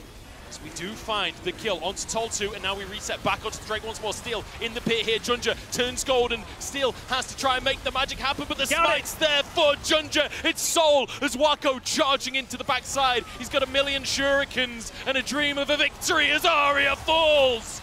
Looking for more onto Steel and Harp. They flee for their lives as another goes to Wako. And PSG, you can just never count them out. We said we saw it coming. PSG there find the monstrous Soul Point fight, able to absorb the initial engage by DFM there, and then Wako on the back end of that fight, just obliterating Toltu and then charging into the front side of it with so many chakrams stacked up. And I feel like we've been talking about this slow, steady gameplay from PSG in general. I feel like that fight was a slow, steady fight. They read the situation, they understood what DFM needed to do, and they played around it. That is some serious, cognizant mind play? I don't even know the word. They're just so smart. Yeah, they made sure they had all their wards kind of flanked out. Arya was clearing a bunch. Udapon kind of goes on the side, and Ozzy's just doing zoning duty. While Udapon's not outputting any DPS there because of that zoning, you had Toltu in the middle of the enemy team getting shredded by Wako, who you can see has stacked up so many chakrams. And that's why Jinji, I think, is being so aggressive. He wants this fight to keep going before he loses these potential chakrams, baiting them in. Oh, man. And then the smite secure there. Steel forced out. Yeah. Udapon trapped in the pit. On the top side of that play, I didn't see it during the live play, but Woody actually finds a hook onto the invisible Steel to force his flash out. So Steel just has no way to get back into then. I mean, Wako just doing Wako things to finish the job off as well. Beautiful stuff. And you can see it is tense in the PSG camp, and rightly so, because it's game number one, or series number one, of the tournament, and they are somehow finding themselves in gold touching distance once more. Yeah, gold touching distance, but momentum completely in their favor. The fact that they are up now 2 dragons with the soul point in their back pocket. Baron as well. Finally, for the first time in forever, it feels like, on DFM's side of the map, getting vision control down, finally hitting these turrets. There are 4 turrets that they are behind DFM, so once they start grabbing these, they will slingshot ahead in gold very quickly. You see the damage dealt by AWS there. Wako miles ahead of the competition. Udapon the only one even close to what he's bringing to the table. We're talking about the late game Seri. You can never forget the late game of Felios either. But now using these Baroned up cannons to find damage onto the tower. They've still got a full minute of Baron to work with. Full minute of Baron. I think the game plan here for a team like PSG, break this bot lane inhibitor turret and the inhib if you can. Start getting the pressure down the bot side of the map. have that one open for the entire rest of the game, because I don't think PSG is the type of team to want to win a team fight right here and instantly end the game. They're very happy with how the last 10 minutes of this game has gone. There's no need to start rushing it. You've won the last couple of team fights here. Get as much of a gold lead in your favor as you can. You have the soul. You can get ready for Elder as well as you just keep taking down these inner turrets. And we've been talking about how this is a rebuilt version of PSG, and that's true comparatively to last year. But I want to take a moment to talk about Yubao, because he's actually having a really good game for himself on this Lissandra. He's been solid throughout this entire series so far. And he's actually been to Worlds with PSG before, back when he was called Uniboy. He then had a year in the LPL. This guy is plenty experienced when it comes to international play, not just on the actual international stage, but also going to other regions. And it does feel like today here on the stage, that consistency is really showing up. Yeah, he's so good for this team. He played a lot of different styles. He had some insane Tristana games in the kind of postseason run that he had, as well as these more kind of support-oriented ones, things like this Lissandra pick, where your job is about kind of buying space, locking people down for Wako to kind of run through these team fights. And I think that's something that the rest of the team has done extremely well, play around him as their primary carry. But Aji, despite being behind for a lot of this game, did a better job marking targets and trying to find people to isolate from the rest of the team so that DFM doesn't get these big kind of engages and they can chip them down. We're keeping our eyes on Woody as well, because in any game that there's a Blitzcrank, you do just have to keep one weather eye on those hooks, because it really can just change everything. Like, DFM have worked so hard over the last 40 minutes to build themselves a lead, and it's been slipping away from them. But all of this work, all of this effort can be taken away with a single hook. Junja's invisible, no! Doesn't quite cancel the recall onto Aria, and Tol2 walks away. So close to the pick that could turn the game. Yeah, did have the Banshee's Veil, would have had to poke that off and then land a bit of damage to stop that recall, but if you were able to do that, find that pick, charge down mid lane maybe. Instead, PSG, you can already see 3 pink wards, in this dragon area, getting ready, knowing that this is where the game will be won or lost. DFM moving in now, trying to secure some vision down. I feel like this comes back to the conversation of, we said PSG, really, really good on the vision control, really good on objective setup and control. Like, Elder's coming up in a minute's time. We can have no shenanigans. You cannot afford to 50-50 Elder to decide this series. So we need to see that objective control. Like, we've seen it domestically. Let's see it internationally from PSG. Done good so far this tournament. DFM trying their hand at this vision control themselves, working as a unit here. Feels like PSG know they have plenty of time, still 40 seconds before the Baron spawns. Also multiple ways that they can work in there. With Wako down the bot side, maybe they're going to cede mid lane control and try and work in through the bot lane river. They do have the minion wave relatively far pushed up here, so you can maybe see them work in through this side if they want to. Instead, they're going to go through the jungle, get into the river. And once they're in the river, I think they feel a lot better and not needing to worry about exactly all the angles that DFM keeps on flying over the walls from. So this game could come down to one final team fight. Maybe it started onto Steel as Junja goes quite aggressive. Still walks away with his life. A single control ward answered by 2 by DFM as Tol2 tries to find the engage himself, but the Everfrost denies it once more. Beautiful grouping up with his team as Aja still in mid lane right now. Needs to get over to his squad if he wants to be a part of this 5v5. Tol2 being that bruiser on the front side. Tol2 goes in, looks for the fight actually here as he goes for the all-out onto Junja. It's not really worked out for them, but Yubao uses his own ultimate to deny that engage. So kind of a trade of ultimates here. Yubao threatening the all-in but doesn't commit. Junja as well, consistently poking. This feels tense, Mark. Yeah, very tense. Tol2's ultimate being down means he has to go back to base. Will have the ultimate, or excuse me, the teleport to rejoin once he tops his health back up, but that means another team fight in a row where he has not been able to find a critical member of the team. Fortunately, the rest of the ultimate's still available for the side of DFM. Pressure is on here, and it feels like PSG are in the driver's seat. DFM are trying to answer as Tol2 just jumps into the middle of everyone. Wako's still untouched, and Tol2's almost down, but the Cyclone does manage to get onto the team. It's a GA out from Steel, but Wako's still alive, take it down on the backside. Aria trying to keep himself alive. The Cyclone causing chaos. Unicorn's still going as Aja tries to shut him down, but it feels like DFM slowly winning the battle of attrition. Junja wants the resets, but denied as Tol2 will fall. It's absolute carnage on the Rift, but it's DFM that are the kings of chaos. It's DFM that come out on top.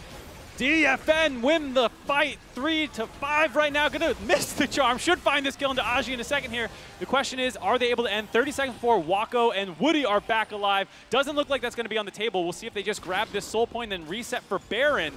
Crazy, crazy fight there as DFM all in onto Wako, knowing they had to finish him off and just barely landed the last auto attack by Utapon, I think it was, that found that kill. Absolute insanity in the fight. The gold's still barely different between the teams. It will be an Elder Dragon taken by DFM.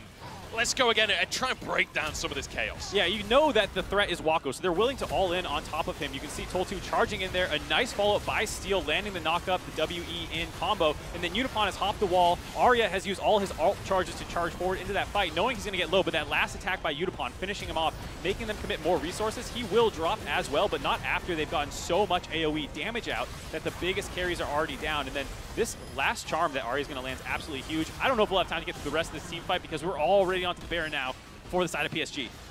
No time for team fighting. Elder is in play for DFM. This is bold from PSG to try and go for the Baron. Junja actually ults over the wall to take the objective. Arya is off on the side in the meantime in a 1v3. The Elder burn, and Woody's taken out of the picture. What a play from Arya. Very heads-up play by Arya there, knowing the rest of the team can't get in time to contest the Baron. Instead, waits on the exit path to try and land a kill onto someone. Did miss the charm on Wako, but Woody was low enough that he had enough damage to finish him off, and now it's a 4v5 charge up the mid lane. Who cares about Baron when you've got a man advantage in a minute and a half on Elder Dragon? This is everything DFM needed to keep themselves in the series. After a heartbreaker of a mid-game, after a monumental early game, perhaps this is enough for them to take PSG out and push us to game number 3. Junja on the front line will be taken down.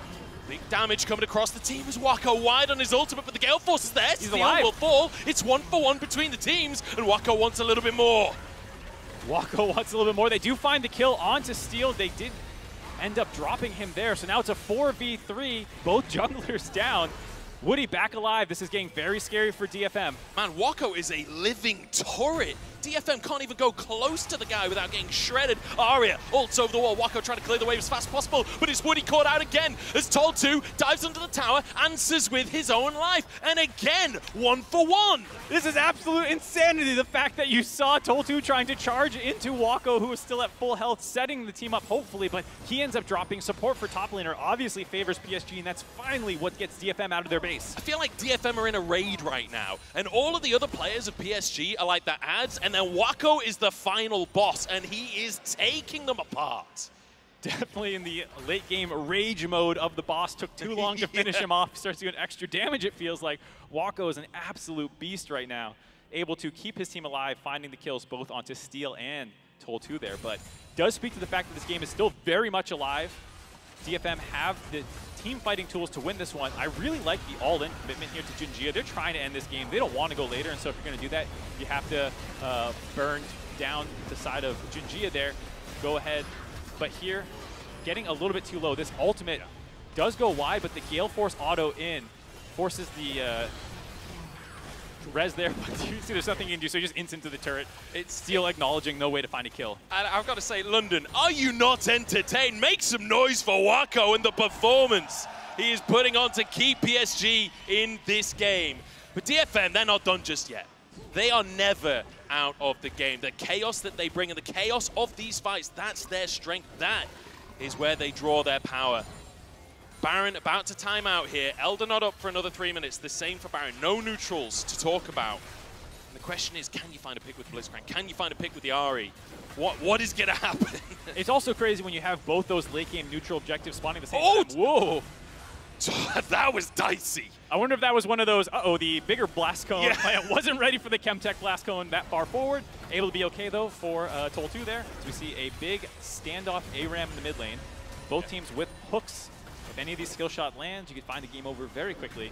But I was about to say, with both of the neutral objectives spawning at the same time, PSG is the team that actually has played a ton of very, very late game scenarios. I think this is a situation where for a lot of teams, your games usually end before this point. Your scrims never get to this point, so the amount of practice you've actually had from the situation is quite limited. And if for a team like DFM who's so dominant that they usually win their games much earlier than this, PSG might have a small advantage in that experience pool because they are very used to seeing Elder Dragons.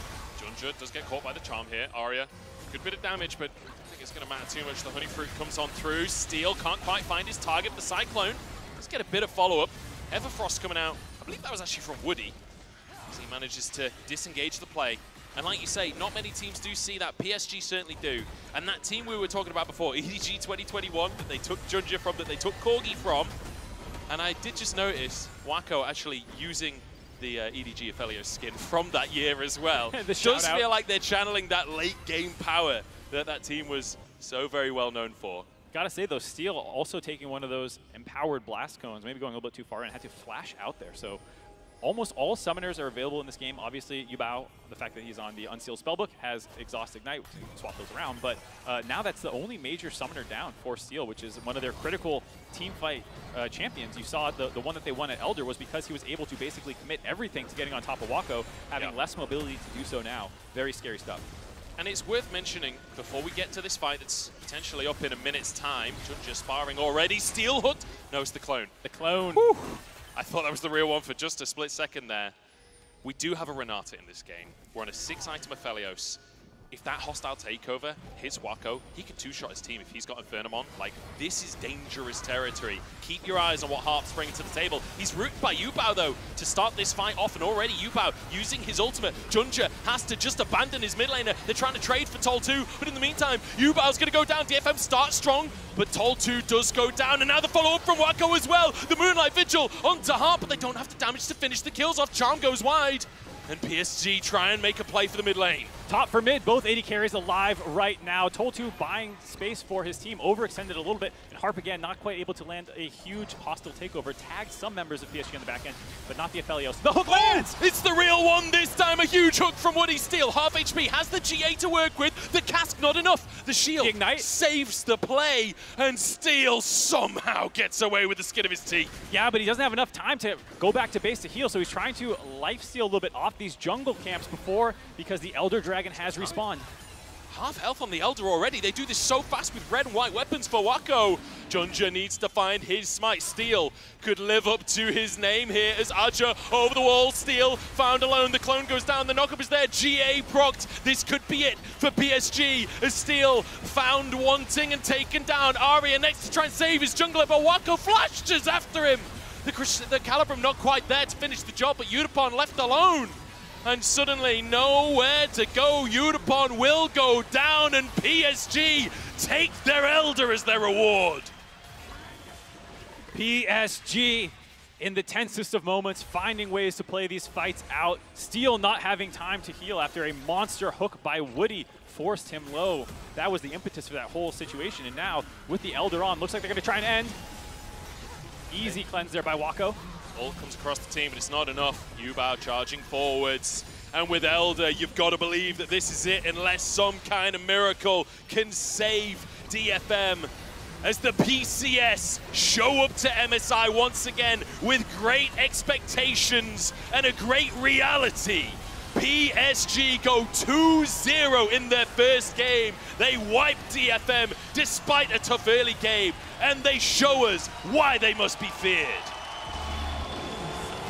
PSG in the opening match of MSI 2023 find a 2-0 victory over DFM. Doing it both ways. Game 1, absolute dominance the entire way through. Game 2, falling massively behind, losing a Baron buff, losing an inhibitor, but finding ways to claw back in the game, showing why they're such a feared team for many of the analysts in this tournament, a dark horse to get out of this portion of the stage, because they can do it all. Their team fighting is absolutely insane, and they're never completely out of the game. Incredible stuff here from PSG to be able to come back in that situation. And once again, I know we've talked about it a lot today already, but the pressure of being on that stage, being in that like mid-late game scenario where you're almost 10,000 gold down and still be able to show up on the day, still be able to show what you are made of on the stage. And you can see PSG there on the stage. Take a bow, boys, because that was fantastic. Multiple members stepping up at different points in time. Obviously, we talk a lot about Wako, given the champion that he plays and the way that the team plays around him, funneling a lot of resources in. The aggressive gale forces forward whenever he sees the opportunity to do so. But Jinjia as well, having a great game. Woody struggling a lot on the Blitzcrank, but finding the critical hooks when they mattered. Everyone stepping up at different points in time. Yeah. And my heart goes out to DFM a little bit as well, right? Because at the end of the day, like, they've come in to show up for the LJL, and after such a good early game, Tol2 having so much of a better game as well, unfortunately not quite able to make it happen. But at the end of the day, we're in a double elim. They ain't out just yet. Yep, they got their stage 1, game 1 jitters out of the way, hopefully. And I think you saw in game 2 that there's someone you can't quite count out in the losers bracket, whoever they end up going up against. We'll have to see who that is, but they are a team that still has a lot more to show, I think. Yeah, they certainly are. I certainly hope so. And I'm excited to see more from them in the lower bracket. But PSG, I think a lot of people, like we said earlier, big expectations coming into today, saying they're a dark horse. And I was a little bit nervous at the start of game number 2, to be honest, when they started to fall behind there. I wasn't sure if maybe it was all going to fall apart, but showing they've got it in the late game, but definitely things to work on. Yeah, I think that's the case where, PSG getting tested a little bit more in the early game than maybe sometimes happened domestically, but I think a lot of it was just really impressive stuff out of DFM, the map movements, the tricky angles that they come from. Udapon, I think, had a great series overall, really going toe-to-toe, especially in that second game. A lot of things that they can continue to work on, but PSG moving right ahead, waiting on for the winner of the next series, I believe it is, which should be Loud versus G2. I think one that has a lot of Brazilian fans in the audience, as well as the home region team. G2 coming up next. Yeah, I mean, Europe versus Brazil, it's always going to be a good one anyway, but the fact that we're here in London, so G2 kind of the home crowd advantage, but there is a big Brazilian contingent. I'm seeing a lot of World Cup T-shirts, and you can hear them behind me. They are ready for that second series, so definitely a lot to keep watching for, and I feel like that's going to be a chaotic series as well. Yeah, I mean, that's one where both teams like being very aggressive, very creative picks all over the place. And, with this new tournament format, it is kind of a bit of a bracket here. So DFM will drop down and wait the loser of that team, whereas PSG will be waiting for the winner of that series. If you are able to win 2 of your series, you move on. And then there's, through the losers bracket, a last chance qualifier match, which we'll see both teams from different groups move into there. So it's a very different setup than most people are used to with MSI, but I'm very excited for it. I've been having a very good time and knowing that these teams will have multiple series to play through. Yeah, exactly. And it's the fact that we get series. I think that's the biggest thing for me that makes this MSI incredible, is that we got to see 2 different versions of PSG here. We got to see 2 different versions of DFM. We got to see adaptation between, so it's not just that best of one. You don't just get knocked out off of like a bad level 1. You get opportunity to reinvent yourself. So feels good to see what PSG were bringing. And you can see very happy with their win here today, and rightly so. Yeah, I think in terms of a first series, you got to be pretty happy with that one. Sure, you don't want to fall behind massively in game 2, but I think you showed your resilience and your ability to find ways into games, being able to kind of absorb those kinds of engages and stuff. Also didn't have to show a ton in terms of draft. I think they are a team that we talked about playing very standard. It's not like they're going to have too many tricks up their sleeve. I mean, maybe the Blitzcrank was a tell, but I think at this point everyone is understanding that Blitzcrank's going to be pretty meta over the course of this tournament. Which is kind of crazy to say, isn't it? Like, Blitzcrank is kind of meta for this tournament. I hope that continues to be the case, because it feels like a long time since that was a statement you could confidently say. But, I mean, Woody as well had kind of a tough early game on the Blitzcrank. Didn't really perform earlier on finding those hooks, but when it mattered the most in those team fights, I mean, the final pick onto Steel gets the invisible version of Wukong with the hook. Like, that clutch moment, that's everything that you need. Yeah, I think it's probably an intentional thing, too. You know that the Wukong's always going to clone, so rather than shoot it right where he is, shoot it roughly where you think he's going to try and escape to. So very heads-up stuff there, and that's why everyone loves Blitzcrank, because you're never out of the game. Yep. You have a terrible game, you're 0-10, you land that critical hook. In the post-game lobby, everyone's talking about how great you are. They totally forgot about the fact you inted the game earlier.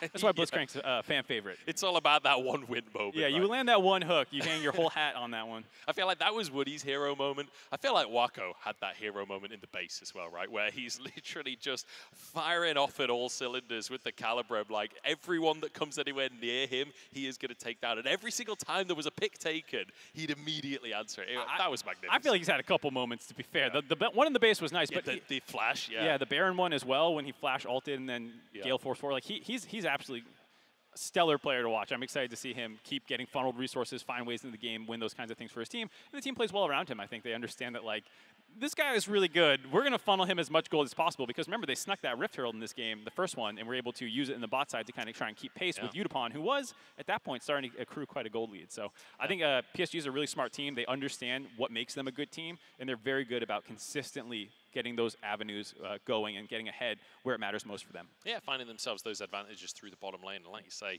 we're falling behind in the early stages of that bottom lane, but managing to find a creative way to get themselves back in. Like, that's the kind of stuff that I think isn't talked about enough in League of Legends is creativity in the moment, like being able to find a different way to approach something. And I feel like that's something we saw a lot in Game 2 from PSG, is like problem solving, figuring out, okay, this isn't working, how are we going to change things up? And that's the beauty of a best of 3 as well.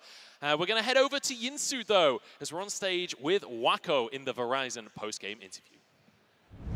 Thank you very much. I am joined now by Wako, and Wendy's going to come and translate as well. First of all, hi, welcome to London. 你好，欢迎来到伦敦. That was a very, very exciting comeback there in Game 2. I want to ask you and get your thoughts on how you feel like you were able to make that comeback, because it was very back and forth towards the end. 那首先恭喜你们获得了首胜，而且是欢迎来到伦敦。说到今天的比赛，就不得不提到第2场的对决是非常的焦灼，有来有回。所以说当时是在最后是怎么样找到很漂亮的机会，完成今天翻盘，有什么感受？因为虽然我们阵容前期是有点小劣势嘛，但是我们就是中后期其实发育起来之后，就是基本上都是只要赢一波团战就可以翻盘了。所以我们后来有抓到机会的话，就是觉得我们 只要赢一波团就翻回来了。 So based on our comp, definitely we are the one that put ourselves in a disadvantage in the early game. But it feels like if we can scale up so well, if we can just seek one opportunity to win one single team fight, we still got the chance to make the comeback. And luckily we were able to do so. We were able to find a very good opportunity to just punish the opponent to win the game. Yeah, that was a really crazy team fight. Now, you guys usually play very slowly. You like to take your time. And DFM, they're the opposite. They love the early game aggression. Did you find any difficulties at all playing into that style? What was the game plan to adapt to a team that likes to play fast? 那其实说到你们的打法风格是比较不同的，你们很多时候可能会比较运营，然后打到中后期，但是你们的对手 DFM 他们是在前期就会进攻性十足的队伍，所以说可能面对到他们会有怎么样的一些难点呢？那么你们又是怎么样去很好的去应对、去变通，然后赢下比赛的？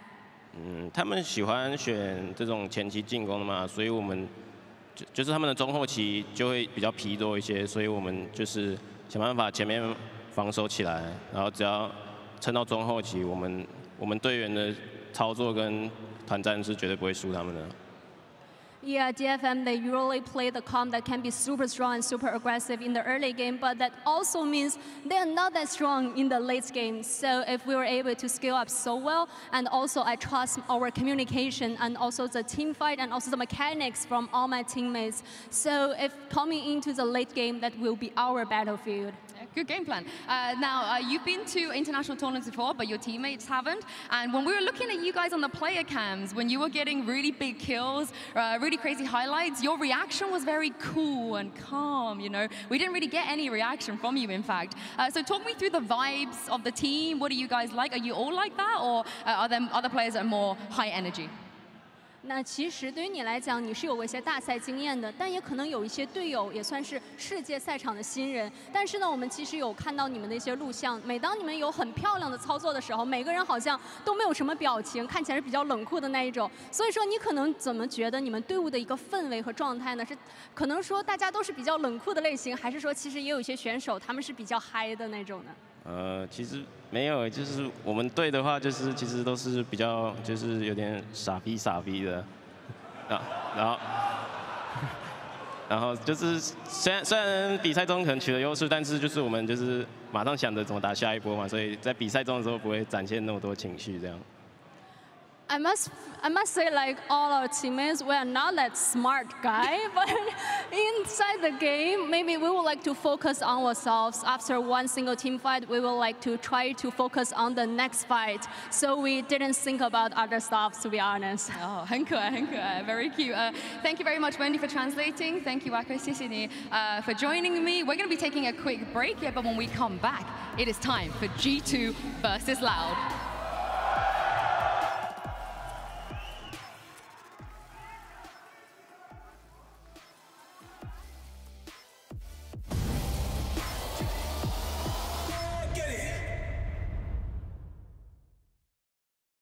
I'm not here to hurt you. I'm you. From the future. I'm here to investigate something in the past. So Zahn is in trouble right now? If you would just listen, we'll be keeping the city safe from a devastating future. Well, if it isn't the boy who shattered time. There is a war coming. I don't know what happens in the future, but it's not up to you to fix the world all by yourself. He's been coming back to the past over and over again, trying to fix something in our timeline. We've all got him, Echo. The first fight you have to beat is with yourself. This isn't over. Not yet.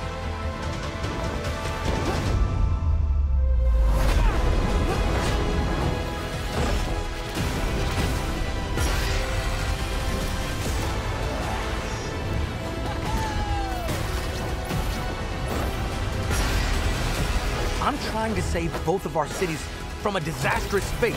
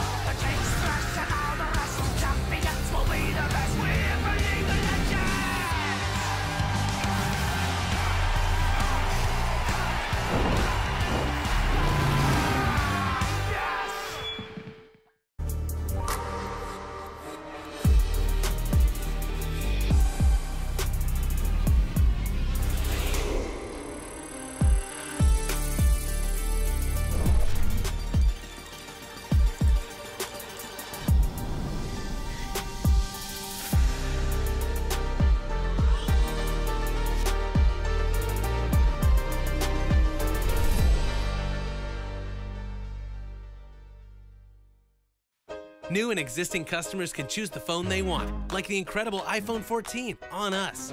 Not to brag, but I'm on Verizon now. And I got to choose the phone I wanted for free. Not that you're bragging. Choose the phone you want on us. Verizon.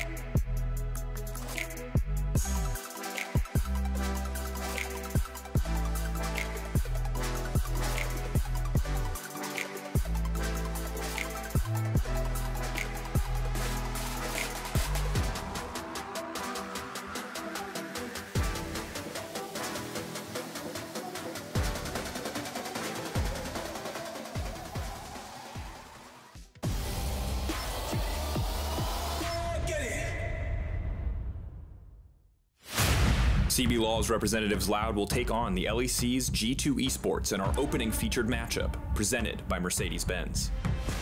Loud will have their work cut out for them as G2 come in as the heavy favorites. Can he make it for it? Rock and stone! But the back-to-back CB Law champions are no strangers to beating European teams, having taken down Fnatic last Worlds. This might be an ace on the table out of the Brazilians. The 2019 MSI winners are a shadow of their former selves, with only Caps and Mickey X remaining. After being knocked down to play-ins by the eventual LEC Spring champions, they'll be looking to return to the form they showed in Winter. Thomas killed one carry. He wants to kill another. Oh, the penta for Hans. Now the question is, will Loud ban Draven?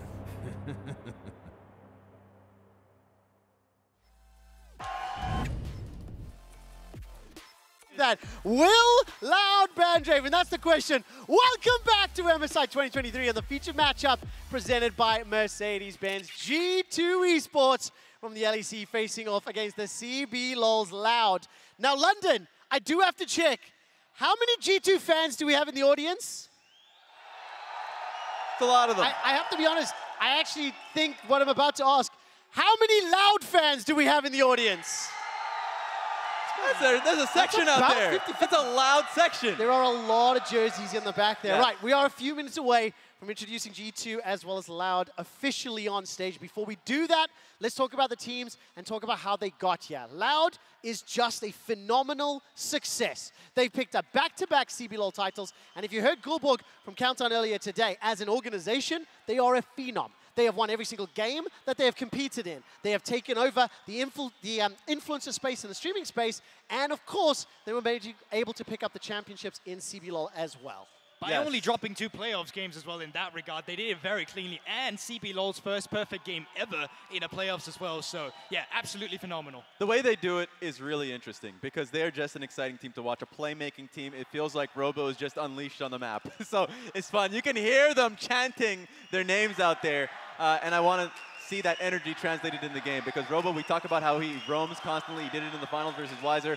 He did it in the first round versus Los Grandes. Like the fact that they as a team will look for plays, they're hungry for action, is nice to see. I want to just check, do we have that B-roll for Robo to pull up? If we do, we can carry on building on it. But obviously there's a little bit of moving parts here. GB, what do you make? No, I think it's just the fact that they are also one of the regions where they realize that, yes, top lane can matter in regards that we still want to play Olaf, but we want to play Olaf so we can just push in and run straight down towards the bottom side and make plays around the mid and bot lane, specifically securing the objectives. Yes, and this is an example that I was talking about in the finals versus Pain Gaming. The fact that Robo, immediately after pushing top lane versus the Gnar, goes mid lane, tries to counter-rank the gank, goes and tries to harass, get a kill off of Sejuani, it actually puts him behind. So there's always a risk involved there.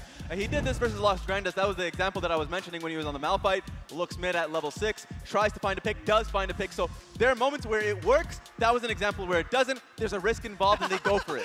Why didn't you take the one where it worked? I wanted to highlight the risk and reward. I hope the energy and the volume is coming through our home, but literally since the Brazilian crowd and obviously the local squad of G2 have taken to the stage, it's quite electric here in the venue. Yes. Let's throw yourself a little bit. Now let's turn our attention against, of course, Loud, talking about their Korean bot laner. The very first imported bot laner to win CBLOL. I mean, it is a monumental achievement, but also for the organization as well. Yeah, first of all, it speaks to the history of Brazilian AD carries, but with Root now coming in as well, he's just the main carry on this roster. When they play around him, they function. When they do not play around him, they do not function. There was games in playoffs where they tried to play for their Malphite, tried to set up dives on the top side while they still had a good draft where you play front to back through your AD carry, but they ended up getting cross-map and Raud just stuck back and then Ophelia is just dying on the turret. So when he gets the resources, absolutely excellent. While you're right, he died. He took a man down with him. That's very that true. outplay potential that's really funny. And it's the energy that kind of flows through the team of like, yes, there's always a risk. You don't want to leave your Aphelios alone when you want to play towards him, but Root is able to outplay in those moments and in team fights, and so there's that hope that comes from the Brazilian There's no but fans. after it. It's just always a risk with Loud. That's just what it is. There's no but. But that's going to make it exciting to watch, I hope. The question is, what version of G2 are we going to see? I think you can make a defendable argument that G2 Esports is the biggest name out of all of the play-ins teams. Yeah. This team, however, fell short in spring. As a reminder, the LEC has had 2 splits, winter and spring. G2 dominated winter, and they placed 4th in spring. I do think they need to improve their play. I'm going to say it bluntly, we said it earlier today, Craps showed up in the spring playoffs.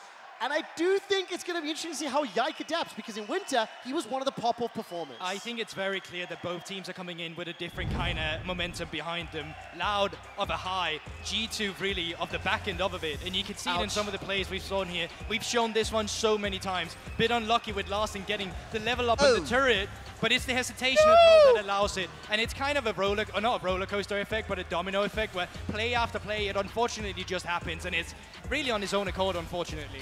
Yes, and so that's the execution not working well for them. The draft is really interesting because they seem to experiment a lot in how they play. Sejuani mid.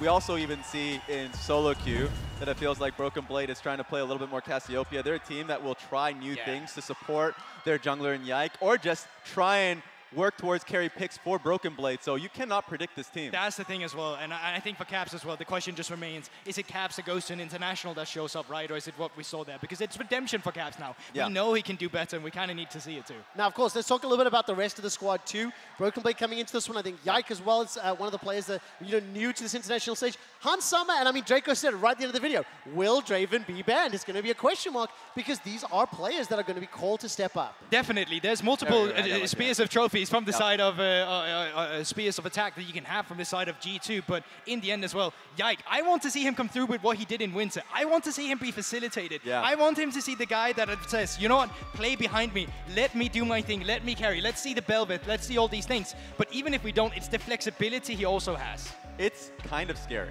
Because I've seen those games where he's on that Belveth, he gets an early advantage, and then he just hunts in the enemy jungle and does not let you breathe. And when that happens, you're like, holy crap, this is the Yike, this is the person that they had replacing Jankos, and this is the person that they're putting a lot of faith in, right? So when you see those moments, it's like, I can see why.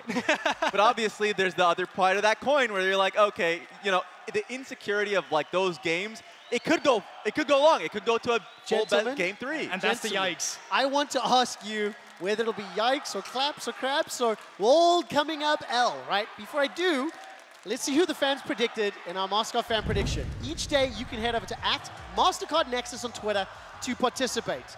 No surprise, 79% of the fans have voted for G2. I believe time zones will be influencing this one just a teeny bit. So now we see Caps' dad in the audience. There he is. Cheering and chanting. And this is going to be a loud one. I cannot wait for our Irish Dapper duo to get you into game. Before we do, though, we'll have to introduce the fans, and before that, we need predictions. We have a few minutes still to go. Yes. Who will win this series?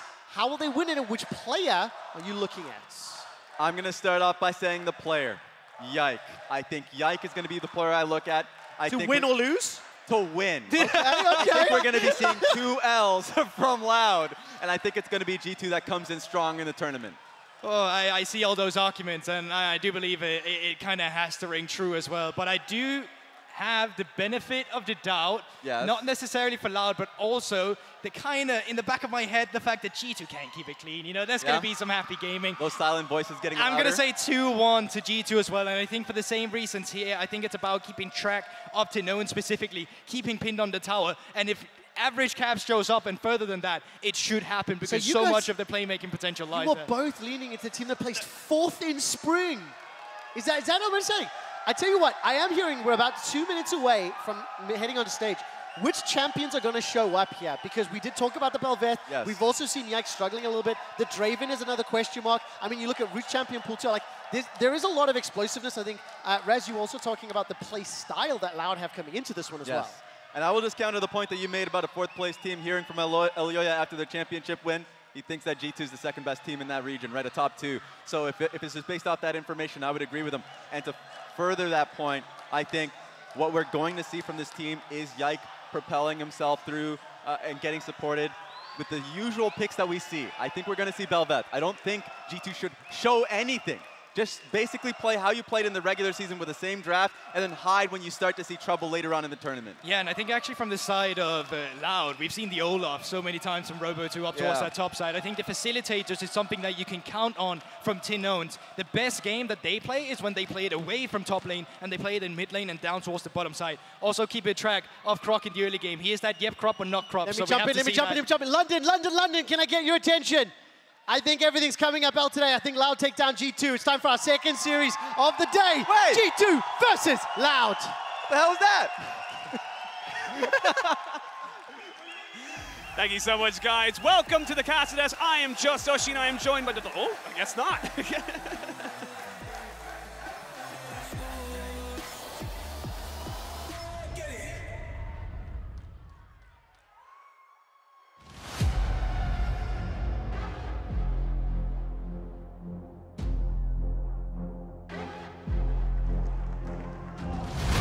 Some noise for Brazil's Loud! And welcome to the stage, Europe's very own G2 Esports!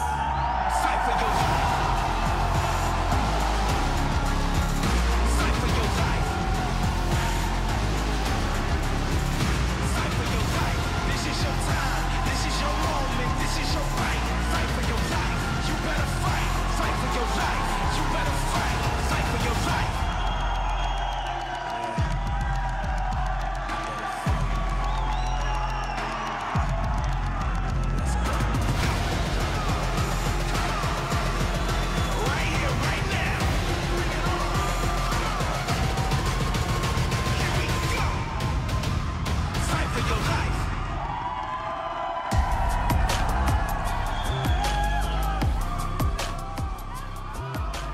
Welcome to the Caster Desk. I am Just Oshi, and I'm joined by the delightful Dagda. I don't know if they got a glimpse of us, a little bit tease of this Caster Desk as we get ourselves a full Irish here on the Caster Desk here. We're going to be bringing you G2 Esports versus Loud. And this crowd is loud. Like, this crowd is insane. I am so excited for this series, though, because even as you talked about on the desk, there's so many picks that can come through. We've seen it so often that CBLOL has been that upset region over Europe as well. You look at Tinons, who was on Kaboom back in the day. When you look even last Worlds, this team, Loud, ended up beating Fnatic and causing bedlam at Worlds, and now G2 have to make sure they can bounce back into this. That's the big thing. Bounce back. G2 are not coming in with the highest of confidences. Everyone still believes in them. It's still G2. It's still Caps on an international stage.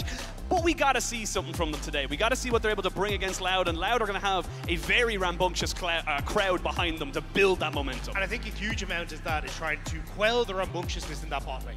We've seen if G2 are able to get these leads either through the jungle or even in that bot lane as well, they're able to take over games. They love to snowball, and for Loud, making sure you can get root into a good place is going to be so important for this series.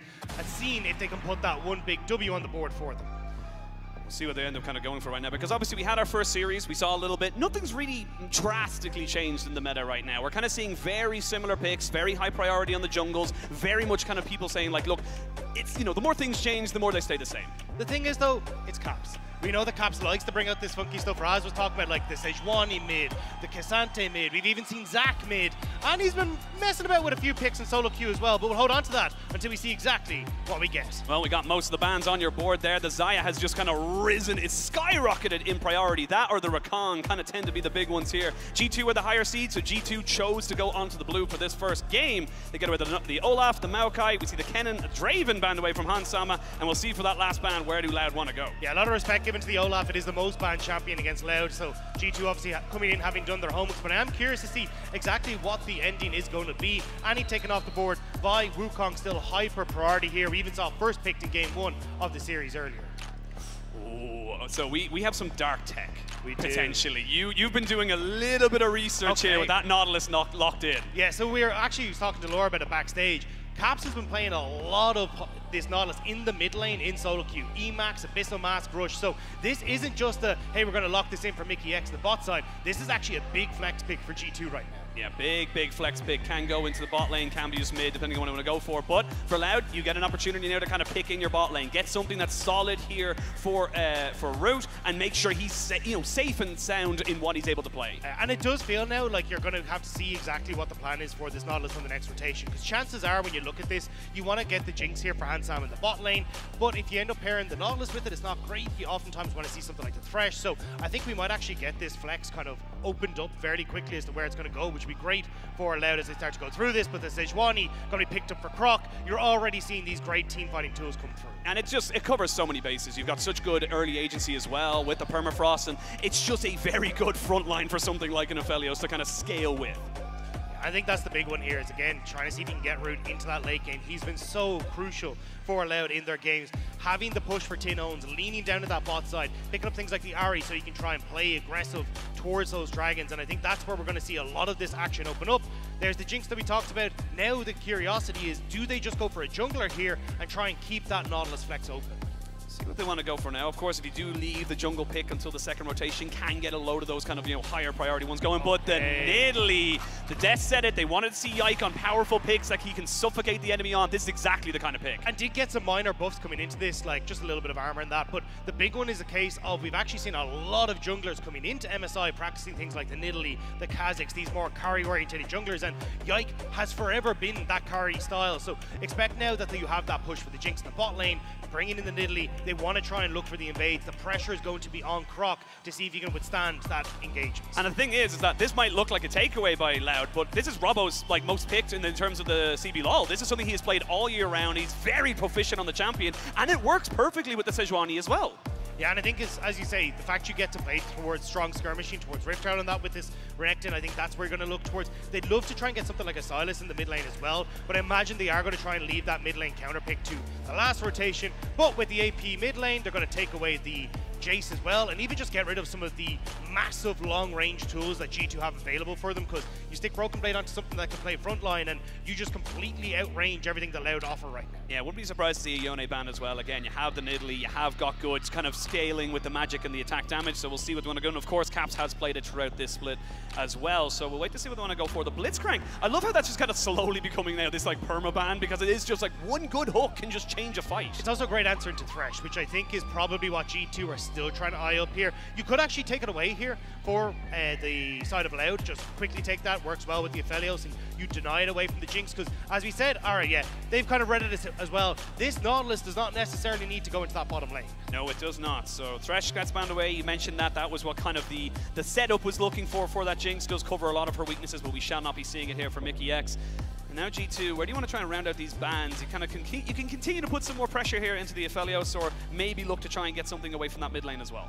I think trying to get rid of engage tools is probably your best bet, because at least at the moment you still have this Sejuani there, but it definitely feels like you're trying to play a range here. So there's the Leona gone as well, and just making sure that you can try and use that big range discrepancy that you have to your advantage.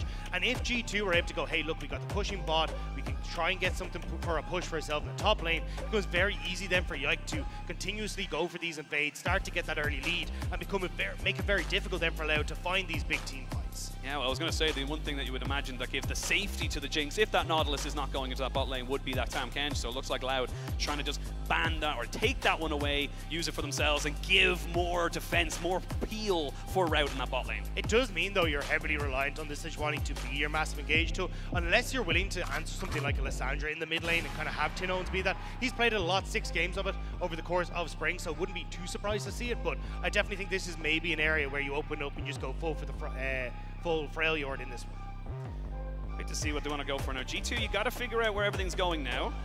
Might go, and they do! The Darius locked in there. They're going to try and get some serious pressure here on this Renekton. Yeah, Broken Blade obviously learned a thing or two from Adam over the course of playoffs. It's like, hey, look, if you have a composition that is short range and needs to jump in on us, let's just go for it. And now we'll get the confirmation. It's exactly where that Nautilus is going. Oh, Mickey, go on. Go on, my son. See if he wants to go for it. But again, hard engage. That is a Nautilus mid for Caps now. You called it straight off the bat, and he obviously feels very comfortable bringing it into this comp. Yeah, he likes to go for the Emax on this Nautilus, gets a ton of push. You're able to go for a lot of high damage as well. And even the fact that you have a good amount of AP damage coming through from the Nidalee, You rush this Abyssal Mask, it works wonders in the mid lane, and you don't really have enough AP damage at the moment on Loud to kind of flex into some sort of AD mid laner without causing it trouble further down the line.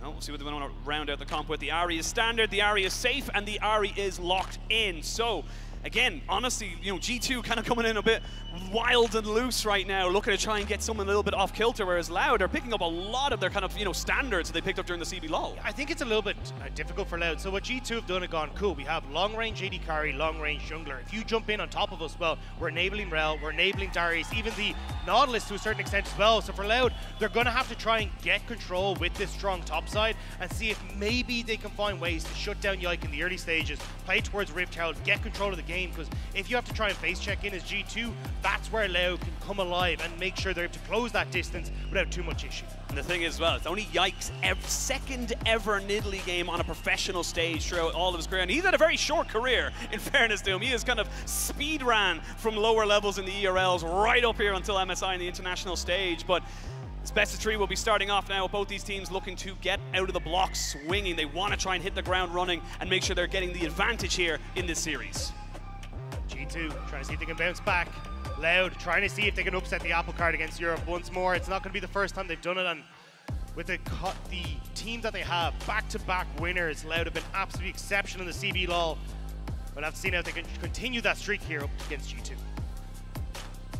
And for Loud, it's just been such a massive meteoric rise in terms of the relevance of this team. Like we got Goldberg mentioned it on the desk as well. This team is just so everywhere. You can't really avoid Loud in any esport in general, but we'll see what they're able to do here. They've got a bit of a crowd behind them as London, we are jumping into game 1 of the second best of 3. The LEC number 2 seed in MSI looking to try and make sure they can bounce back after a little bit of a disappointing spring. So now we're going to have to see what G2 can achieve. Caps on the Nautilus going for the Aftershock. His solo queue win rate, 9-0 over the last week. This has been an absolute menace for Caps over the course of the last week in solo queue. And I'm excited to see now what he can bring it out on the main stage and what it's going to look like. So I don't want to alarm anybody, but Croc doesn't have any items. Okay. Croc needs to go back and get his items. I don't know if he knows this or if there's a little bit of a bug on our side, but as of right now, it doesn't look like the Sejuani's going to be getting level 2. Yeah, this is actually massive. Yeah, Croc really needs to cop on. I don't know if anyone has really realized, but we'll have to see exactly what the game plan is going to be. Yeah, I mean, you'll notice as soon as he ends up going for his initial clear, the funny thing is, if he actually dies, maybe that helps. Because I mean, possibly, yeah. Give him a faster recall. But the invade has been spotted out. Nobody's gone for anything yet. Yike will be starting off this red buff here. And again, Croc doesn't have items. Yeah. I just need to make that very clear. So we're maybe going to have a little bit of a smite fight. Seos is around, though. They are looking for it, so we'll land the spear here onto Croc. That's a fair bit of damage here. A little bit of already a bit of a skirmish coming in. They're going to try and go for the smite fight. They're going to jump in, though, with from the thing, they're Croc. And this is the thing, he doesn't have items. He doesn't have level 2. You can see him on the screen. He's realized how unfortunate it is. Does win the smite fight, but now forced to reset. And I think Yike has probably copped it as well. He's going to go back into his top side here and start to clear this out, but not the start you want as a CB Law representative. And the thing is, you called the bluff, you called the invades, you were able to get everything set up, you even had the Tam Kench kind of come up with you, and now the bleed stacks from Broken Blade in the early level 2 means that Robbo, he's got no one to defend him because they know that Sejuani had to go back. And it's going to go down towards that bottom side as well. The ward on the Raptors made it pretty clear that, oh, well, you're going to have to look towards the solo lane in the top side for Robo. And now we'll have to see if G2 can try and punish that one. Nidalee going to be clearing down towards the bottom side, but we're just going to get the repeat here. This is where, like, Croc taking a lot of damage because he actually isn't going to have a pet to try and heal. And yes, does get the smite, but you can see his face there. Realizes, he knew how badly that had gone. He realizes, he goes, wait, where's my level 2? Hang on. But look, it's a small little thing. It doesn't mean the world. It's obviously a small little advantage, and it's now what G2 can do with that information, with that little bit of extra tempo, is going to be the difference maker. I am curious to see now, with the amount of hard engage you have with G2, you got to be so careful with these mid-game skirmishes, as Robbo taking so much damage here from Broken Blade. I think G2, the biggest plan they want to try and go for is actually, if you look at Yike, what they want to try and do is play around mid here, make sure they can burn Tin Owns and continue to put the pressure on towards Croc in the jungle. Tin Owns has got decent wave clear, but again, so much single target CC when you have a Rel, Nautilus, and oh, Flash Hook. Flash responded. And a little spear off the back of that one there. So Tinone's now without his mobility to escape that if it happens again.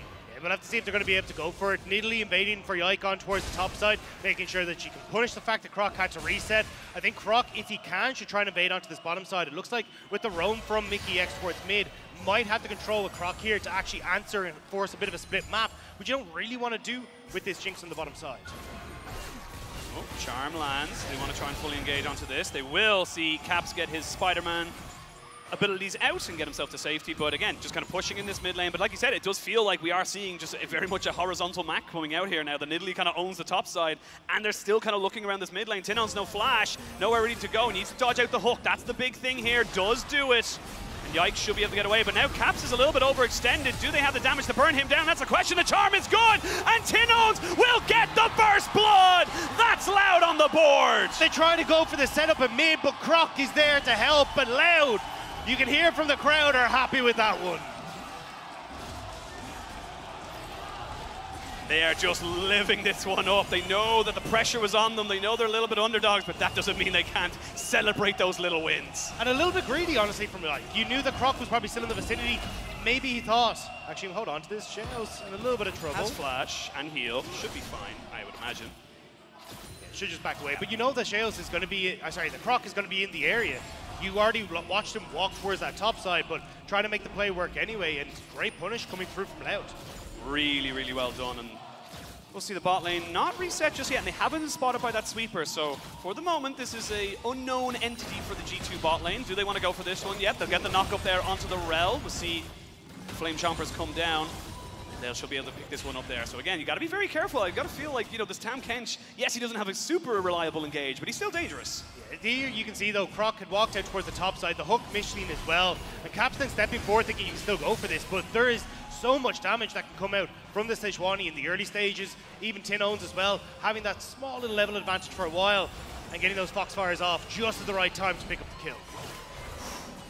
Look, what works in solo queue doesn't necessarily... Oh, there we go, the energy. The crowd absolutely love it. But again, look, what works in solo queue doesn't necessarily... We always kind of come into this as well, every single international tournament. You always remember Worlds where it's like, oh, a Moo Misfortune are back in bot lane, the Tryndamere mid, and then as you slowly go on, it's kind of like, doesn't really work as well. Yeah, but I will say Loud made it work real well last year. They did. Where they absolutely manhandled bot diff, flexing on Fnatic in that lane. So I would not be surprised if Loud are kind of a little bit aware of some of the craziness that G2 are bringing to the table. And Sales now trying to move up, make sure they can cover Mickey's roams. This is really good from Sales. Every time we've kind of seen Mickey start to roam up, he's been trying to match. Sales has been very active there, just constantly calling anything that can really be around there. Croc was spotted out on awards. They know that the Sejuani is very likely in this brush, even if they haven't got exact vision of him right now. But again, G2, they're kind of having to figure out where they want to try and go with this one now, because again, you still don't have the flash on Caps. And because they've lost so much control over mid, Yike hasn't been able to invade as much as you want. Croc is now in control, and he's moving topside. You've got the Ahri in tow, Yike is here. Yeah, you do have Yike here, but it's going to be a PP coming in off of it as well. Broken Blade does get CC down pretty damn well. He gets flash away, he gets a decent heal, but the resets are coming in. They will get Robbo though on the backside of this one here. Yike has a flash. And it's a 1-for-1 trade. You get lose the teleport though off of Caps. Broken Blade lost a lot of that wave as well. Will end up being picked up by Caps there, but you can see Tinone's starting to get around the map, working with Croc. This is actually pretty dire straits for G2. Loud are winning this map consistently thanks to the plays that have happened in the mid lane.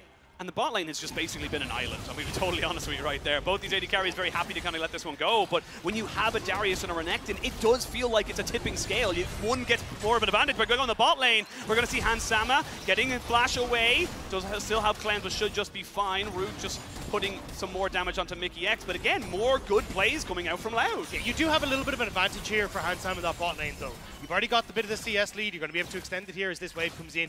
You got the early cull as well. So at least as long as this bot lane gets left alone, G2 are in a good spot. But it's a top lane where it's not going so great. What was a winning lane for Broken Blade, he tries to get the pull, which works, but then the CC comes down, he flashes away, gets the heal, but now we're in action again. Because you're going to be able to get the permafrost down on this, no problem whatsoever. But they turn back into Croc, and there's the execution. But this Croc is huge. You've got Robbo nearly able to take down Yike, but a double kill for Broken Blade, and G2 get themselves right back into this. It was so close to going right for Leo, but G2 managed to swipe back, and even you can see Caps moving across the mid lane as well. He should get that Yike. Just need to back away as Tin Owns was showing his face in River, but G2 managing to get something back off that play. This is the thing as well, I was just mentioning it as we looked at that replay, is that with the Renekton and the Darius being so good at snowballing, it does feel like whoever gets that little bit of advantage, that tip of the scale, it can just go so wrong against you, and it's getting dicey. Yeah, but the thing was, we talked about Loud, how they wanted to try and play around this top side, right? You've got the W from the Renekton, which helps set up so well alongside the Sejuani for the permafrost, for everything, but just haven't quite been able to get Tin Owns into a position where they could actually turn that one back around. But Caps now taking a little bit of damage from Tin Owns. Looks like the attention with Rift Tower going across the G2 has been shifted to Loud on the spot side. They want to go for a dive. Sama doesn't have flash, does have cleanse. They're going to try and tank this one up as long as they possibly can. The flash forward, the flash away, and Hansama gets a kill before he goes down though. They may look to try and kill off Mickey X. He doesn't have ult, and you've got 3 people here. They've cleared out the wave. Do they want to go for it? That's the question. Level 6, no one really kind of coming to him just yet, but LLL don't know that. Yeah, they're trying to see if they can spot out where they're coming from. It's only Yike. Caps is now showing on mid lane, but looks like they're going to be happy enough. They got the kill. You deny that wave from Hansama, get that CS back in an even spot, and now they can even look over towards the Dragon if they want to, but they are going to take it easy and have Root actually come in for the reset. Not going to be able to delay the back of Root there, as he wasn't even taking it. We will see Tin Owns landing the charm, but again, very, very powerful health bar, I should say, on the Nautilus. Should just be able to kind of go for it. Looking for a little bit of a trade back, but not really going to be much else. And you can see what the issue here is, that when you're looking at this Nautilus, because you end up going for this Abyssal Mask first, you end up quite tanky with the Protector of the Aeons coming through. It's kind of difficult to take you down. You're just great CC setup, and then when you get towards the later portion of the game, opening up for the magic damage that can come through from Yike on that point-and-click CC is going to be so important to try and play around. Tin Owns now, having Yike attention, can we get the hook to land? And this is the question. There is a flash available for the Nautilus. And they've got plenty of vision here, but they did get spotted out, so they know that Yike is in that vision there. You can see them kind of pinging it out for the moment. Croc moving over, now gets spotted on with the sweeper of Mickey X. And everyone's just kind of getting a little bit tempered. Everyone's behind. They're a little bit behind, but it's a Nidalee. Should just be fine, in my opinion. But top lane, we're going to see another little move here. There's the ultimate coming in. Broken Blade looking for the 1v1. Has not got flash, and Robbo very lucky to get out of that alive. Robbo just about able to flash away from that. Should be able to pick up the wave, I believe, but just have to be a little bit careful. Yeah, we'll be fine to manage to get that. You see G2 have managed to bully Loud on this bottom side as well, so they're getting the Dragon too. So what was a little bit of a slow start for G2 is now starting to come back alive. They got that Rift Herald, they've gotten the Dragon as well. The Rift Herald, I wouldn't be surprised, it's probably timing out soon, so Yike going to move down to the spot side, but Croc is ready. Yeah, I mean, there's very little time left. Oh, actually about half the time around it. Mickey X goes in, try to jump in onto that one. Hansama does have to cleanse. You do have Croc in vicinity. There's going to be a good Moonlight Vigil, and they're looking to turn this one right the way around. Loud now chasing back G2. A TP from Tin Owns, and a kill over to Croc. That was a perfectly baited setup because Loud saw everything they were doing. Fantastic read from Croc. Waits in the bush. It's like G2 100% are coming down here. They want to try and get this gold into the Jinx, and instead, it's Loud who answer back. Now they're the ones on the tower as well, and Hansama might be spotted by Croc. Yeah, he's definitely going to be forced back a little bit further, but that's going to delay him a little bit more. We're going to see more plates going off there. It's going to be the Rift Herald now spawn in the mid lane, but I'm going to be honest with you, that's all going over to the side of the Yike. There's not really much huge benefit in that in the short term. At least it's for the Nidalee, right? It is a carry jungler, so she's going to do reasonably okay, but has to be worried about being bullied out of her own jungle. You can see Like trying to get down here for red buff, solo by Loud. Mickey considering it, but Sales is in the wings. Just going to back away. I do know the ward was there as well. The Hex Flash not going to go anywhere. Tongue Lash goes wide from Seos, but everyone else is kind of happy with this. And this is the thing as well. We're kind of coming into this state in the game where Loud are doing very, very well. Yeah, looking at this top side, Tin Owns got the roam. Broken Blade doesn't know he's in a bad spot. He does have a flash. Does he want to go for a 2v1? There's a good charm. You got full stacks here on the Renekton. Does he have enough health to stay? He flashes in to get the full stacks back on the Tin Owns. They need a good charm. They've got Caps coming in now. It's both solo laners against both solo laners, and now Loud, they're running away. It's a great hook, but it's a good charm to interrupt them. Caps cannot get the rest of the CC. And it was a great call there from G2, but it leads to nobody going down. So close. Oh wait, they still might actually. Robo onto Caps. He's going to look for the charm in top of it. They're going to pop the Dominus as well. They're going to get the ultimate in, but the Jinx goes nowhere. And Robo can't get away from this. The bleed is good. He needs one more to get Broken Blade as both top laners go down. Now Caps has nowhere to be, nowhere to go. The Orbit Deception is good. The Charm is great, but Caps is very tanky. Caps on this Nautilus Where's is the doing cooldowns? so much Where's the damage. cooldowns? Caps, they got the stopwatch out of Tinnos, and he gets saved.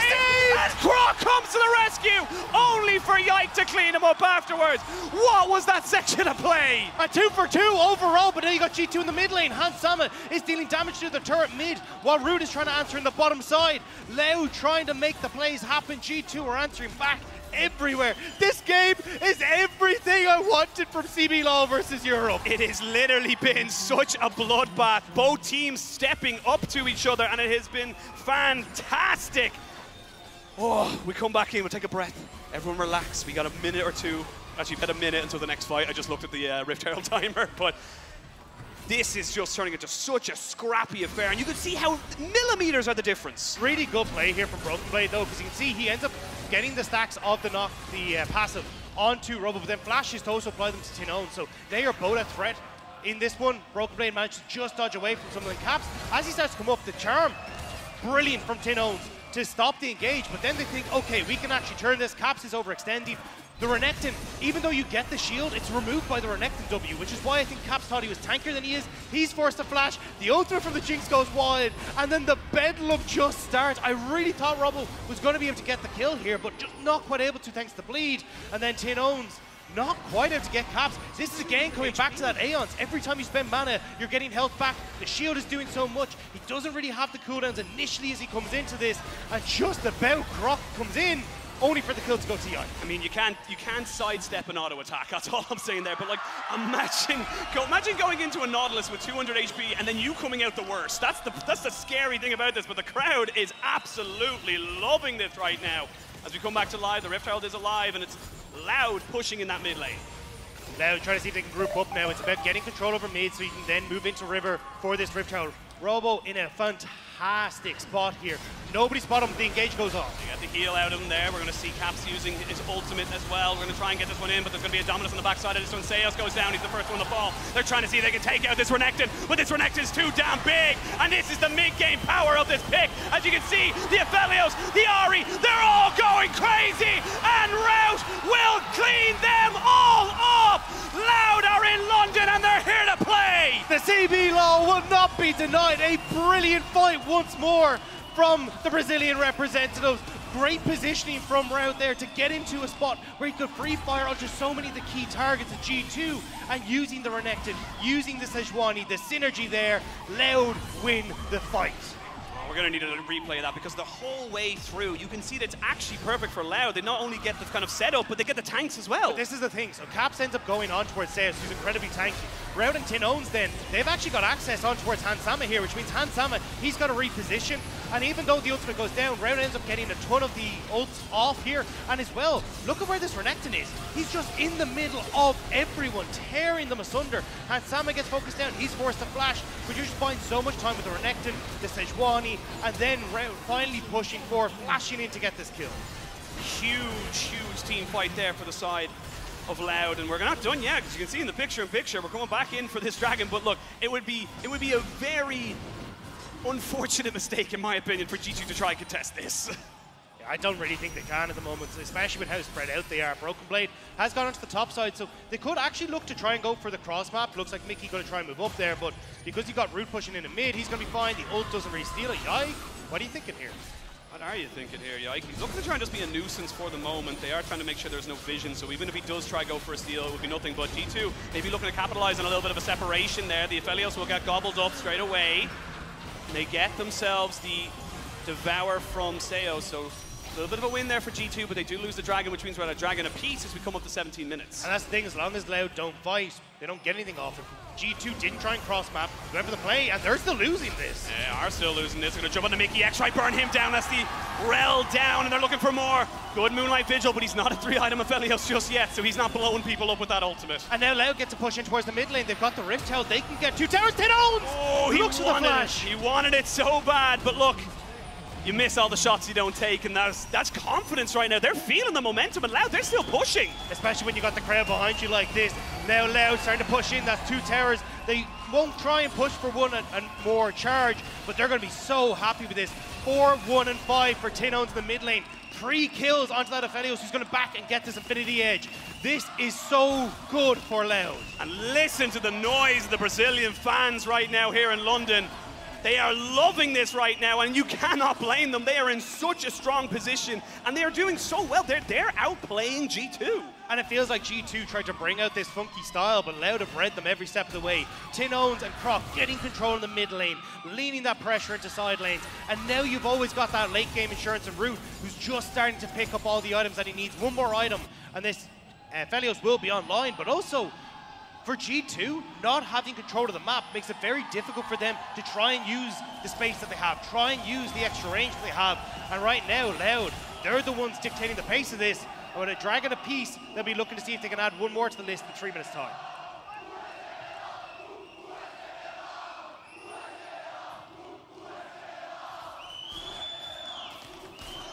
Well, I know who the crowd's looking out for. I know the crowd is going for, but I mean, what a start to this game. Look, it's not done just yet. You've taken some great steps here from Loud. You've been amazing at the way you've kind of brought yourself up to nearly the 20-minute mark, but the job is not done. And look, if we're talking about early game advantages that don't go the exact way, DFM versus PSG should be a cautionary tale. You should know that this game isn't over until that Nexus explodes. The thing is, though, you need to try and start finding these picks if you're G2. You want to try and make sure that you're able to work off of Caps, get the damage from Yike, who now has that Night Harvester completed, working up towards the Shadow Flame. See if you can slow down the pace of Loud. Start to get control over the map again, but you can see Loud, they really don't want to. Croc and Sales working together, slowly but surely inching that ward line forward as Robo pushes in top. They know Tinones is going to be fine against the Darius in the bot lane because, I mean, there's no TP for the Darius, so Loud always have the numbers advantage and Tinones is safe. I mean, look at the vision as well coming out from the side of G2. They just haven't really got a lot to tell you what's going on. They've got a couple of defensive wards, but that's kind of it. And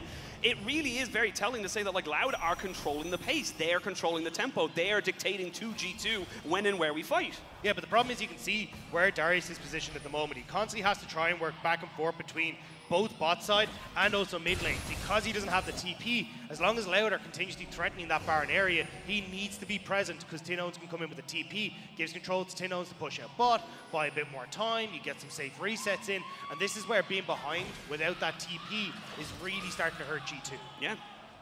Let's see now what they want to kind of go for. It looks like Loud are maybe looking for a bit of a Baron push here, or at least a Baron dance. Try and just control the vision here. Caps does have TP and Caps is in that bot side, so Loud will start off the Baron. It's only at 21 minutes. This is going to be a bit risky for them. They feel like they have the health bars. They're just trying to burn Caps' TP. Tinone's now pressured. There's the TP. As soon as they see it, they might back away, but they might go for it. They're going to go for it. They're going to see the Jinx Rocket come in, the flash in on the top, but it's Loud to get the Dragon. Now the fight can really ensue. There's going to be a great engage from Mickey X, though. Can you survive this? That is the question. Hamsama flashes out. Double kill for Broken Blade. Now the Moonlight Vigil is good. Tinone's just defending everybody else. You lose 2, but you gain the Baron. Yeah, they have to see if they can still back away here. The ultimate from Root and also the damage from Tinone's pushing them back, but we got another pause. Oh. We got another pause. Ooh.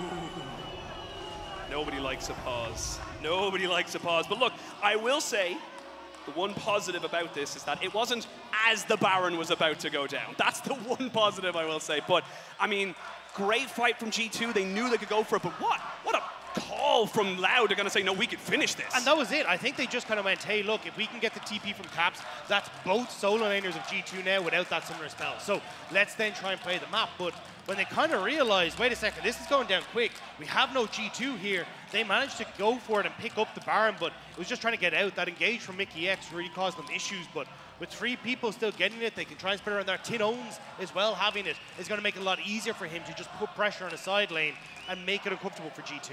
That man on your screen really putting in work there in that last fight, getting 2 of those kills, and we can see just how just kind of easy it is to tip the game in your favor. You get 1 reset for the Jinx, the Darius getting resets on the Hemo play, or excuse me, on the Bleed. It's just kind of snowballs you away. So it is literally one way or the other. Both teams have ways of kind of resetting fights. And that's the thing is that, like, coming into this, I think a lot of people started to look at Loud going, well, you know, it's G2. Like, it's G2, they always pop up when it comes to international, they always look good. But, I mean, Loud has always been a team that has performed absolutely fantastic. I mean, look, they went from 7th place in spring 2022, but after that, it was all Like, they were just looking absolutely fantastic, winning back-to-back splits. Even when we looked at Worlds last year, Fudge tweeted, you know, best team in scrims was Loud, and now we're seeing as well Loud showing up on this international stage once more. The CBLOL is never a region that can be denied, and they are looking good right now. They really, really are. I mean, like, it's one of those regions that you can never count out because of the history they have of just defying expectations, getting themselves up there and knocking down giants. And as a giant in G2, and a lot of the kind of conversation we've had about G2 coming into this has been, well, can they bounce back? You know, what does Caps look like in the mid lane? Yes, he brought out this Nautilus pick, hasn't quite worked out the way they wanted. They tried to go for this strong mid jungle that the pairing didn't happen. You end up falling behind, and now it's very difficult for you to get back control. So it feels like a huge amount of this is now relying on the likes of Hansama, on Mickey X, to see if they can get that big engage and set up that team fight for the Jinx resets. My football fan is like crying tears of joy right now with this crowd. It's absolutely awesome. But again, look, you kind of bring it back into this. Yes, in terms of the state of the game, Loud have the Baron. They lost 2 people off it, but it's still going to be useful for them to be able to kind of move forward with that. But for G2, it does feel like they are able to, if they get those engages, they're able to kind of blow the early summoners off of the Aphelios. There is a huge amount of room for them to be able to maneuver around these fights and use Broken Blade and Yike as the carries. But that's with Zeus in the back line as well, right? You have to be very careful of this Tam Kench and not overcommitting for it. And Rude has been absolutely fantastic for this squad. I mean, the first Korean import to win a CBLOL title, he has been such a big addition to Loud, and now we got to see if he can step up once more on the international stage. Was struggling a little bit in the lane phase, I will say, but with the kills that he's picked up thus far, he's still in a great spot. Well, we do have a slight update. Tournament officials are investigating a performance issue reported by Tinones, so it is on the Loud side. Obviously, we want to make sure all players are good. It seems like it's just a little bit of a performance issue. Hopefully, it's nothing too crazy. Hopefully, we'll be back into the game. Got the crowd going, man. It's just, I love this. I love the rivalry between these guys because, again, this is, the funny thing is, this is the crazy thing we haven't even mentioned just yet, is that this is game 1. Yeah. This isn't a best of 1, this is a best of 3 in the new format. So again, this is kind of a huge momentum thing because, again, G2 chose blue and they're slightly behind now. It's also interesting to see that a lot of the comfort picks that had been there for G2 were actually banned away by G2, like the Maokai, but they'd often slip it in with the Chaser, these kind of things. But the fact that we actually see them really trying to push for this Nautilus mid, I like that you're trying to bring out things that for the rest of the tournament you got to be aware of, but it's not quite there this time around. We're just going to get a replay of this. I mean, you see, at this stage, it's too late to try and jump out. Yike tries to get into the pit, 82 HP. He leaves it at, but then this engage from Mickey X is absolutely spectacular. Sets up beautifully for Ansam on the back line. You've got Broken Blade in the mix of everyone. And again, Caps is just putting so much pressure onto Rude in these fights with the ultimates, making sure that it's just very difficult for Rude to really try and fight this. Even the fact you end up swapping over to the purple guns there, just a little bit unfortunate for Rude. Yeah, and Hansama as well. As soon as he flashed away, it was an instant kind of like still putting out DPS. He wasn't having to reposition as such. He was going grand. I've got the rockets, I've got the Runeance Hurricane. I'm still able to push forward. We will have Dragon being started and taken, you would imagine, by Loud now in a couple of seconds, as the Red Bull Baron power play kind of affords them that luxury. I think you want to play this slow as Loud, though as I said that they immediately started up, because you do have Robo on that top side, no real good wards for him to TP to. G2 trying to get priority mid so they can lean over. They don't spot Robo coming down, though. Might just spot him now as he comes in towards that top river brush. Yes, they should spot him now as he's there. Jinx ult goes wide. That could have been dangerous, as it was about 1,300 health. They did get a buff in the last few patches where it's up to 1,200 damage on neutral monsters, but it is still a second Dragon to Loud, and they're still 4,000 gold up. And now I want to see Loud start to spread out around the map. Get Tinones into one lane so he can use that Baron buff. You have the extra ability here with the TP available for Robo as well to actually play this 1-3-1 style and just make things very uncomfortable for G2. At the moment, though, you can see the Broken Blade pushing in that top wave, trying to deny access to that lane for Loud. And Loud grouping up now to meet with the wave that Robo's pushing in bot lane. And this is what I'm loving seeing from Loud as well, is that every time they look for some area to play around, Root goes in, they're going to have to use the ultimate from the Sejuani, but they baited them all in. You talked about it, the Tam Kench ult is just so damn powerful. TP from the Crocodile to make sure nobody can follow up, and that's just a great pick.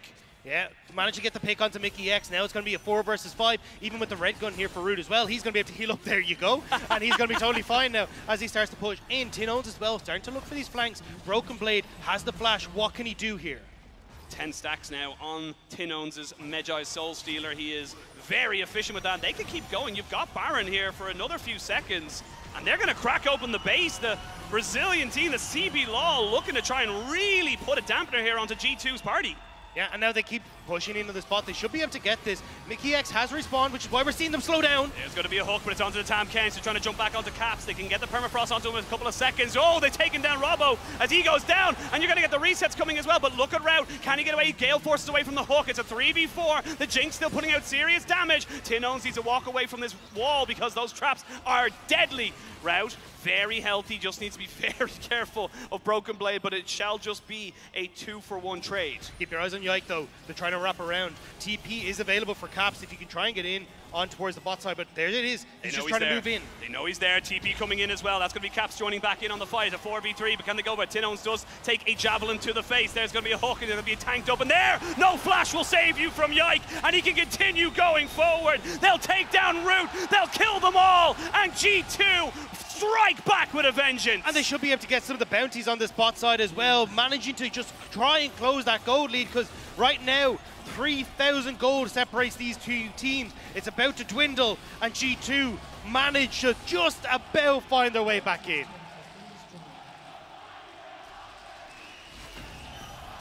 The crowd once more. The crowd is loving this game right now. We are not done just yet. The Renekton gets brought in, stunned up, and taken out. Yike with another kill. 7-1-6 on the Nidalee, and Yike is showing up on the international stage. The wheels are starting to come off for Loud. Robo overextends there, managed to get caught out, and we're just going to come back to this play here.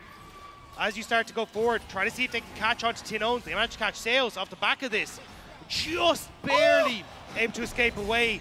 That means that in this fight, you're actually on towards the tanky members, which is not what G2 expected at all. No, not at all. But, I mean, the Renekton just kind of fell like paper. It just didn't really go anywhere, do anything, got stunned up, and really just got deleted down. And this is where the Renekton kind of starts to lose that big kind of, backline threat, because there's so much damage to burn him down. And this is the range that we were talking about for G2 as well. You can see Hansam is constantly able to just get some poke.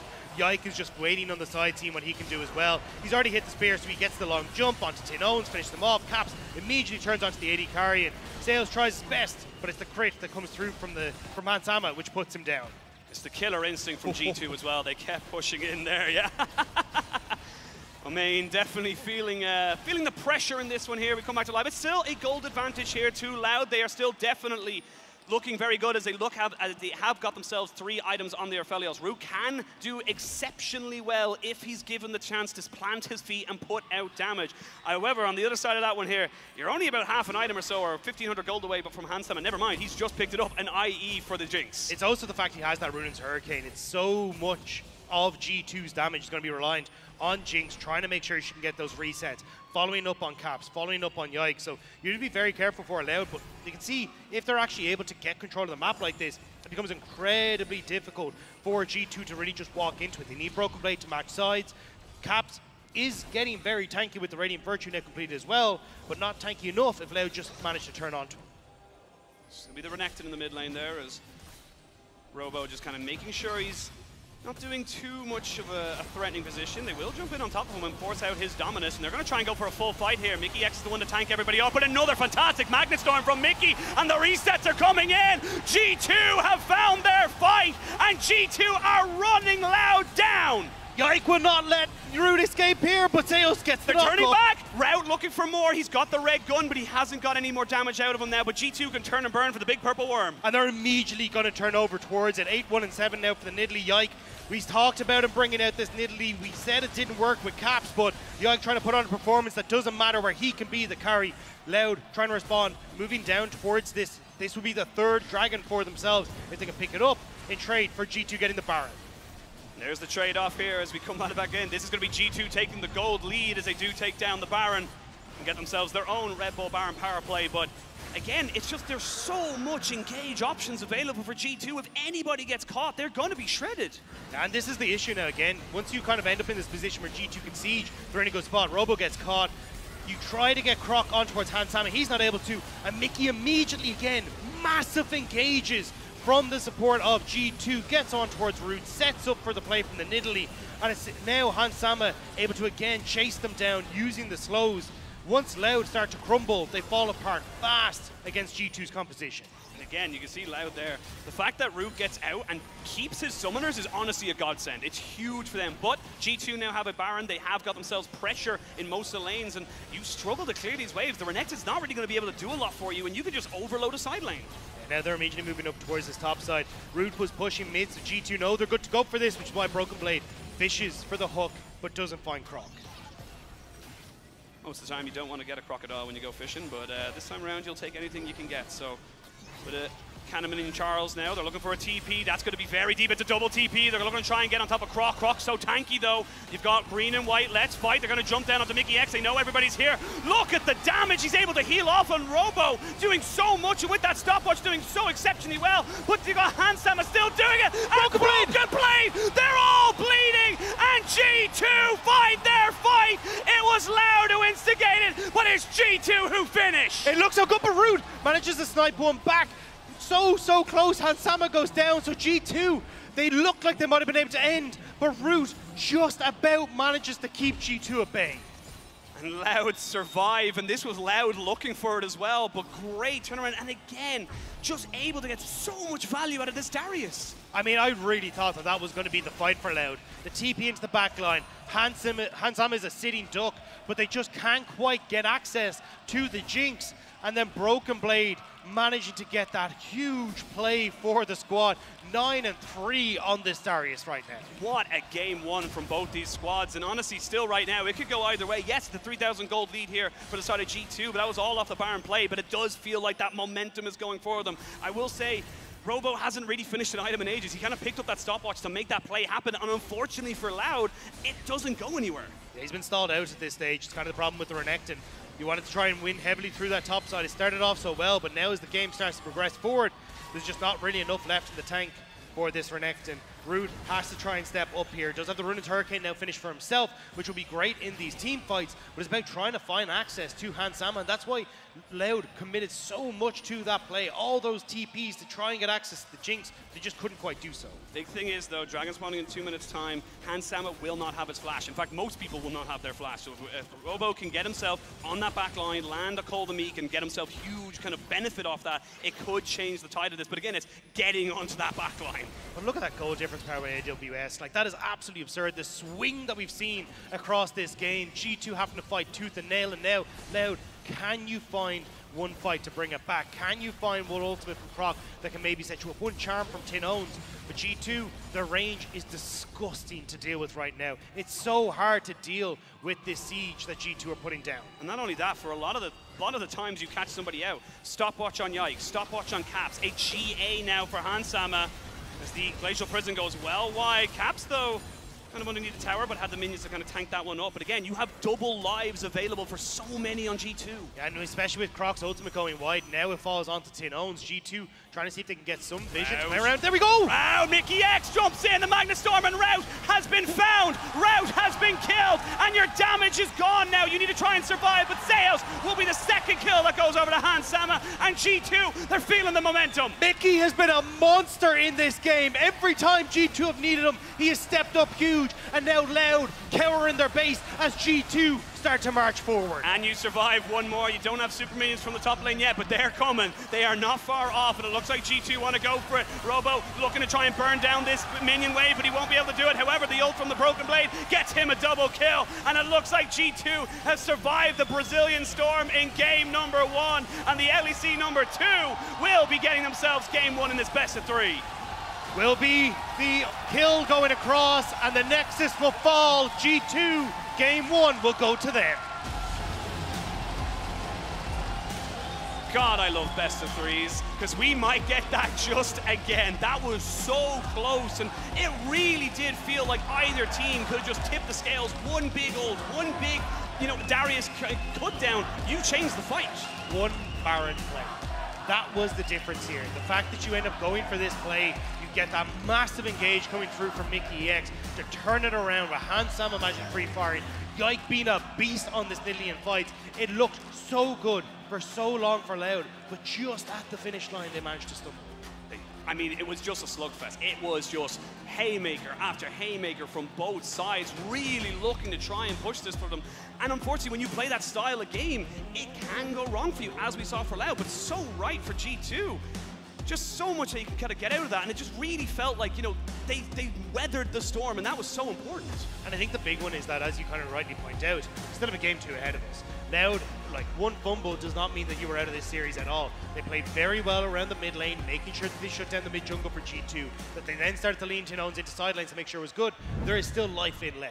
Yeah, there really, really is. But we're going to send it over to the analyst desk to break that down that game a little bit more. Ashid, you deserve a break, my friend. Take a breath, get some oxygen tanks. There's only one way to summarize that game. It was effing awesome. Yes. I mean, non-stop action from minute 1. Croc forgets to buy items, and that's the least dramatic thing that happened this game. Yes! Gut reactions after what we just saw. It was a fiesta. I feel like I went through a best of 5 in one game. It was a roller coaster throughout. Oh, definitely. Can we bring up the post-game breakdown? And I mean, GB, talk to me a little bit about this, because look at the gold swings. We can also briefly talk about the compositions as well. You know, I just have to give a huge amount of credit to Loud for playing that early game. When G2 knocks in that Nautilus and they don't have a lot of things to play for, I mean, rather, it's about playing for the top lane beginning. You have a Darius would push, you have the Nidalee, you have to move up there, you have to get the kills. BB almost does it alone. But then it's Loud every single time being the first one on the mark. They are the one making the plays. And yeah, Loud, you know, they're just a better team in the early game, straight up. I mean, they played extremely well. I think I want to give some credit to both my analysts, because during Countdown, we talked about some of those picks that could come to fruition. No, that's Raz, bro. That's Raz. Yike played the Nidalee. It's a really good job. Okay, so let's start playing this. Because the game was so action-packed, I've got a whole collection of replays that I'm going to ask my analysts to break down. Okay. Raz, I'm going to come to you first. Let's start highlighting that early game that Gulborg just talked about. How well Loud played it, and what generates them effectively a 6K gold lead. Yeah, so the fact that they went and by an edge, just being able to see the fact that Nautilus was so close to getting this kill, and then the response coming in from Sejuani. And I want to take a step back, because even though this was one play, it felt like it was a bunch. Seosh really saving Sejuani in the level 1. I mean, it was because it was a bunch of plays. There's been so much action on the top side already, right? Straight from where the first was, or not first, but straight up from the double kill in the beginning to dive from Loud as well up towards that top side. The 1-for-1s, and still around the top side with the skirmishers. Yeah, and this one in particular, Root was in danger. Even though they engaged on Tahm Kench, Root would have been the next target, but he cleared out, played alongside Ahri, so then they can have another way to play the fight. And so I thought they just played smart within this Herald fight. I just thought the game was over. Oh! Right yes! there. And so did he. Knock that dog. And we saw more of that as well. You know, Tinones in the mid lane with the player cams was laughing, even when they traded the 1-for-1 on the top side as well with the dive when they got the first blood. There is so much expression in these players as well. And you know, arguably so, they were riding that high in the early game. Even when Croc accidentally didn't get those items, it was heartbreaking looking at the player cams. The funny thing, though, is that even walking back now on stage, that's not the thing he's going to be regretting. No. Not at all, but let's keep in mind, even though he didn't pick up those items, he still won the Smite fight, he still got first blood onto Caps. Before we look at how G2 came back, before we get to that, let's summarize that early game, because it did feel like, first of all, Loud were able to run away with it. Secondly, that Nautilus pick got a little bit bullied, wasn't necessarily unlocked across the map, and I personally expected a little bit more from Yike's Nidalee. Is that fair to say? I mean, I think it came down to the way that these things were played. Like, the Nidalee uses pressure in the early game, the fact that she got so much more fast clear, the fact that in this game, the enemy jungler had to recall, and you could not leverage that into either a top lane dive or a push in with mid and move, or just move with the Nautilus. When Doinby was so fantastic on the Nautilus mid, it was about saying, I'm just going to drop this wave. I don't care about it. I'm roaming top. I'm going to get a kill. It's going to be worth it. That's why I kind of feel like Sale should save that level 1, because if the support wasn't there in that one, and if the Nidalee wins that Smite fight, and the Sejuani does not have Smite, then your entire topside quadrant gets completely taken over. And so you were even, technically, because Nidalee had to go towards her own quadrant. So there was that part, and then it felt like Tinones had his own play throughout mid lane. So there was a lot that was riding on how that early game was played from Loud as a team. Now let's talk a little bit about some of the individual players, and I'm going to ask Gulborg to explain to me, how did G2 come back? In my eyes, I think that Broken Blade's Darius had a significant impact, especially in the later fights. But before we get there, how did they do it? No, I actually agree with you. I think BB was actually the most consistent member in this game so far, and so many times he almost gets a reset. This is one of them, and it's one of many as well before they finally pick it up. But it's through straight team fighting. This game turned into a team fighting simulator, and I think the base defense in general was what saved them. It was an overextension by Loud, and Yike could continue continue to hover through the jungle because he's so fast in Italy, because you get movement speed in the bushes, because you have the gank or the jump as well, and the TP from Caps who's coming in for a gank, you're able to turn that fight around. As soon as you picked up the shutdowns, that was the momentum, the gold, the items you needed to try and come back into the game. Look at this fight. Oh my God, give me more of that. That was insane to see from Broken Blade, and a game as hectic as this, where you can lose focus. It felt like he was spot on. Oh, who knew that it was Adam's training, the hyperbolic know time what's so chamber funny of about Adam's Darius that has pushed this through and maybe helped BB. You know what's so funny about that is every time it's like, oh yeah, but when you get into a new meta, when you get to the international, these picks won't work. But now it's defined it from Europe. The fact that you play the Olaf, the fact that you play the Darius, these are like EU takes. Yo. So, okay, Loud just right. lost that game, which means they have side selection. I don't know the last time I said this sentence. Loud have chosen red side. Ooh. So, let's now set our sights, catch our breath. Teamfight Simulator Game 1 is over. G2 are up there on match point. I think against G2 specifically, it's a choice where you also know that on blue side, you can wait till all the flexes come down. If there's a specific pick that you need to be worried about, on blue side, it's way harder to actually play into the flex because they will always have the last pick available. This time, you flipped it, and that can happen. 100%, I agree with that. Something to take a note from the last draft, the fact that Tom Kench and Ari came in 4-5 from Loud meant a lot.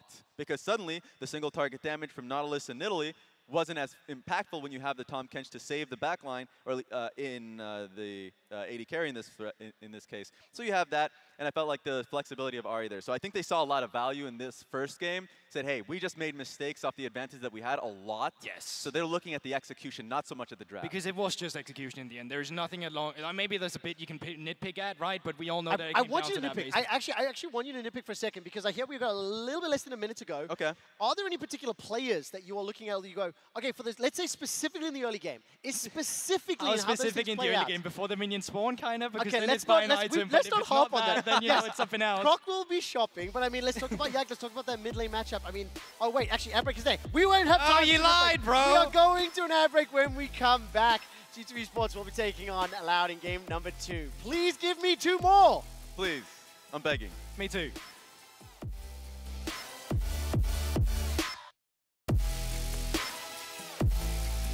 Yikes should be able to get away, but now Caps is a little bit overextended. Do they have the damage to burn him down? That's the question. The charm is good, and Tinoz will get the first blood. That's Loud on the board. Sayos goes down. He's the first one to fall. They're trying to see if they can take him with this Renekton, but this Renekton's too down big, and this is the mid-game power of this pick. As you can see, the Aphelios, the Ari, they're all going crazy, and Rout will clean them all off.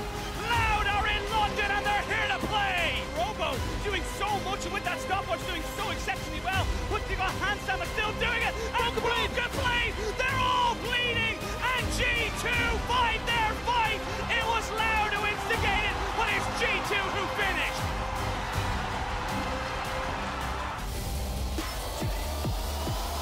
Get it.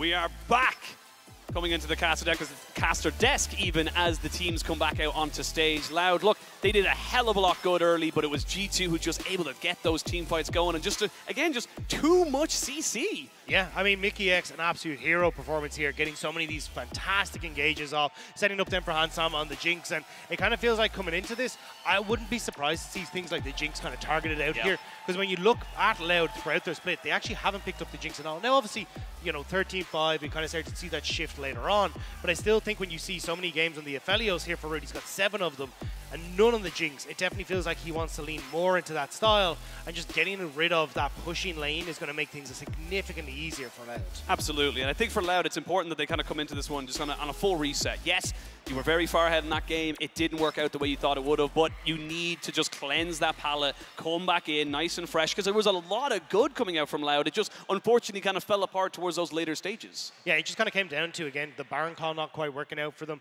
the overextension on the inhibitor in the bot side, just 2 small mistakes that really came back to bite them. But, I mean, you still feel like Loud, they have a lot more to offer coming into this, and I think it's going to be a case of, can G2 get better control over the early game? Can they find something that's a bit more reliable for Caps? Because honestly, the Nautilus didn't impress me at all. It then ended up kind of feeding over into Yike, who couldn't invade because he had no mid priority or even be able to work around mid. So I definitely think we will need to see back to the drawing board for G2 here. Yeah, because it felt like after that first gank where you get the flash Hulk and it's like, oh, this is it, and then you don't really go back to that because there's never really a world without the flash that the Nautilus can get on top of the Ahri. It needs to be an element of surprise from that point. So it kind of fizzled away, as you mentioned. And now for G2, need to see a stronger early game. Need to see them kind of getting control of this game and not letting it just kind of come down to kind of a hands diff almost in those team fights. Yeah, great play though from Broken Blade, as you see on your screen there on the top side. Darius coming through, making it very uncomfortable for Robo on the top side. I think, again, like you saw so many members of G2 stepping up in team fights. It feels like if Loud can try and get control and slow down, kind of take a breather before we come into these fights, maybe think twice before they go for some of these big objectives, they can definitely take this game and push us to that game 3. The big thing as well for G2 kind of side of thing is that like Yike has sped run himself through the league scene, kind of started off LFL 2, Division 2, won the LFL Division 1, won the EMEA Masters, then moved on to the LEC, won that in his first split, and then performed exceptional on that in Italy in that game 1. But it's also just how quickly he did it. It's 1 year Div 2, 1 year Div 1, 1 year in EU Masters, 1 year then he goes on to LEC. It's been a very much, you say, speed run the entire way through. We'll have to see now if Yike can get himself back on towards something a bit more comfortable. Looks like at the moment, Loud going for the exact same ban, same with G2. Nothing is changing up here. We'll have to see again if it's going to be that last ban Annie coming through for Loud here. Yeah, we'll see if they want to go for it, or if they do end up focusing out that Jinx like you mentioned. But curious enough, actually, Loud chose to go onto the red side this game. They said, look, we're happy with this. And I do think I kind of agree with them to a certain extent that like it kind of just came down to a little bit of misexecution in that game 1. Everything else they did was absolutely fantastic. So if we see the exact same drafts here, I don't think Loud are upset.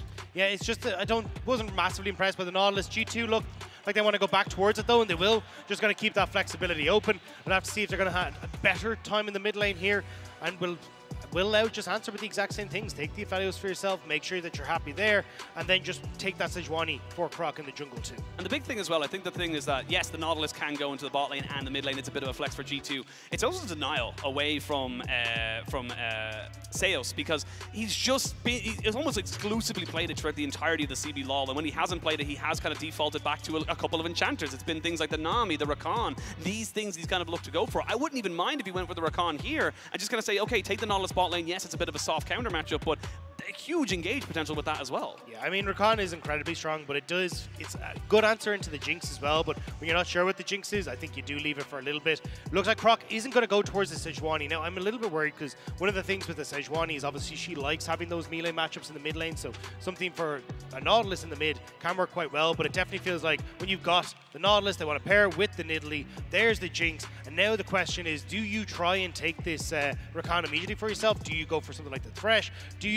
Are you happy to just go with the Tam Kench once more? Because honestly, the Tam Kench did a lot of work, as the desk pointed out, against this 1-2 combo of the Nidalee and Nautilus. It really did. The Seos, was around the map more than he was bot lane, in my opinion, as well. So he was just covering a lot of what Yike could do. We'll see what they end up kind of going for right now. Again, I wouldn't mind to see them take up the support here. It would mean that you are kind of getting, more pressure down there. Or maybe they go for top lane, get the Jax, and now you can ban away things like the Fiora and the Camille, get those off the board so Broken Blade can't really go into that matchup. Yeah, Still, though, we've seen that Broken Blade has a lot of picks that he's happy to play into this top side, so I wouldn't be surprised to see him still have an answer in this top lane. We are going in towards the ban phase, though. Gragas immediately taken off the board here. I still think looking towards like Threshes and Tam Kench is probably G2's best bet, just because, again, you saw what happened the last game where you had that safety net. I think removing that is going to make things significantly more comfortable. But you could also be looking towards the Ahri. It's very difficult to lock down the Ahri for the Nautilus, so maybe just say, hey, look, it was too big of an issue last game. See what they want to go for. They're taking their time with these bans. They're definitely thinking about it. They go back towards that Blitzcrank again. No point in having a Thresher or a Tam Kench on your Jinx if you just get grabbed over a wall. So not too bad to get that one off the lane. And then we'll see where Loud want to go for. Because Loud could turn around and say, look, we'll ban the Thresh. And then you either have to ban the Tam Kench or we take it. Yeah, I'd be surprised to see them... I wouldn't be surprised to see them ban the Thresh. It was the exact same last game, right? We're seeing very similar drafts, nearly apart from the fact that we're actually going to get the Darius ban instead. So respect given to being given to Broken Blade. But I think, as you say, now it's a question of, are you comfortable taking the Thresh? Because it does offer you the safety, still a little bit difficult when you're up against the Nautilus and the Nidalee to try and save someone as well as the Tam Kench can. But that is always an option, and just denying that away from Mickey as well. So when they'll go for and get the engages from Mickey on that rail in that last game. So many multi-man Magnet Storms coming in, and it just really felt like he was just the ultimate engage they needed. They go back to the Leona, so it's been the exact same picks and bans from the side of G2. Slight alteration from Loud, but basically the same kind of pick order. They've got their jungler in their top first, and now they're going to be trying to round out their comp with the support, and you would imagine the mid last. Yeah, it's kind of hard to go towards the Rakan in this situation because you are up against the Nautilus. If you end up getting ulted, well, you're just bringing that into the rest of your team, which isn't ideal. So we'll have to see if it is just going to be an answer with the Tam Kench, and then keeping that counter pick for Tin Owns in the mid lane. I thought it was really strong on the last side, and it looks like they're going to do it once more. Going to do it once more. Get themselves a Tam Kench. And again, Sales had a fantastic game with Tam Kench. Did exactly his job. We mentioned it multiple times how Root was able to kind of go into a fight, get caught, get out, and still have his summoners because of the Devourer. So we'll see what G2, if they want to try and change anything out. They will have to change top lane because that Darius is no longer available to them, and they know they're going into a Jax as well. Yeah, at least now you get the counter pick for Broken Blade because you do understand the matchup. We've seen him bring out a lot of strange things. Poppy did get some serious buffs, and it looks like she is going to be taken into that top side. Really cool to see her going to be picked up here for Broken Blade. We'll see what G2 want to round out their composition with. They could go Hook City as well, but right now there's kind of flicking through a load of different options. Nice smile, a smirk on Mickey X's face as they look to try and kind of round this one out. I like the Lulu a lot here because it gives you that extra little bit of kind of survivability and it kind of just makes it so hard to burst people out in those kind of big skirmish team fights. Yeah, curious to see now exactly what they can try and do, especially when you don't have a huge amount of threat for the backline. Like, yes, you've got a Wukong, but he's going to struggle against something like a Lulu, even having the Poppy there to keep Jinx safe as well. So a huge amount of this game kind of coming back to once more. G2 saying, hey, we have great wave control. We have great opportunity here to set up this long range once more and make things awkward. It looks like Tin Owns going to go back to what we talked about in game one, having another engage tool there to try and give threat towards Hansama in this game. And I mean, big amount of CC that can go down on a single target here. You've got the Jax with the Counter-Strike, the Cyclone from the Wukong, and of course the Glacial Prison, or Glacial Tomb, I should say, from Tin Owns. So lots to be able to kind of be afraid of there. But for G2, plenty of engage. Very almost identical comp that they had in game number one, where they're looking for Hansama to be that big damage alongside Yike. And it does feel like, again, we're kind of seeing, as you're rightly pointing out, it's like Broken Blade, I am PL Tank. I sit in front of this and make sure they're safe. You got your engage coming through from Caps. That's the setup they want to try and play around. And it is up to Loud to see, can they get those engages to disrupt? And I think with the Lissandra, it becomes a little bit easier than with the RE, where you're trying to land a charm. It's that single damage CC. Whereas when you look towards this, threat on side lanes with the Jax as he starts to scale later, threat as well with Tin Owns for Hansama on the back line. This is going to be a game where if you can get Loud having that strong early game once more, they have more tools to try and punish G2. Yeah, absolutely agree. And I think G2 are kind of bringing a lot of kind of, you know, confidence, I would say, but also a little bit of shakiness. Maybe the nerves are going to be off now. You've had your first game on stage. You can build a lot more from there, but this is only going to be second. Build items. Build items. Yeah. You know what? You're bang on. You know what? You're so sharp. You're the best tool in the toolbox. But again, looking at these compositions for Broken Blade, I was just given it by my assistant, Quickshot. Second ever time Broken Blade has played the Poppy on an international stage, and he's got himself a win on that last one. I love how even when he's not on the cast, he just needs to get the quick stats in anyway. Absolutely. Regardless of what has happened. It's Quickshot's world, and we're just living in it. But London, we are jumping onto the Rift. G2 1-0 up. Loud need a bounce back, or will the LEC number 2 getting themselves a clean 2-0? We'll have to wait and see. Already you can see the game plan here for G2, trying to move into the spot side. They want to get vision, so you can start to get that push for G2, make sure there's no funny business sort of happening here. Already vision cleared out. G2 looks like just going to continue to push forward. Looks like the invade is actually going to be the case here. Great level see if they one. can spot out Croc. Great level one, and a huge amount available for the Loud side, but they just get themselves some vision. They know they were spotted out because they cleared out that ward, and they backed themselves away. So Loud, very respectful in that sense setup right there. But again, you're always going to be very wary of a Nautilus at level 1 because of the sheer amount of CC he has. It's disgusting. Yeah, I think this is kind of where you get that push-pull from G2. Caps, obviously, in the Nautilus is going to provide that engage, but he's going to have to be that big setup for them. If Caps isn't there, a lot less threat here from G2 on towards Loud. And it's going to be a case for Broken Blade of, hey, I will stand in the front line. I'm going to try and disengage every time Tinones tries to go in. Anytime we get Croc trying to go in. And it's about trying to keep Hans Sama safe. Poppy did get some buffs coming in on 13.8. She does more max health damage by 1% from 8 to 9. She gets increased resistances as well off her W, the steadfast presence. So definitely going to be something where she's a little bit tankier and can't be that big front line. I have good news.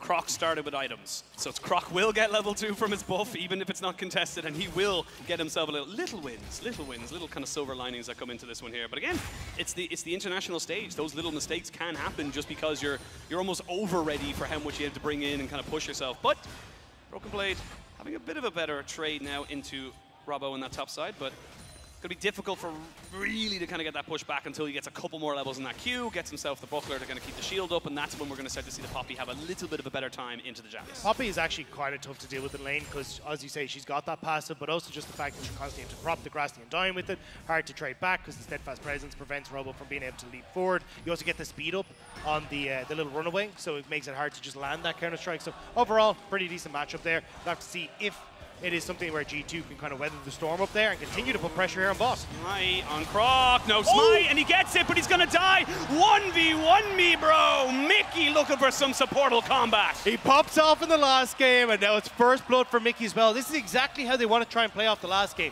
Get Yike to go for these invades. They spot Croc off the bot lane push, and that's such a great start for G2. Massive momentum there, and it means that they know they have no fear in this bot side. They can continue to push that one up forward. Robo will put himself in that top lane to try and crash this wave, but again, so difficult against a level 3 Poppy. You talked about it. Even a steadfast presence means you can't even, if she gets on top of you, you can't leap away. Yeah, and that's where it's just going to be a case of continuously trying to see if you can get control here. Even the fact you can go for something like the Osborne Gauntlet. But as you say, bot lane, Caps on the roam. Looking for a javelin, but they won't get it. They need to clear out this wave as soon as they possibly can. There is a TP here on Tinones if he wants to try and use it, but he would love not to. They're going to get the traps down, and they're going to jump on the Seos, but he will not go down just yet. The minions are here on time. Cap Spider-Man's himself away, but there is a Gravitum. Do they have anything else more? No, you survive the bot lane gank. Good from Loud. They used a lot from their own side, but they gained a lot more potential in those other lanes. But again, Caps gets the reset. He'll have the TP. He can get control of mid. You can honestly come back for this play once more if you want to. Caps! Ooh. You could feel the wind whispering past Root's ear there. But Croc will use this as an opportunity, knowing there's 4 people on that bot side, get a little bit of an invade in. And we're seeing a bit of a swap in terms of where the junglers are highlighting now in terms of their pressure. This, though, we're just getting replay. Great invade coming through. Yike clears his bot side, immediately starts to move in here. And Croc, there's nothing he can do. Yes, he does get the buff, but doesn't realize that Yike is there. And then with the Ignite coming through from Mickey, they managed to take him down. Yike even had an insult to injury, getting the 25 gold off the creep. But as a clone even, but just about. Robo not having the fun time in this top side. No, Robo is going to be forced to go back. He has got a TP. The wave is crashing into him. Not the biggest thing in the world, but G2 starting this early game much brighter than they did in the game number 1. TP now coming through from Robo back into the top side. Mickey is here. Yike considering moving up. Caps also has push in mid. This could be a dive once more here.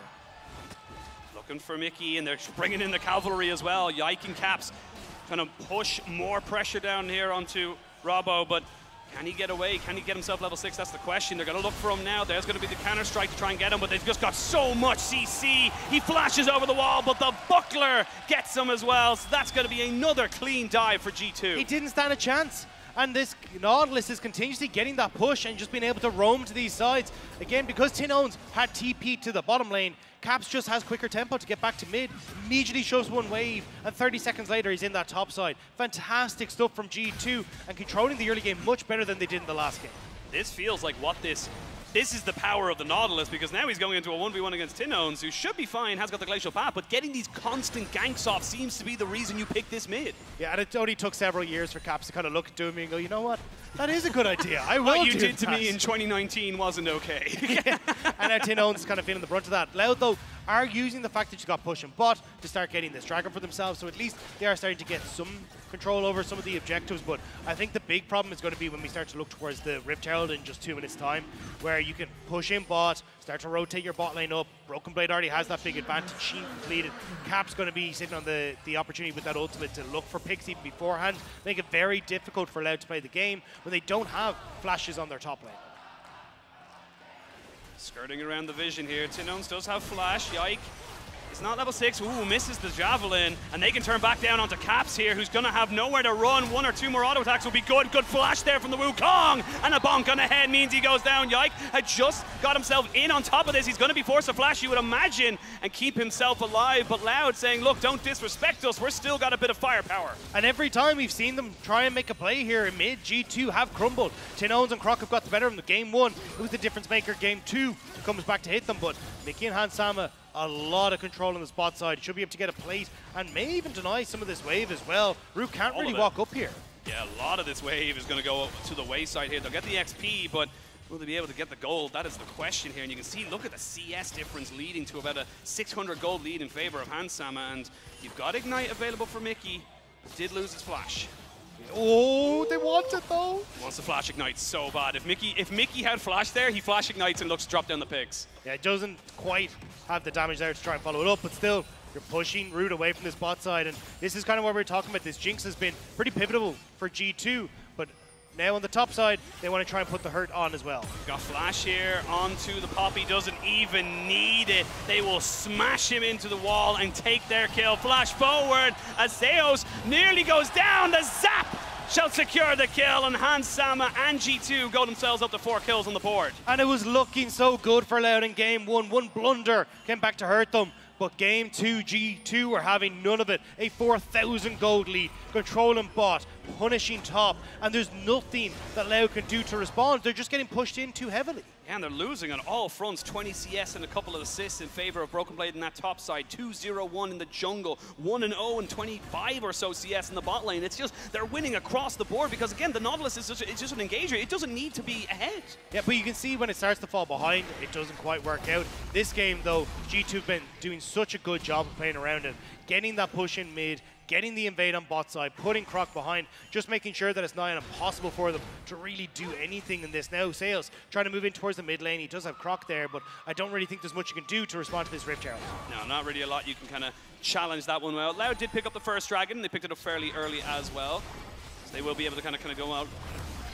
Robo is in the vicinity. The smite is available for Yike and shouldn't be too hard, but Caps is roamed down. Going to get himself a CC in, but Robo has nowhere to go. No support coming from either. Look at the mini-map. There's nobody here to help him. Finally looking to try and trade this one back, but with a 3v1 situation, it's not exactly ideal. Now Hansama in a lot of trouble if he gets CC. The minions doing so well to block him, and now he's turning back the damage. Tinon's in a little bit of trouble as well. We'll have to get the Glacial Path out of there, and bot lane, you're a little bit overextended. They need to make sure Rout's getting money, though, as Croc looks for a little bit more, but no Cyclone. Doesn't matter. They're denying so much from Hansama. That's all they want to do, and Yike.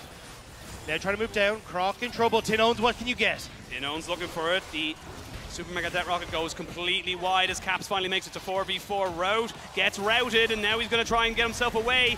He's trying to move away off this flash away, so you can see Caps finds the most insane hook I've ever seen from a Nautilus. How the hell does he get that? Because G2 get themselves 2 kills off it. And look at the top wave. Poppy taking towers, G2 taking lives, and G2 do not want to let Loud get into this game at all. Croc, you've nowhere to go. What can you do? Just about able to walk away. Yike wasn't certain he was able to take that with Tinons there in the wings. How the hell did Caps land that hook? That was absurd. There was so many people ahead of him, and now you're looking at a nearly 6,000 gold lead for G2, and we just hit 10 minutes. And this is what we talked about. G2, when they get leads, do not let their foot off the gas pedal at all. They've been incredibly good all LEC long of pushing their advantages every time they get it. Bot lane, ooh, Root taking a little bit more damage than he expected. But like when you actually look at their stats, it's been absolutely insane. Like, goal difference of 14, they're first. When they look at their when they look at their kills, they're first at 14. This is what happens when G2 gets a lead.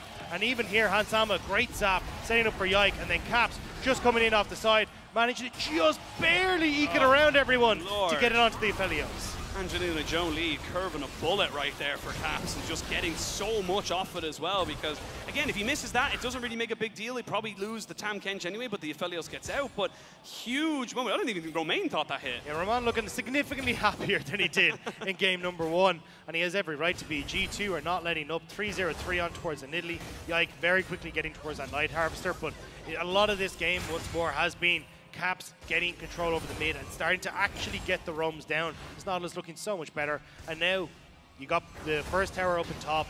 Bot lane is not going to be long to stand as well. The fall back towards the Dragon as... That's a solo kill. That's a solo kill. Broken Blade just going solo bolo and takes down Robo. I mean, easy pickup there. Poppy doing work. The Divine Thunder already completed, and Robo's just gone.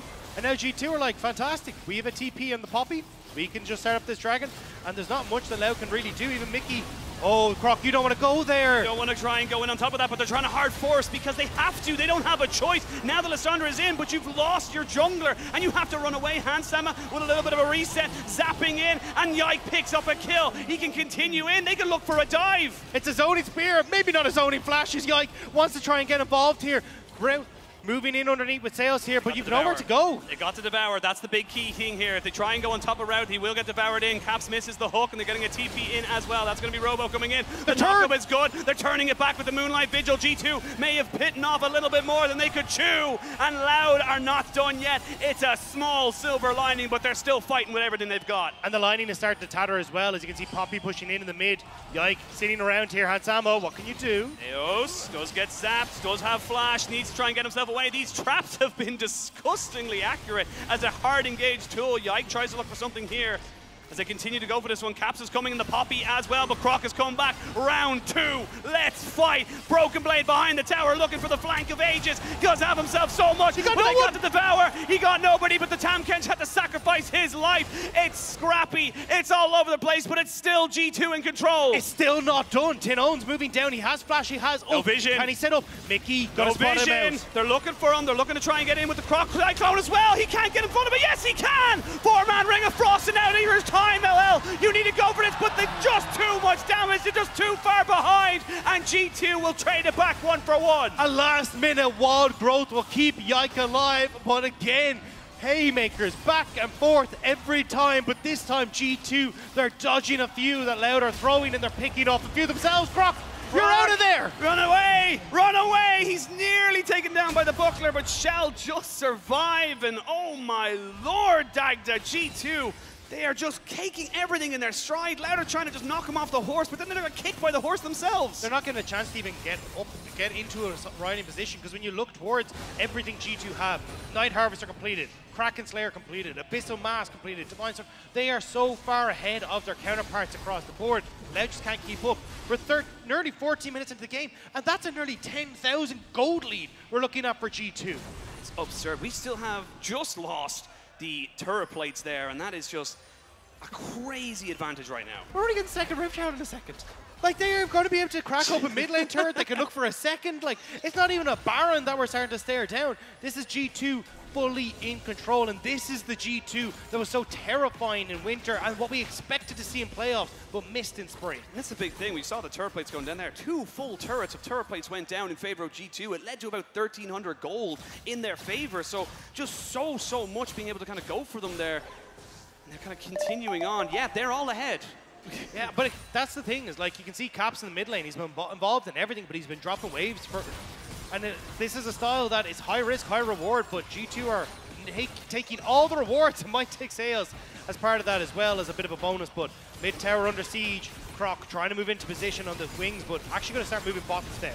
You can see they want to try and put down damage. Your Gale Force in, but again, the Aphelios just won't do that much damage until you get to the third, fourth item. And then right now, they're just kind of struggling. Shirley is going to be picked up here by Yike, and that's going to give them more pressure around the map wherever they decide to go for it. And this is the thing as well, you've got double TP here for G2, so they can cover all the side lanes. And that's a lot of damage coming out from Hansama. It's just kind of going forward. He doesn't care. You have to be so careful as Loud. G2 own the jungle. Yike will be spotted, but now Caps leaving off from the top side as well. That's why Rude has to move away from this, and it's causing them so many issues. Look at the amount of wards we actually have in this top side. Thank you, observers. As you can see, it's just littered with the control that G2 have. Yeah, I mean, look, they're just getting everything. Wards, traps downs. You can't sneeze in this jungle without G2 knowing what you're up to. And now they just gain that control. They still have Shirley for Yike, so they can drop down the Rift Herald. They might not even need the Rift Herald. There's no one to defend. Yep, they're easy. Still keep on to the Rift Herald. You still got Caps pushing in top side, and Yike just threatening up towards this lane. You can even see there just the whimsy, making sure G2 can move up here immediately. And Robo, what is he do? Just going to back away, but the tower will be forfeit. Dead, yeah, absolutely dead. They might even crack open the base here at just under 16, or just over 16 minutes. Need the charge. Shirley doesn't even get to do her favorite thing. She doesn't even get to get the head bop off. She'll get it on the next one, but again, how do you stop this as the side of Loud? Well, you stop it if everyone else just goes away, and you won't lose the tower. But I mean, you've lost so much control around the map. G2 want to make this a statement game. We're here at MSI. They want to try and push this one quick. Only the bot tower remains, and Poppy for Broken Blade already moving down to try and collect that wave and just keep Loud in their base. We still have 3 minutes until the Baron. Dragon is up, but G2. Oh, they're looking for Zeus. They're going to jump over the polymorph. The heal is good, though, onto the Tamken. She's tanky, but not tanky enough. The hook is fantastic, but it's onto Jax. And they wait for the wave to kind of push in now. And honestly, right now, G2, they're kind of pushing in on all fronts. The Loud don't know where to go. They're being pulled too far apart. I mean, there's times where you think, hey, maybe you shouldn't crack open the base, give all that extra gold. When there's a 12,000 gold lead, I don't think that matters as much. And the fact now, as you can see, they're going to move back, they'll get the Dragon, they're going to buy a ton of items off this. And so much of it comes from just off the controls they had. Croc takes that step too far forward, ends up getting completely destroyed by the damage that comes through from that Jinx in the Italy. There, the surprise, absolutely beautiful. It's not exactly what Sayas would have liked to see, but the hook to follow up doesn't matter. And now Dragon goes across. I mean, Loud, we were hoping that they'd be able to bring this back, push us to that game 3, but G2, you really don't want to give them that opportunity after the first game. And I have a little, I mean, right now it's all G2. We were prepping a little stat that before these two games, Caps was 8 kills away from 500. He's had 2 total in this game and the last game. So we're probably not going to get that one. But I mean, this Nautilus is showing the power it can get when you said, as you said, when it gets ahead. We have seen it go behind as well, but now Loud, they need to look for something. They need these objective bounties. They need something to go for them. Otherwise, they're just going to keep falling. They're going to keep sinking. I mean, what do? You're a full item behind on your AD carry. You're no control whatsoever in the jungle. Again, another full item behind with this 7-0-5 for the Nidalee on Yike. And you're pushing in on top side. Like, G2 have full control wherever the hell they need, and there's very little that you can do. You don't even have the vision to really look for flanks. You can see some pings onto the wards where Yike is standing, but that one's cleared out immediately, and now you have no opportunity here as Loud again. Croc's already half HP. He can't really engage onto this. He only has a Divine Sunderer. Hasn't even finished off his jungle item. He's actually still kind of lolling around with a 900 damage smite, so this is just so tough right now for the side of Loud. And you need Tin Owns to kind of find this big engage with the Lysandra, but again, I don't even know if you get that if you have the damage to try and follow up with all the big item discrepancies. Mickey X just trying his best now to start to poke forward, but you can see there, I mean, this is the siege power they have. They're looking for something. They got to try and get onto him, but he's got a Lulu, so Yike's just not going to go down, and you lost all your health from that javelin to the face.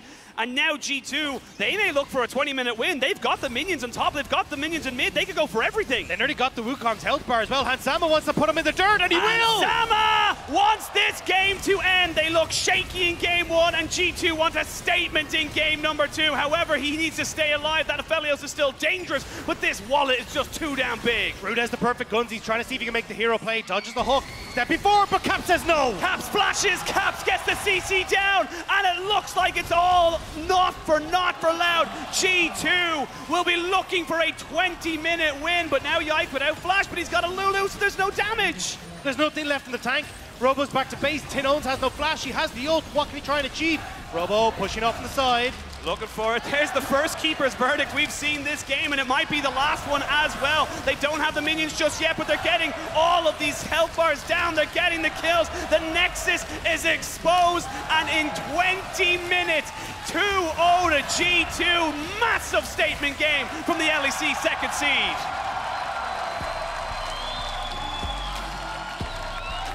G2 threw down the gauntlet there.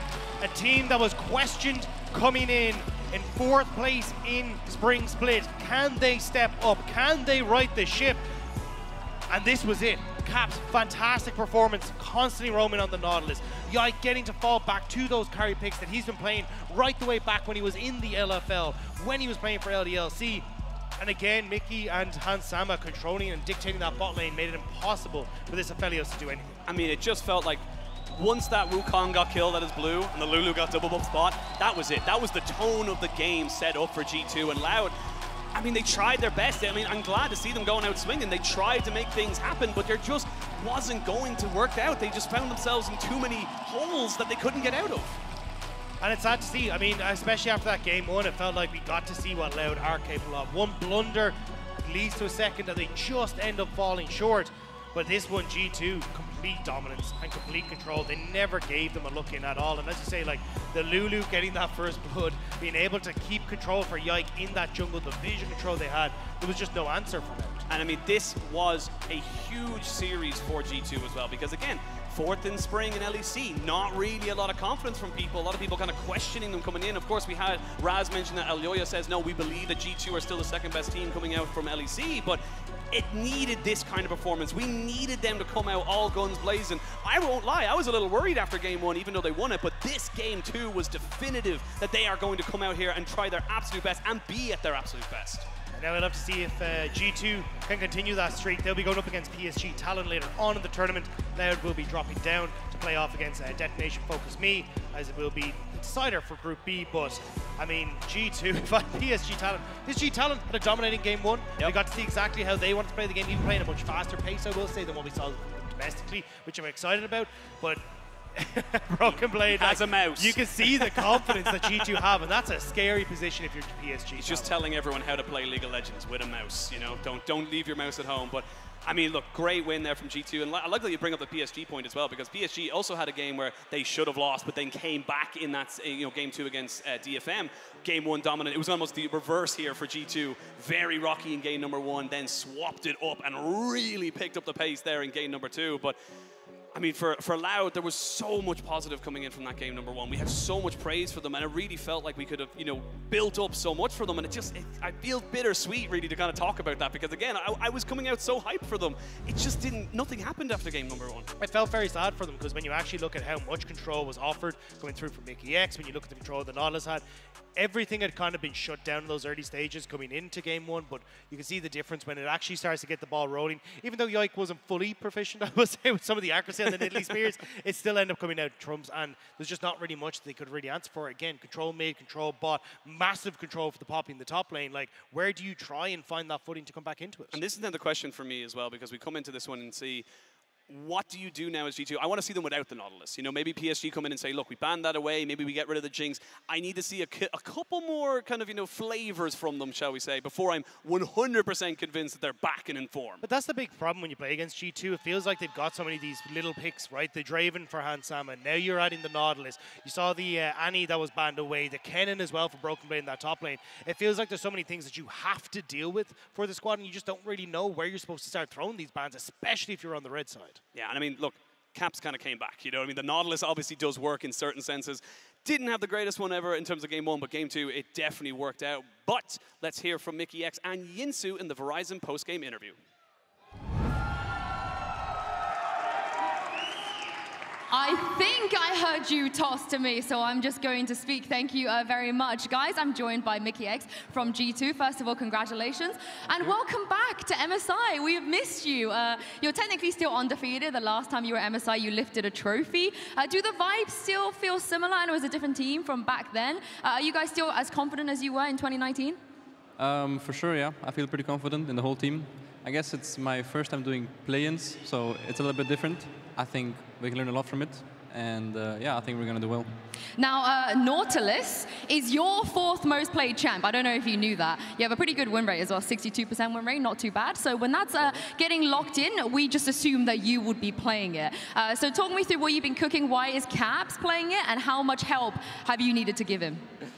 Well, if you remember 2019, when DoMB played Nautilus mid, yeah, it was a bit strong. So, well, after I think he got buffed recently, we started trying it a little bit, and he's been spamming in a solo queue, and he got the rank 1 with it. So, tried it out in scrims a bit, worked really well. It's like really good to draft it, and he did need quite some help. He was quite an amateur when it came to Nautilus when he picked it up, but I taught him how to play it. So. How much hours did you have to put in to teach him? You know, what are the things you have to look out for when you first have to play Nautilus? I don't know, way too many. I think if you saw the second game especially, those hooks were going wide, so he had to just flash auto attack, so he can't miss it. There was a couple of hooks he landed that was quite spectacular, though. Yeah? I didn't see those. Not as good as yours, I guess. Not as good as yours. How much does that impact the rest of your team to have? It's not really like a champion that people usually play at mid. Do you feel like your role or anyone else's role has been impacted from taking this risk? I mean, for me, it's much easier to draft because enemies need to be always prepared that it could be mid, could be support, so they need to draft in a very different way. Like, for example, these 2 games, they blind pick Tamkench, which usually it's very hard to do because I can just play whatever I want. Like I play range champs, Rel, for example. And yeah, I really like that because I feel like I can always pick a good champ as like a counter pick. And then, you know, worst case, I can just pick Nautilus myself. So yeah, it just seems good. It's giving me 2019 Pike flashbacks where like we're not sure if Wanda's taking it or Caps are taking it or you taking it. Maybe Nautilus in another lane just to confuse the enemies a little bit more. Now coming into this tournament, I think people, a lot of the narratives, maybe even memes, were that you guys are a little bit shaky. You know, you probably didn't expect to not finish at least in the top 2 as well in the split that you just had. Would you say that that's a fair assessment of how the team is right now? Well, I think myself and my whole team, we still think we are the best team coming from Europe, and I think we're going to show it this tournament. So, yeah. Why do you still feel that way? I feel like the Mad Lion series could have gone either way, and then I feel like that was kind of the real final. So whoever won that won the split. Turns out it was Mad Lions. Well, do you think being the best from Europe is enough now? Other regions have an extra team as well. I know last time you were here, you didn't have to take on 2 Chinese teams or 2 Korean teams. And now if you do make it quite deep, that could potentially be an option that you have to face. So how much harder is that for you guys? I mean, it's definitely harder, yeah. Like last MSI, we got NA to eliminate IG for us, so it made it a bit easier to win. Now it's going to be probably harder, but I do still think that LEC is quite strong, so I think we're going to do well, yeah. What about the other regions? Have you watched them at all? Have you been kind of studying what they've been doing? How big of the disparity, the gap is, do you really feel like? Well, yeah, I don't really think there's that big of a difference. I've seen a lot of people think that we don't stand a chance against LCK LPL, but I really don't think so. And yeah, I guess we'll see once we face them. We will see indeed. We will see, yeah. I mean, they believe, they believe. Now, today, I think a lot of people were kind of wondering with the patch coming in, some nerfs here and there, how much of champions like Annie or Wukong we were going to see. It turns out they're still in there. They're still a very high priority. What are your views on that? Because you guys at least have moved away from the Wukong Annie. Yeah, I mean, it's quite similar, I think, compared to previous patch. I think maybe jungle is a little bit different with Nidalee coming in. But yeah, some junglers are a little bit worse that got nerfed, but people still play them because I guess they're just used to them, and yeah, they don't really see the difference, I guess. But I think for bot lane it's kind of the same, and yeah. Last question, another Nidalee on your team from a different player. I know you might have some flashbacks of some of the spears, the zoning spears, right? Yeah. We've seen in the past. So are they zoning spears still here? What do you think? For sure, yeah. Yike needs a lot of practice on Nidalee. I used to be Nidalee one trick myself in Season 3, so I think I'll give him some tips after this game. So. Yeah, you're carrying the team right now, Mickey. Everyone's coming to you for tips. Everyone's coming to you. Thank you so much for joining me. Congratulations, and we'll see you in the next round. I'm going to throw this back to Quick Shot on the desk to close out the show. Thank you so much, Yinsu, and welcome to the Analyst Desk. We're going to wrap up today with MSI Cooldown. Just before I do, London, can I get one last round of applause? Thank you so much for the volume, for the cheers. I will also say, because I think all the Brazilians are gone. You lot need to yell louder. Seriously. If you are here supporting G2, you got to make more noise, whether your friends, your family, your wife, husband, or super nerds. Thank you for coming. Thank you for sticking around. Right, now let's break down the day. Let's start by talking about how #2 seed from Europe, G2, I never doubted them. I knew they were going to win.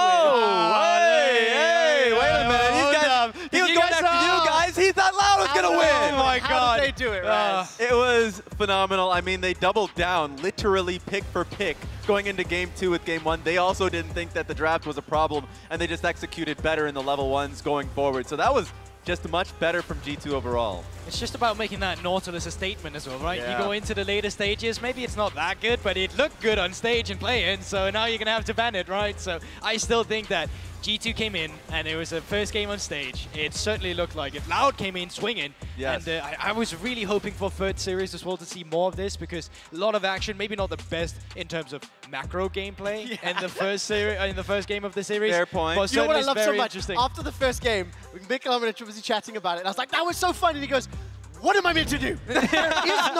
There is not enough time in the world to break down again. Like, it was beautiful to watch. I think the fans in the audience, specifically the Loud and the G2 crowd, back and forth. But it did then raise some questions. G2 answered a lot of them with that dominant winning game 2. They did, and I think the draft is something that I also kind of looked at because the Darius was banned. Yes. And we saw the Poppy, and then me and Goldberg were looking at the Poppy build, and I was like, oh, that's a Divine Sunderer! That's a Divine Sunderer! What did those two champions do? Read the line. Okay, let's see. 1+ player of the series, Broken Blade. Whoa, woo! Yay, this is so much back. Goldberg, why did he get it? I mean, for sure in game 2, he had a very good performance on the Darius. Could have been potentially even better in some of it, but definitely the late game, right? This big swing later on was a massive performance, especially when you talk about competitive, because this is a Darius that actually had team fight impact, flashing forward, making the difference. Yes, and he just makes the enemy top laner really fear in the draft because of the flexibility that he has. They think that the Darius is a problem. Nah. Broken Blade could play whatever the hell he damn pleases, As long as he's got that mouse in his hand, you know he's playing League of Legends. Exactly. And you know, he played League of Legends this game. Bit more of a facilitator in the beginning with, oh, let's dive top lane. But that just turned into, well, I'm going to kill top lane myself. Yeah, but the one with that buckler hit. There it is. Show that mouse. Got that mouse. You're going to have to take this away from me to win. Oh, that's awesome. The color of Darius is passive, managing to take off in game #1. I will say when we zoom out, the Poppy wasn't on any of our bingo cards in Countdown. It definitely wasn't. So it was on Marcus' bingo card. Those guys don't know it, but he requested it. Script writer. He knew it. He knew it was coming. Good So job to Marcus Aurelius, the true brains behind quick stats. Well, brains is a strong word. But more importantly, let's also zoom and talk about Yike just quickly. Perfect. On the Nidalee 2 games in a row, maybe not the biggest impact in game 1. Game 2, definitely significant, especially with that. That's the kind of champion that Nidalee is. It's so well driven. Oh my God, look at those poses. Oh, you gotta stop. Wow, not that much. Okay. Baby, you want to take a little catwalk up there? Make it a Oh, that's what we're doing. That's a model segment out there. We're going to get the camera, guys. We'll do that tomorrow. Right. He's just following up the Met Gala. True. Let's quickly finish up. I do want to ask about the Nidalee. Goldberg specific, because we talked a lot about the impact that he had either with caps in the middle in game 1, not being unlocked, not going to be able to roam. Game 2, absolutely took over the game. It felt like I was watching FPX against G2 in the finals. It's just about rotating your pieces around. When you have an Italy get fed on the experience and gold difference because you can clear so much faster than the enemy, you get the experience difference. Oh, I already said that, but you know what's coming. And then it's just rotating around the map to get those kills. And I think a lot of people are focusing on him in caps a lot. But he got that early kill in game 2 because of how they played off their bot lane push and invade as well. Double buff Lulu. Pretty nice, right? That's pretty good. So it's just a team-wide idea of playing to get Yike ahead, and teams have to recognize that as a whole. I absolutely love that Lulu pick as well. Big role in that second game rather for G2. Let's zoom out really quickly. Okay. Summarize PSG versus DFM. Raz, since you're nice, okay, so we're actually stepping out apparently. We're zooming out. Raz, talk me through that first series, because game 1, similar kind of trend to what we had for G2 series, but not quite as dramatic as far as the kills. Yes, it was wild. In fact, the fact I have to think back to that first series, it feels like a week. The PSG had to make a comeback. That was already something that we just didn't expect to happen. I thought it would be a much clearer series. good on Nation Focus Me to really showcase to their fans and us internationally that they could take these fights. Yeah, I'll be honest, I aged a bit after today's games as well, bro, but I think it was really interesting with DFM and PSG because the script were kind of flipped. It was PSG who was so active in the early game, and that's not something they were doing too much of, regionally speaking. Yes. And then the second game, I mean, that could have gone either way in the late game. That was just crazy with all the team fighting that we saw. And a shout out to Udapon. I mean, first of all, shout out to the NBA carry on that one. Yeah, great one. Both AD carries. Wako had a great performance in this one, but Udapon on his Zeri play just showed why he's been in the game for so long. He still has it. He was the reason why they were in it for so long, in that series for so long. And so it's interesting because off predictions, yes, 2-0 for both. And I can come out and say, I called it, but I didn't. That's the reality. I didn't. I didn't never see how doubted close. G2. I never doubted them. I knew it was going to be a TO. I was so convinced. I said it beforehand. You're not There's EU no Kobe. evidence. You got to find your own No things to evidence. say. You can't just take that. Can I give you some numbers really quickly? I'm ready for the quick 2022 Worlds. Yeah. DFM versus Loud. Do you remember the scoreline? It's fine if you don't. 3-1 to DFM. Okay. Japan versus Brazil. All time. Yeah. 7 wins, 7 losses. What we just saw from the bracket there, it will, of course, be DFM taking on Loud, a rematch of last Worlds, as well as that Japan versus Brazil head-to-head. That also means that G2 will be facing off against PSG in the upper bracket. The winner of that series will advance to the main bracket stage, one of those 3 teams. So we'll be seeing those in a couple days' time, but I mean, it is quite exciting to see those first matchups, and we definitely are hoping to see some of these teams working on, especially some of those early game decisions. I really love those regional rivalries, especially when it comes with CBLOL. I remember in the early days, 2014, 2015, it was CBLOL versus TCL, or specifically Oceania. Like, those were the rivalries because it would be a tit for tat. The same teams would go into internationals and play against each other, and now we're seeing CBLOL go up against LJL, and it's just fun. It is just fun to be able to track. You know what's really fun as well? Yeah. Is the fact that CBLOL has actually never made it out of play-ins. You know, it's the fact that despite all Is these that things... fun? Is that fun? You are so lucky they are not here. You are so lucky the Loud Army's not here. Okay, maybe that was not fun. I heard Someone a lot put of his fun. Twitter I tag picked up it up. there. Okay, it's Put his fine. Twitter tag in the lower third. To be fair, I do need that exposure, so please do it. I don't care. No, never. Anyway, I'll take whatever I can get. But what'll actually be interesting, so of course these will be day 3 games, just before we get too lost in the sauce. Goldberg, you'll be on the analyst desk tomorrow, correct? yes, that is correct. Law will be here as well. So let's take a look at tomorrow's games. Okay. And the reason I want to bring it up, I'm going to ask Law to just throw you in the deep end and to remind everybody of this flame that you're giving to Brazil. Goldberg, let's talk about tomorrow's matches very briefly. BLGR7, GG versus GAM. What do you make of these? I mean, tomorrow is just going to be really rough for the top lane. I mean, Bin versus Bong. Yep. Bong essentially does not... That's the matchup, Trevor. Grow up.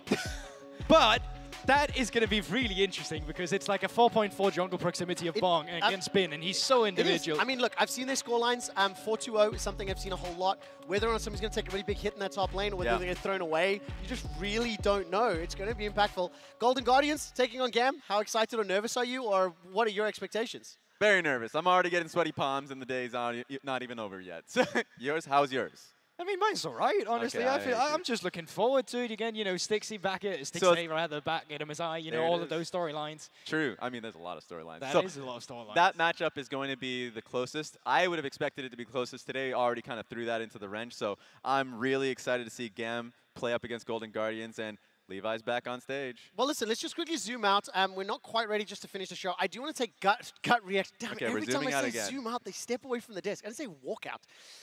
What is So your do that initial too. takes on sort of like meta champion picks that we see? We started Countdown by talking about some picks. I said zoom out, that's why they ran away. It's a really We're zooming dumb out, joke. bro, because you wanna the zoom production up was again? zooming in. So more Don't seriously, say it again or he's falling off. immediate reactions in terms of meta and champions. Did it go to expect? Did anything surprise you? That'll be our final The Nidalee did surprise me. So I saw the buffs, and I just didn't expect it to So be. you called it and were surprised by Yeah, it. exactly. Yeah, because I expected to see a little bit of it. I didn't expect it to stay in competitive, right? Right. But the composition that we saw from G2 makes it really work. And so now we're going to be seeing more adaptations around that. I thought, okay, Tom Kench and all these things would make it harder. No, that's not the case. I think Nidalee is here to stay. It's one of those picks that can be so feast or famine, which is why sometimes it's a bit risky bringing it out in competitive. One of the reasons we don't see Kha'Zix the same amount as well, for example, because it requires you to be played around. It requires you to get lead. If you fall behind, I mean, you're quite useless. It's always the take in competitive. Whenever you see a Nidalee work out one game, it's like, all right, well, we'll be able to collapse whenever the Nidalee invades, and she's not going to be as useful in the first 15 minutes, and you start going to team fights being useless. And that didn't happen here. In fact, that was a ridiculously fast game in game 2, so it's working. It was indeed. All right, so let's get ourselves set up. I was going to do a selfie, realize it's probably not smart because of the ground picture. Let's zoom out. Let's go say our goodbyes. Come on, go on the wide shot. If you're here behind me, step back and wave. Thank you so much for joining us. Thank you for watching day 1 of MSI 2023. We'll be back tomorrow with the Group A action. Gulborg will keep throwing shade towards Brazil and CBLOL. That's what's going to be happening. That's going to be the joke of the week. I gave them a game today. You said 2-0. We will see you tomorrow. And I love you specifically. Goodbye, everyone. Goodbye. I love all of you guys. Oh. London! It's been 8 years, but we're finally back. Copper Box Arena, let's make some noise!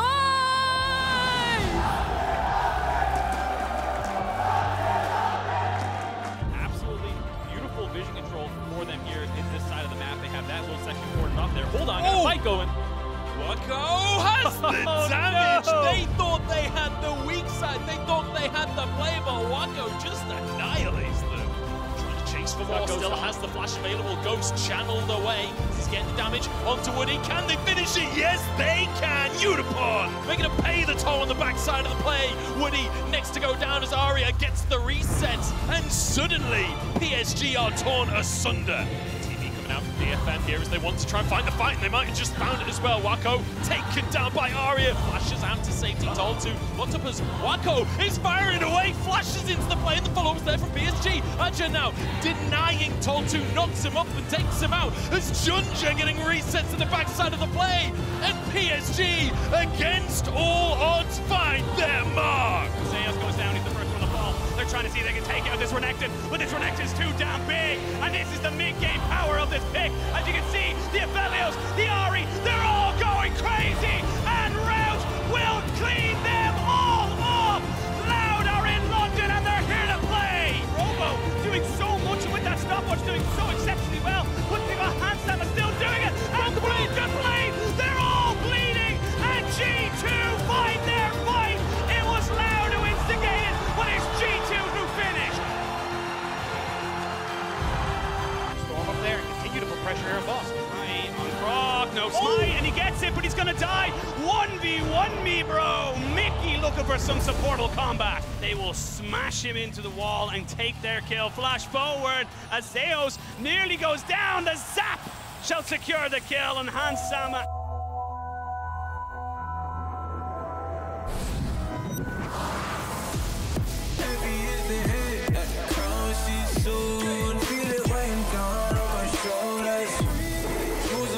Break by the crowd,